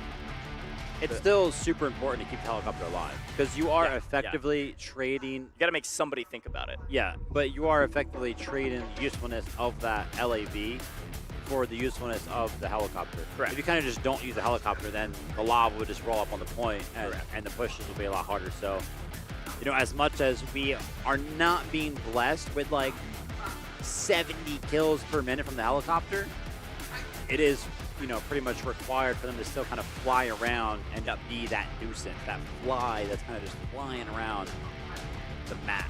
Yeah, that's right. All right. A flashbang there. I don't know what that was. That's crazy. That was so funny. Give you a chance to look at all of our players, what they're thinking, how they're preparing. I don't know. The shotguns didn't seem as much value as I would have hoped, maybe. Dude, it was actually looking pretty good. It was looking good at the beginning, and then I don't know if a couple of moments. Yeah, I don't know if it got much more than that, but everybody in the firing range, everybody loading in, probably only waiting on a player or two. Kobayashi, I mean, what is Kobayashi saying to his team right now? As the commander of RLF. Hey, we've done it before, we've done it here. We're a great team. Let's work together. Again, it really, for the first time, felt like they were disjointed. We did not see a disjointed RLF team in the quarterfinals. It felt like the pushes were mistimed. They weren't timed together. It looked like our vehicles were trying to push and our infantry wasn't able to back them up. So like our helicopter was trying to do strafing runs and there was nobody there to cover fire on the lob. Just slightly mistimed, and I think that came down to panic too. Yeah. Panic when you're kind of on your back foot. But hopefully they can clean it up here on the defense. Once again, it is important, right? We are kind of, you know, going down the line here of the players that are on the stage. The way to kind of designate which team we're looking at, I see that the team TXD, they've got like that green highlight to their jerseys. Rapid Lo-Fi has the purple jerseys. Still seeing smiles on the side of the purple jerseys, on that side of the stage, right? So Rapid Lo-Fi, they're still feeling good. Again, that host team, so a lot to play for here for them. And then, you know, TXD just look locked in. Locked in, ready to load in, ready to maybe win here in 2-0. Let's talk operators for a second. Big looks at the operators from the last one. Any big standouts? Pretty well mixed, decent amount of engineers, decent amount of medics. I mean, dude, back to that hack wall conversation we were having yesterday. Yeah. I still can't believe we are seeing. Kind of saw a lot of hack claws on that one, didn't we? Yeah, dude, hack walls, I can tell you right now, I play a lot of Operation. Hack walls are so annoying in Operation, right? That flash is crazy. So, you know, I'm sure it is annoying as well in Warfare, right? Very, very strong right now in the game. But a lot of the times, right, the angles, those flashes, it's kind of hard to find some of that value. We do have a little bit more close quarters combat than Warfare kind of seems to, you know, portray. Usually when you think about Warfare, a lot of open, a lot of vehicle gameplay. But, you know, those pivotal points, right? Some of those strong points are very, very close. So hack claws are crazy. I do see some data nines getting thrown out a bunch. Everything else looked pretty standard. Did see a Luna in the mix. Yeah, Luna. It kind of feels like a finally. I feel like I haven't seen nearly as many Lunas as I expect. But I guess, you know, at a high level with esports, like the comms and the information of where players are, it doesn't have to come from you by yourself. You know what I mean? True, like, you've got the full team giving information. So information gathering is not less important, but less important as an individual compared to the team. But still feel like sometimes, man, a Luna grenade. We've seen how sometimes a lot of this defense, they like to group up that Luna grenade. That could just boom. Yeah, you can do the same with the triple blaster. Yeah. We don't see a lot of D-Wolf. Yeah, true. All right, we've got some substitutes on main, folks. Barry 1 is in. Yuno is out. Now, I also got word, I think, from production that same kind of thing. This is all on RLF, by the way. RLF bringing in new players, taking out old players, but also moving some people around into just some different squads, if I remember correctly. So it's looking like new pilot is actually going to move from squad 5 and move into squad 3. And so this is what they did last time as well. I think it's based on the attack as well. But I don't know. It'll be interesting to see how this all goes. I think these are the exact same subs from yesterday for the most part across the board. And I wonder if this is just their flow for attack versus defense. Yeah, kind of comparing right here what we saw yesterday. Yeah, they do make 3 changes each time. It's the exact same. Yeah, seem to rotate around Vitamin K, new pilot, Siratri, Barry 1, and Yuno. For some reason, depending on what side that Rapid Lo-Fi is playing on, they seem to swap around some players from squad to squad and then like straight up sub them in and out as well. So we are given a moment right here to, you know, make sure those players that are coming on to the stage for the first time for RLF, because they are getting subbed in, making sure that their setups are all good. As again, you know, you can see, like I said, the players, they've been camera friendly, always, you know, showing us some love. Yeah, it's true. And again, I think speaking of the subs a little bit more, you know, when we think about moving New Pilot around, it does make sense. I mean, New Pilot was in the air the entire time in the helicopter, right? So it doesn't really matter. When you're on the defense, you want them on a specific squad to work with whatever unit they're working with, right? So you wanted them in a specific position to be able to spawn with that unit potentially, or whatever, you know, strategies you have for that squad. So it does make sense to move people around when you know you won't have an aerial vehicle on this map on a defensive side. So fun conversations around substitutions, but because of the substitutions, see our players continue to warm up. Stay warm, rather, not warm up. But generally speaking, our players are looking dialed. All smiles, but dialed in. And patience being a virtue right now. Maybe RLF is trying to, in American terms, ice the kicker here, if you know what I mean. Let's make some subs. That's the strategy behind. Let's slow the game down a little bit. Let's put the game back on our pacing. That would be a crazy I don't way. think so, but yeah, doubt it, right? Just got to be feeling a little bit more confident with some of their players in more specific roles, more specific sides, whatever like that. Some of our players maybe rethinking the attachments that they have on their gunner there. Take a quick peek. How many players we got in there? I'm seeing all of them. I'm seeing all of them. 40. Chat, you guys know what that means. That means we got to be close to getting back into the action. You know, not to get too off the rails here, but it's also been cool to see all of the, what's a good word? I guess peripherals. That's not really a good word. All the little, like... Yeah, perfect. Yeah, well, all the extra things that people bring onto the stage. Okay, for them. okay, So, yeah. cooling patches for the forehead. Yeah. Hand warmers, which I'm kind of surprised because it is, I feel like it's pretty warm in here It's for the most part. At least for us. We're Yeah. yelling, like, nonstop. But hand warmers keep your hands warm. You don't want to game with cold hands. We all know that. We've all been there. My air conditioning, by the way, in my office when I'm gaming, cools down and just blows straight on my hands. Really? I need to get some of these hand warmers and take them home, I think. Yeah. You need to It's adjust, terrible. adjust the I mean, it's direction really, there. really bad. Look at that. You want to talk about peripherals? I actually saw a little Delta Force mouse pad as well. Looks like it has a bunch of operators on it, so that's definitely pretty cool. That is cool. Those look like the charms, I think. Oh, yeah. Yeah. I think one of our hosts, Lucia, has some of those charms like on her outfit too. Here's a look at that other substitution we were talking about, by the way. Kind of got you a sneak peek on this already.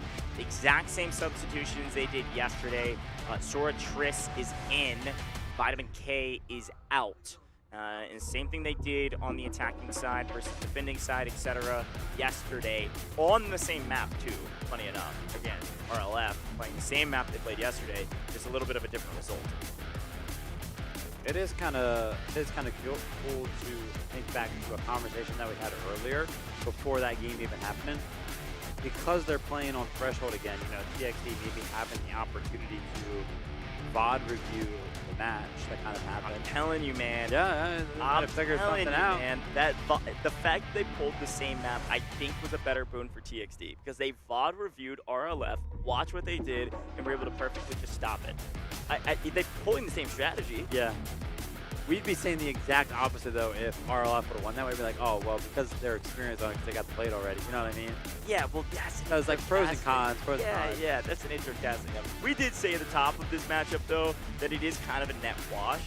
Yeah, exactly. But it turns out that it seems like it's maybe a small boon for TXT with the way they were able to perform at the very least. Oh, and I that mean, wash. they truly made RLF look like they couldn't execute their strategy. No? No, I mean, RLF looked like a completely different team against TXD. Yeah, they were just scattered. Yeah.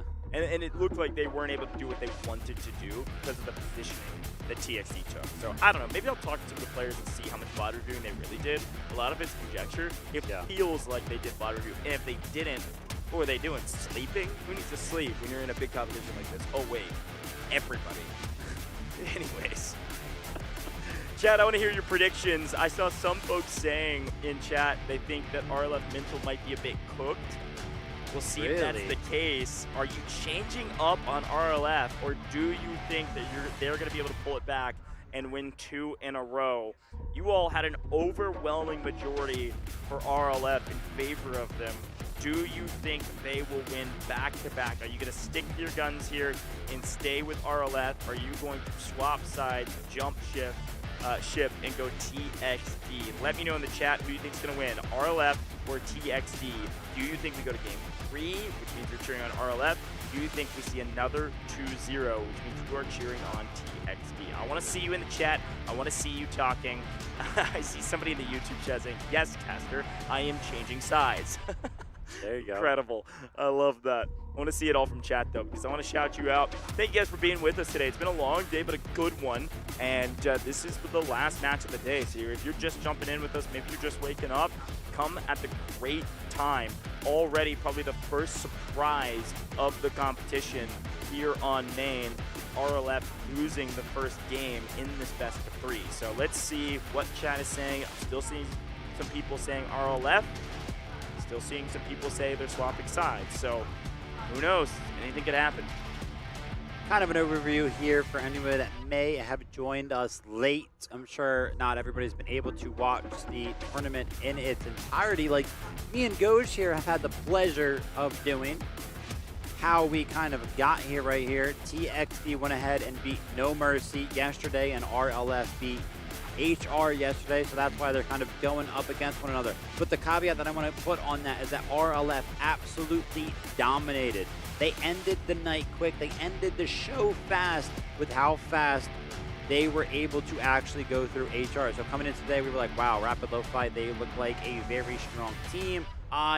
And Goj, we up here, we predicted that this was going to be a 2-0. We were proven wrong in game number 1 with TXD taking home that defense.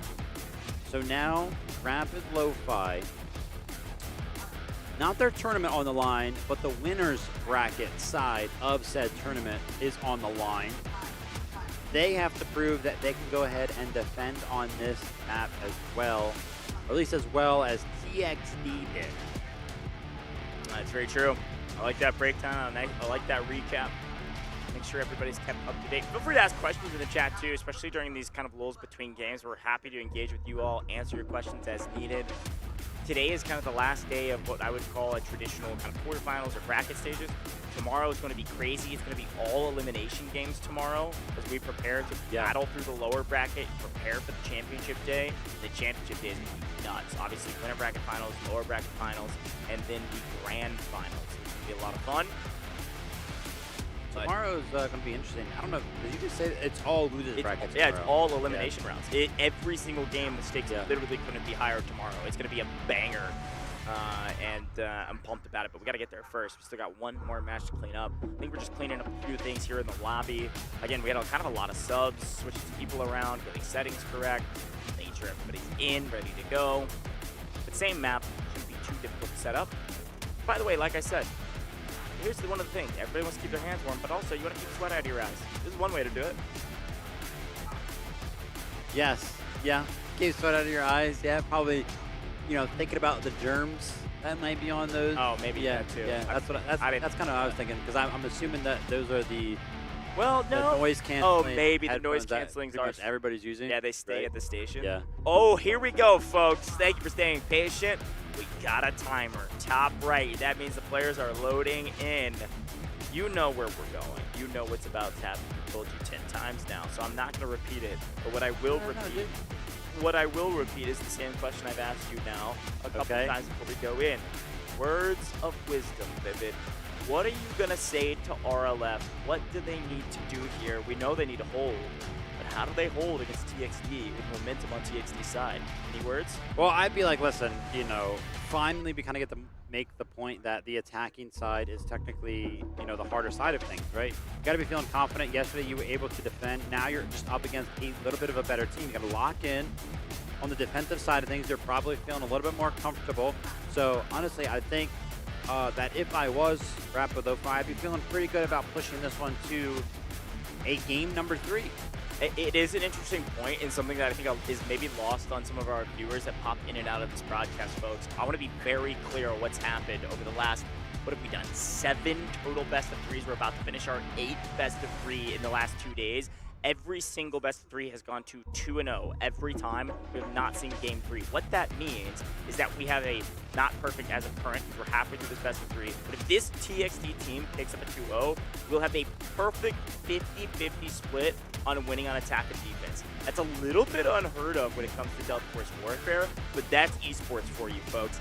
50-50 split on attack versus defense if TXD wins here. If we are finally going to game 3, you will see that small margin of defense being the better side that is in everybody's mind that plays pubs. You see more wins on defense in pubs by a decent little margin, but in esports is currently perfectly 50-50 split. Not a single game 3 has been shown yet. RLF, of course, hoping that the best is yet to come. Hoping that they will see their first game 3 in this matchup. They got to go back to back here on defense. 45 seconds on the clock. It is time, Vivid. It's time to see what RLF can pull out in this final moments. It's time for RLF, not back against the wall, but they're being shown the door right now. Let's see what they can do. RLF having to defend on threshold. Taking a look at some of those monitors as we could actually see the other side. I did see that they were loaded into the map. So should be good to go here. T-minus 15 seconds still. All smiles here on the side of Rapid Lo-Fi, which has me feeling confident about the potential to push this through a game number 3. They're looking like they're in good spirits. I'm feeling like I'm in good spirits. Rapid Lo-Fi are now going to be on the defending side on the threshold right now. TXD can send Rapid Lo-Fi to the losers bracket, and they can send themselves to the semi-finals of our winners bracket with another win right here. They can continue the streak of 2-0s here at BFIW 2025. Make it 8 times we've seen that 2-0 for Rapid Lo-Fi. Could play spoiler. They could come back. They could prove that it is possible to push this one to a game number 3. They're definitely going to want to do it. It's such an advantageous thing. A lot to play for right here, and TXD is all interested in the right side. They've actually got a split push going on. We already see an aggressive push on the bridge by an individual squad. The rest of the team's going to push to the point. Will they draw enough aggro to open up a window of opportunity on point A, folks? Let's get some W's in the chat. We are already into the action and already seeing A go at least a little bit in toward the neutral zone as we aggressively push up. TXD brought the vehicle in, tried to clear a pathway. They do trade out pretty well, and RLF will survive at least for a second on point A. We'll see if they're able to fully restabilize and take this point back. Interesting right here. Over the past couple of games that we have seen this map, this LAV was actually invested into stopping the helicopter from finding value. Rapid Lo-Fi approaching that a little bit differently. That LAV is definitely closer to the point to go ahead and play further. But oh my gosh, 179 tickets, they haven't even been touched. TXD are on Sector A, and Rapid Lo-Fi are nowhere to be found. What did I miss? I mean, they trade out decently well on the point. The Tank Destroyer gets a crazy amount of value, but they didn't have any respawn beacons. Because of that, you can see one finally getting placed here for RLF. It's too little too late. They've got a respawn beacon for a squad who's just immediately getting cut down and farmed. I mean, this is brutal start here for Rapid Lo-Fi fans. TXD takes point A in 1 minute and 37 seconds, lose 3 lives. Whoa, all right. Well, let's wake up a little bit. Let's see what happens when we go into B1, B2. Crazy stuff. There's been multiple times today where we have seen Sector A fall pretty fast. In fact, in our last matchup, we saw, because of how fast Sector A was captured, the vehicle gameplay was kind of hindered a little bit because mitigated, you've essentially scored nothing and you've gone over to Sector B, which kind of requires vehicles to attack well. Yeah, and this is a big boon for the attackers to attack that fast, though. Yes, they won't get a bunch of vehicles quickly, but the defense won't get a bunch of vehicles hardly ever at all. They have one lob, paying attention to the skies for the helicopter. Because of that, they have no vehicle advantage on B2, which means B2 is going to be easier to capture than usual because of the pace of play that TXD is starting with, and they're already on to B1. This is a complete and utter decimation thus far. It's not even close. TXD continues to find value and already has numbers pushing B1 into the neutral zone. 3, 4, 5 on point. They're going to take B1 and set their sights on B2. And because of the scoreline, we are not going to see a defensive vehicle be able to play for B2 hardly at all. A completely different Rapid Lo-Fi than we saw yesterday. The fact that A fell that fast, the fact that B1 has now fallen as well this fast. We are only 4 minutes, not even 3.5 minutes into this one, and B1 has already been captured. RLF have to stabilize here. They have to hold B2 for longer. You cannot afford to battle with one lob going into C1 and C2. You can see a nice line being set up by RLF. They're finally beginning to hold a line, at least for a moment. Lure Incendiaries coming in and kind of playing spoiler there around B1. A lot of revives coming through from TXD. They're doing a very good job of playing inside the smoke, picking up the revives, and then readdressing the fight. Because of that, they're still winning out on B1. The defensive line was mostly thwarted around the front point. They're having to back off and play the back point at B2. This is a wild way to start this game. Yeah, interesting stuff right now for sure. Bumper cars once again on here's a push. The side of the attack. The vehicles are now going to be making a push towards here. TXD once again making this one look easy. I did just finally see a kill pop up in the kill feed from that helicopter. NTPP, by the way, playing Nox. I don't know if you saw that. Oh, wow. And a hat call on the same squad. Big green in the kill feed, though. Huge win there for Limitless and co. to pick up several of the opportunities that they're trying to find, rather TXD's trying to find onto B2. They win most of that encounter, but you see an entire other squad respawning up onto B2 on the far side, on the right-hand side, pushing through. We need to get our eyes into B2 and take a look at that as you see our Tank Destroyer playing spoiler to anybody trying to play on the flank for RLF. We got a big fight inside as B1 in complete control now for the attackers, and B2 starting to be contested. Yeah, the vehicles here, usually it's hard to do this. Usually there's a giant defensive line here kind of preventing these vehicles from even getting this far. The fact that they are potentially able to just jump onto B2 already with an attack kind of coming in and contesting this sector already, barely reaching 6 minutes in this match, and it looks like the Sector B might fall early. Yeah, I want to get inside in the headspace of some of these players nearby. It looks like Romania, the commander, was cut down on this push. Here's now a look finally on the inside, and they were losing for a moment. TXD was getting thwarted.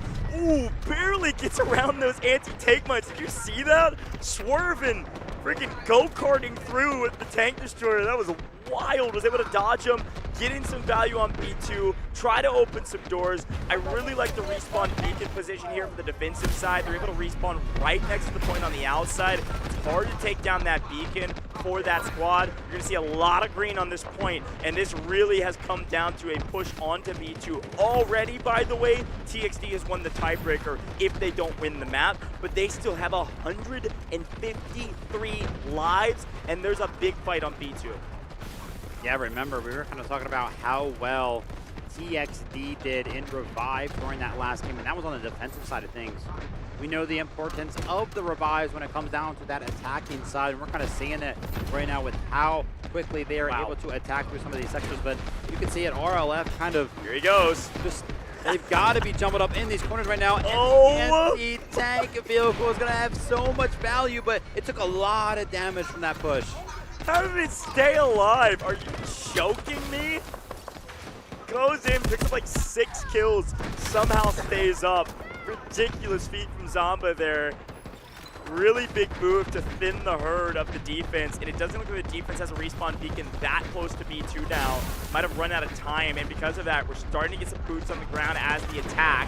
You see an assault vehicle as well from the attacker side who's going to come in and just muck things up in a second. Tank Destroyer thinking of doing the same. B2 falling to the attack. The defense can't spawn fast enough.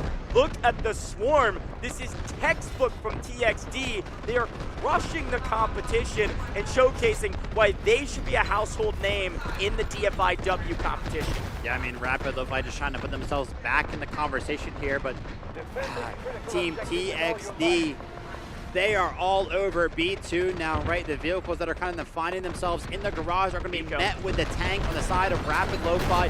Finally, they have a vehicle in the game now. Is it too little? Is it too late? As the Tank Destroyer comes around the backside, gets the flank on, the tank goes down to a sliver of HP. There is literally a stinger on top of the tank, and it's going to be the anti-tank mine of their own. Somehow that got blown up, and that was actually going to be the demise of the tank at the end of things. And as the tank goes down, so does B2.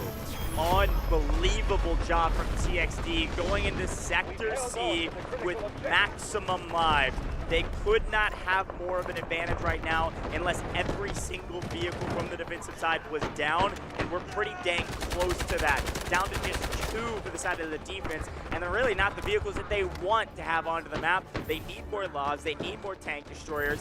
Losing that tank in that fight, it was an all-in from the defense. They had to try, but it was such a punishing move from TXD to be able to cut it down in true fashion. A great counterattack with tank destroyer, and unfortunately, that mine gets blown up to finish the job.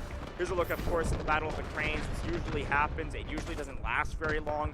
Defense have a pretty solid position up top right now, just to rain some hellfire over the top, maybe help out for a little while. But guess what? We got a heli in the skies. He's going to at least take a look at this crane, see if he can do a strafing run and pick up a couple kills.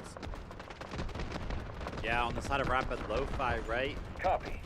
What is actually threatening that helicopter right now as we see vehicle deployment is coming in for Team TXD as they look to keep putting on the pressure here. So far, it's worked out very well, on pace to actually close out this attack in similar fashion that Rapid Lo-Fi did yesterday. Sub 15 minutes. It took them 5 minutes pretty much each to go through Sector A and Sector B. So if C takes about the same amount of time, they will do just that and give Rapid Lo-Fi a little taste of their own medicine. RLF calling in an artillery strike very early in this one. They've also set up Kobayashi in a similar position to what TL was doing, putting the tank destroyer up on the 2nd floor. I believe that was of C1. You know, to kind of peek out the wall there. There it is. There's a quick look at them at the 2nd floor there. Pretty good position, frankly. Hard to hit unless you're using a guided, a wire-guided missile or the Alluru missile, but should see some value. See Kobayashi picking up a couple kills in the feed. The attackers still have the vehicle advantage by a pretty large margin. I mean, look at that. They've technically got 6 versus a 2-piece on the defensive side. A decent little line here for the defense. We haven't touched C1 or C2 yet, but some really matter. They got 173 lives, and they're just slowly working their way forward, gaining ground. A nice push off screen kind of on the far side. They're actually looking like they may have a little bit more traction on C2 rather than C1. The red going into the building. Should see that get contested here shortly. Yeah, a similar attack that TL did. They went for C2 first.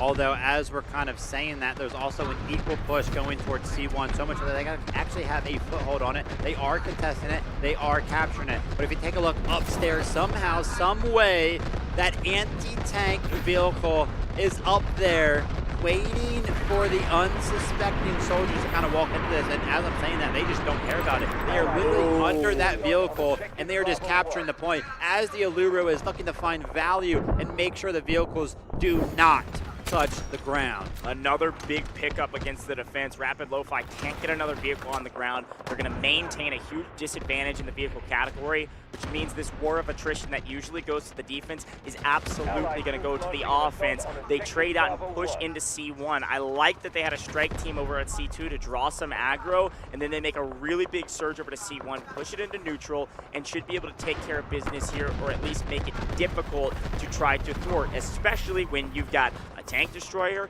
a tank, an assault vehicle, and another tank all looking at C1 while the infantry move their way over to C2.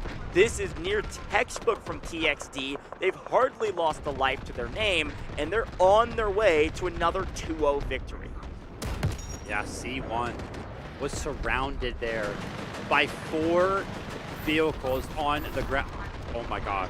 We're dropping a tank into the point of C2 right now. I'm actually very surprised that was able to land on the ground. You would imagine it would be harder for that one to actually land, but look at where the offensive vehicles are. No wonder they can shoot it. They're all the way on the opposite side of C1, as they should be, holding C1 while the infantry swarm onto C2. This is classic gameplay loop. This is a great strategy. It works very well when you have the advantage. We were able to get that tank down into C2 though because of the position of the offensive vehicles. Kind of risky though, could you imagine we saw another one of those vehicle steals? Definitely in a position where it could have been, but Koba there going to be on C2. The last remaining flag that stands between Team TXD and the 2-0 against Rapid Lo-Fi. So far, it's just been about the vehicle imbalance throughout the entirety of Threshold. TXD just seems so good when it comes down to that vehicle gameplay. If they all swarm this point right now with their vehicles, it could be a 4-on-2, and I think they can make quick work of Rapid Lo-Fi, and it looks like that's what they're kind of looking for. They're looking for an opening before they just start slamming the tanks and the vehicles in the front door. 3 vehicles from the attacking side versus 2 onto the point.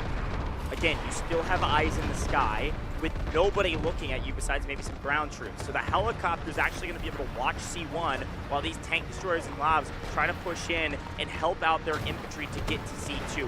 This is a win for Rapid Lo-Fi if they hold on C2. The problem is they've got to do it for 154 lives, and it's not looking great for them, albeit 2 vehicles on the point is very nice. It's just classic TXD. Look, right now we haven't seen any action.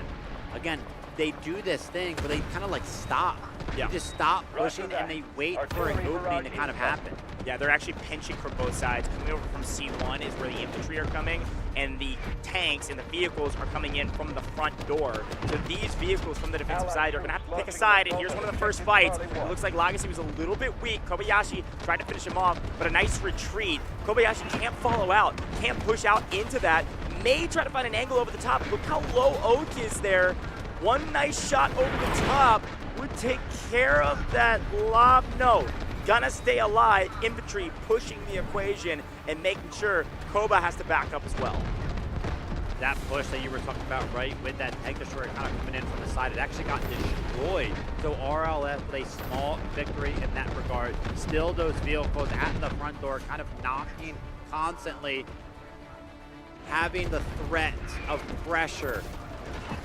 It looks like the offensive side is actually going to push through the second floor now of this building, not just the bottom floor. This actually could help, especially if we've got some engineers in there. I'm trying to get closer to C. We've got some engineers with this push. Lob coming over the top to try to get some damage down. Here come the infantry on the ground. Look at Whistly just barrel stuffing with a rocket to try to take down this tank. If they get Koba down, they could win this, but Koba's won the gunfight. Infantry trade out as well. Koba stays alive. Somehow this commander is holding the line, but we got a guided missile coming in from the attacking side. Well, we've got urgent deployment and artillery coming in from the defense. Let's see what value this guided missile gets. I can only assume it's dropping straight onto C2 to try to connect with the vehicle, and they know it! They don't back up far enough! We lose one! Koba stays alive, but down a vehicle means there is an opportunity on C2.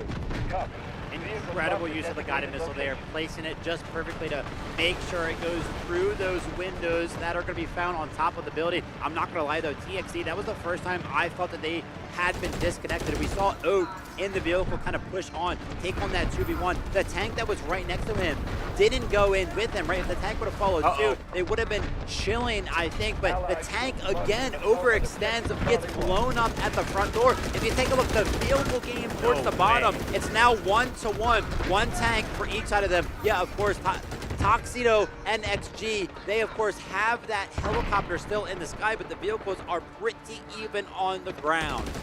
This is an unbelievable hold from RLF. They have to do it for so much longer. We've been hyping up this defense, and in the meantime, TXD's only lost 30 lives. But still, it is a brutal push from TXD that somehow RLF's been able to hold on the back of Kobayashi and the modicum of different engineers keeping this tank alive. He has been on this point for so long, and here comes another tank push, but infantry on the ground are going to force it back before even Koba can take a shot. See you later.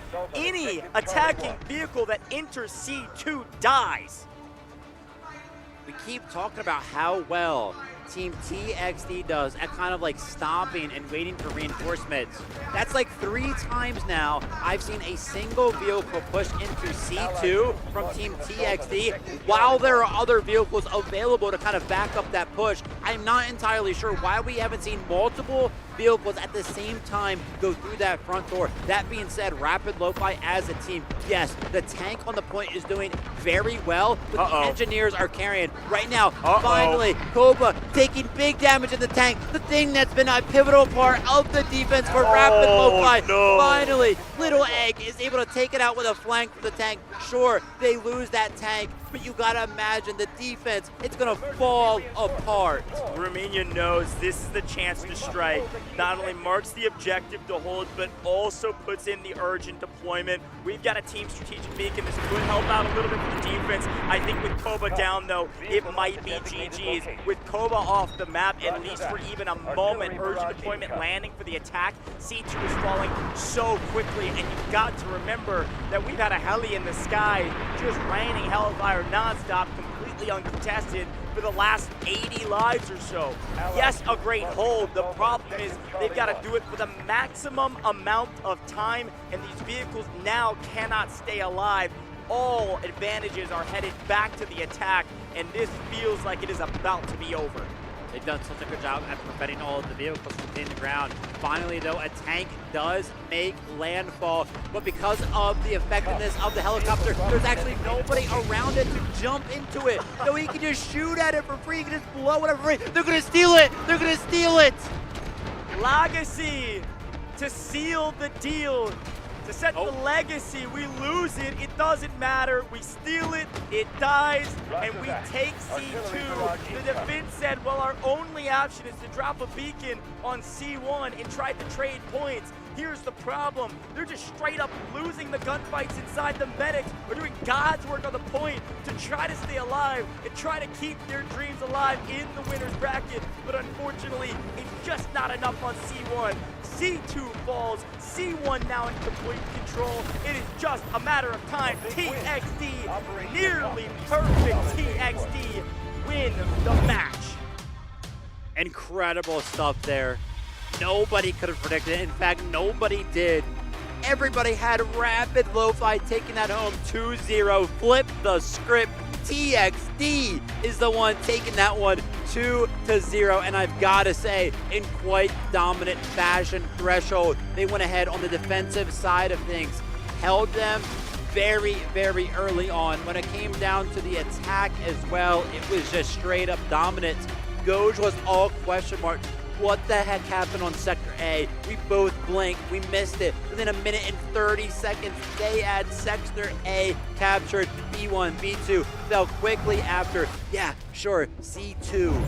It looked like Rapid were finally going to defend pretty well, but ultimately it was just too many tickets for them to fight through. Look at these highlights. Like we said, it was like a minute and a half, maybe. A is gone, B1's gone instantaneously. TXD had every single advantage. They had all the momentum. They had everything they wanted and more, all the way to C2. I mean, it wasn't even close. And you could see the frustration and the excitement exchanging hands. Some big moments around B2. For the first time, there was a small hole here, but because we had the advantage, Zombra just was rolling in, taking lives, and getting out scot-free. That is an absolute criminal route for nearly all 20 players on the defensive side, getting so much value with that tank destroyer because they have the advantage, barely missing out on the mines. The defense tries to invest in tank to save the day. They don't do it. As we get to C1 and C2, it was the same story for C1. C1 fell almost instantly. The hold on C2, though, is that RLF team that we talked about yesterday. It is the dominant RLF team that we saw before. They held C2 and C2 alone because of this tank right here that their leader, Koba, was able to hold for 90 lives almost. It was like 85 lives that they were able to hold this tank before it finally fell. Any enemy vehicle that walked into C2 got obliterated. It finally took a flanking vehicle to catch Kobayashi by surprise, and when Koba went down, so does the points. So very well done. TXD crushed the competition, win out in dominant fashion, and Vivid, that is now 2 days in a row that we have yet to see a Game 3 on stage. Insane stuff. Crazy. I cannot believe it. I seriously cannot. I was like, yeah, this one has the most potential. I mean, we pretty much said that about every single match so far, and we just continuously get proven wrong. The skill gap of each one of our matchups so far has just been great enough to be able to justify a win on both sides, no matter what map has been chosen. I got to give a big shout out, though, because, again, with how fast that game was going, on that map right there, how fast Sector A was actually captured by TXD. That guided missile, I can't believe we saw a guided missile on that map. That was pretty much, you know, the tide turner there on C2. Otherwise, it looked impenetrable for RLF. I think it was Kuhn PZ who actually picked up that guided missile. So score-wise, MVP for at least the first couple of minutes. That's actually such a great shout. As much as we were highlighting Kobayashi on C2 with that tank, you're right. They had two vehicles there holding for a while. It was the Lob that ended up dying to that guided missile that was really the game changer because Koba couldn't carry the load of both sides. Yeah. Had to cover one, and finally when the flank came around, he gets cut down. If the Lob's still there, could have helped. Yeah, I mean, potentially just a straight-up mistake by staying on the point when the missile came in. It backed up against the wall, but you're in a vehicle. You're not like an infantry. Let's take a look at it. And here's the crazy thing. As we take a look at these scores, I mean, insane stuff. First of all, can I just pull our eyes over to the revive category of TXD? Unbelievable stats. And also, Medics, top of the score because of how much value they're putting in. 86, 59, or 58, 44, 79. CVVT had 4 total kills and was still a top 6 player on the team because of the amount of revives they were able to pick You up. want to talk about the value of the revives over there, right? We were kind of talking about how that guided missile come in. It was such a short map, right? How were you able to pick up enough score to go ahead and justify that? The fact that revives are so important on the side of the attack, just strictly because of the economy of the tickets, but it also picked up so many 86 on top of like the 25 kills that Kuhn BZ actually had. It just allowed that guided missile to come in. And take a look at the team stats here. Man. We know the revives, they were going to be huge. Yeah, I mean, this is it's so valuable on defense, but it's almost paramount on offense. They had so many lives to work with on every single point because, one, they were pretty quick, but two, they just kept their bodies up. Not hitting that respawn button means your lives do not tick down. This is such a valuable thing, in Warfare in general, but especially in Victory Unite. You only have 180. That goes by so fast in pubs or in any normal game. At esports level, saving those is so valuable. That one player's life, CBBT with 4 kills, 80 some odd revives, was paramount for the success of that team. I mean, that is a ridiculous amount of lives. Instead of 180, 200 revives as a team, if that stat's correct. Instead of 180, they played with basically 380. I mean, that's the way you can look at it and kind of quantify the success that they were able to find in the medic category. So very well done from TXD. And I'm gonna apologize. I wasn't familiar with TXD's game, man. Nobody was. I thought RLF was the better team. They looked better yesterday. Maybe they came in cold today. TXD, the team, the way they played yesterday, maybe they played down to no Mercy, the way that they had to play on Trainwreck. Maybe Threshold's just their map. The TXD we saw today was also a totally different team, yet they emulated the same results, going 2-0 again. Yeah, really like to see the gameplay from TXD right there. Again, just played so well when it came down to the vehicle side of things. MVP time. Who's going to get it? We know exactly who's going to get it. It's going to be Kun BZ again, just on that support role. So many revives, playing such a pivotal part of the entirety of that attack. On top of that, was also able to find some time to pick up quite a bit of kills as well. Total score was enough to justify a very early guided missile, the one that destroyed the vehicle that was, you know, here's a pain in the side. So just the value right here, definitely an MVP-worthy performance. Yeah, I mean, that vehicle destruction you see is from the guided missile. I mean, that's sick. Yeah. It's so important. Here's the best squad, though, overall, and we know that it is all about the revives as well from Kun PZ to make sure his team could stay up. And by the way, Whistly, Winter, ATX, that's a lot of kills as well. 50, 25, and 42 from those three, let alone Kun PZ, who picked up 48 revives, but also 24 kills. Yeah, absolutely. So incredible stuff here. MVP back-to-back from each one of those games. So kind of able to put up those performances on both the attack and the defense is incredible stuff. I will also give a quick shout out.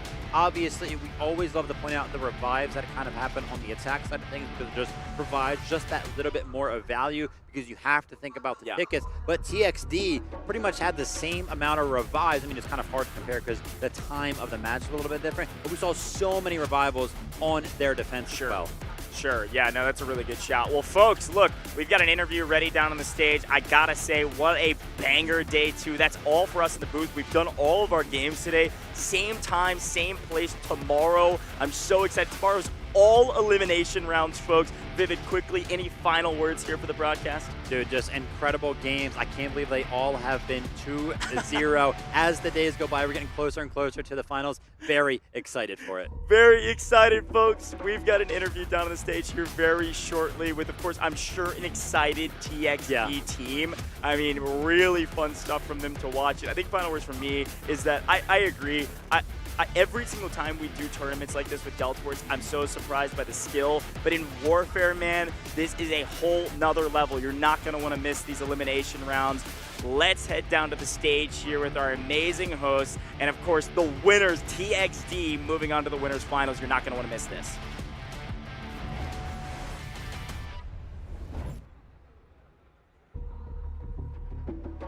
Hãy cùng chúng tôi quay trở lại với sân khấu lớn để cùng đến với phần phỏng vấn sau trận đấu cuối cùng tại ngày thi đấu thứ 2 của mùa giải năm nay, nơi chúng ta đã chứng kiến rất nhiều những trận thi đấu nghẹt thở. Và xin được chúc mừng cho 4 đại diện đã có được chiến thắng, đó là RRQ Seven Sins, No Mercy, Tenglong và Tuxedo NXG. Cùng với đó thì cũng rất buồn khi phải nói lời chào tạm biệt với 2 đại diện Project One và Hostile Response. Hy vọng rằng là chúng ta sẽ được gặp lại họ với phiên bản mạnh mẽ hơn ở trong những mùa giải sau. We are heading back to the final post-match interview at the second day of this tournament, and we have to congratulate to 4 representatives, including RIQ 7 Sins, No Mercy, Tenlong, and Tuxedo NXG with their wins today. And sadly, we'll have to say goodbye to Project One and Hostile Response. Hopefully, we will see them come back stronger in the next tournament. And now, standing next to me is the team's commander from the winners today on the last match, Tuxedo NXG, Rumina. And let's hear what the winner have to say with us. Hãy cùng xem vào lúc này thì cảm xúc của Rumina như thế nào nhá. Xin chào, Swadika. Không biết là cảm xúc của các bạn như thế nào khi là đội tuyển tiếp theo bước vào bán kết? What does it mean to you guys to be the next team to step into the semifinals? คำถามแรกให้ลูมิน่านะคะตอนนี้ลูมิน่ารู้สึกยังไงตอนที่ทีมเราได้คว้าตั๋วเข้ารอบ4ทีมสุดท้ายคะ ก็รู้สึกดีใจครับแต่ก็ไม่ได้ประหลาดใจครับเพราะว่าเราก็เตรียมการมาดีก็ที่เราชนะมาได้ก็รู้สึกดีใจครับแต่ว่าไม่ได้ประหลาดใจมาก Mình cảm thấy rất là vui khi mà team mình đã có thể bước vào vòng kế tiếp nhưng mà điều này cũng đã nằm trong dự tính của team mình rồi ạ. I am so happy to be the next team to step into the semi-finals, but this just go as planned, and we already know that we could make it happen. Phải nói rằng câu trả lời này cũng chứa đựng một cái sự tự tin rất lớn khi mà họ đã làm được điều đó ngày hôm nay. Vậy thì trước mắt các bạn sẽ là một vòng thi đấu rất quan trọng. Bạn nghĩ rằng là đội tuyển của bạn có cần phải cải thiện điều gì để hướng tới trận đấu sắp tới hay không? Next up is going to be a very crucial match, and do you think that you and your team need to improve anything? ก่อนที่จะเข้ารอบแข่ง4ทีมสุดท้ายนะคะทางทีมเรามีอะไรที่คิดว่าต้องปรับปรุงก่อนที่เข้าแข่งไหมคะ ก็เนื่องจากก่อนที่เราจะเดินทางมาที่นี่ก็เราไม่ได้ทิ้งช่วงซ้อมไปเลยก็ตอนนี้ทีมยังกลับฟอร์มเดิมไม่ได้ก็เลยอาจจะต้องปรับเรื่องทีมเวิร์กอะไรอย่างนี้ให้ดีขึ้นครับ Thì team mình hiện tại thì cũng khá là ổn. Mình đánh giá rằng team mình hiện tại cũng khá là ổn nhưng mà cũng còn có vài điều mà team mình cần phải điều chỉnh, đặc biệt đó là cái vấn đề teamwork, làm việc với nhau trong team ạ. I think my team is doing great. They are stable, but we need to have more connection. We need to communicate well. So I think the teamwork is going to be the problem to improve. Trước mắt các bạn thì sẽ là một đối thủ rất là mạnh, đó chính là Thang Long, trận đấu tiếp theo. Thì không biết là bạn cảm nhận như thế nào với đối thủ này, bạn đánh giá sao về sức mạnh của họ? You are facing Tang Long, one of the high-rated opponent. What do you think about your opponent for the next match? คู่แข่งถัดไปของเราก็จะเป็นทีมเทิงหลงนะคะที่หลายคนผู้ชมหลายคนเขาก็ชื่นชมว่าเป็นทีมที่แข็งแกร่งมาก แล้วตอนนี้ลูมิน่ารู้สึกยังไงที่ได้เจอกับเขาอะคะ ก็รู้สึกตื่นเต้นครับที่จะได้เจอกับทีมที่แข็งแกร่ง แต่ว่าก็พร้อมเหมือนกันที่จะเจอพวกเขาก็ผลจะเป็นยังไงก็รอติดตามครับ Hiện tại thì cả mình và cả team cũng khá là hồi hộp khi mà đối thủ kế tiếp của tụi mình là một team rất là mạnh, nhưng mà tụi mình cũng đã sẵn sàng để có thể đối đầu với Trân Long. Mọi người hãy theo dõi team của mình tiếp ạ. I feel like we are a little bit nervous and anxious about meeting and facing Tang Long for the next round, but we are also get really ready for this. Please follow and support us. Vâng, vậy thì câu hỏi cuối cùng dành cho Rumina đó là bạn có một cái điều nhắn nhủ nào đó muốn gửi tới những fan hâm mộ của mình đã luôn theo dõi và tiếp tục ủng hộ cho Tuxedo NXT trong chặng đường tiếp theo không? What are you going to tell all of the supporters out there right now? แล้วก็อีกหนึ่งคำถามนะคะ ตอนนี้ทางลูมิน่ามีอะไรที่อยากจะฝากกับแฟนๆ แล้วก็ผู้ชมคนที่ติดตามเราอยู่ไหมคะ ก็อยากจะขอให้ตามเชียร์ต่อไปนะครับ แล้วก็รอบนี้ผมจะแก้แค้นให้กับประเทศของเราครับผม Mong mọi người sẽ tiếp tục ủng hộ team mình ạ, và vòng kế tiếp team mình cũng sẽ làm hết sức có thể để lấy lại những gì mà chúng ta chưa đạt được ạ. So please support us all the way, and we are going to try our best to get what we have missed and not have yet to achieve. And please follow and support us. Và lần nữa xin được chúc mừng cho chiến thắng rất áp đảo ngày hôm nay Tuxedo NXT, và hãy tiếp tục ủng hộ cũng như là chờ đón những phần trình diễn tiếp theo của họ ở trong vòng bán kết sắp tới, khi mà họ sẽ phải đối đầu với một đối thủ cũng rất mạnh, đó chính là Thang Long. Và một lần nữa xin được cảm ơn Rumina với phần phỏng vấn sau trận đấu. Once again, congratulations to your win today for securing the next spot in the semi-finals, and we are looking forward to seeing your great performance in the next matches. Thank you so much for the interview. ขอบคุณค่ะ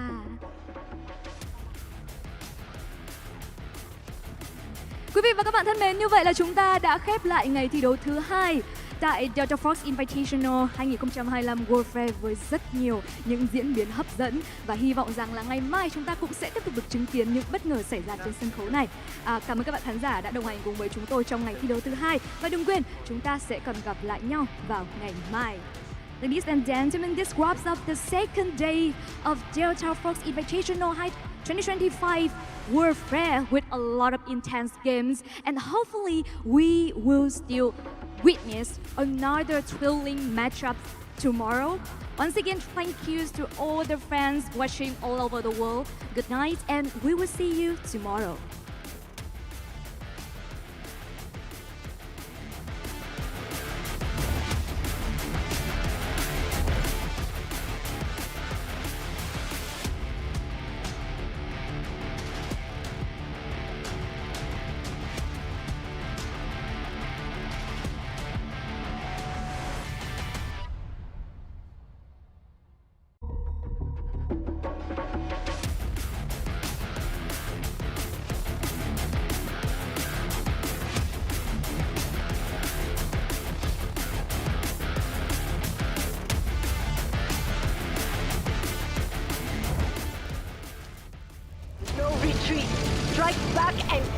objective. This is our final stand. We must defend the position at all costs.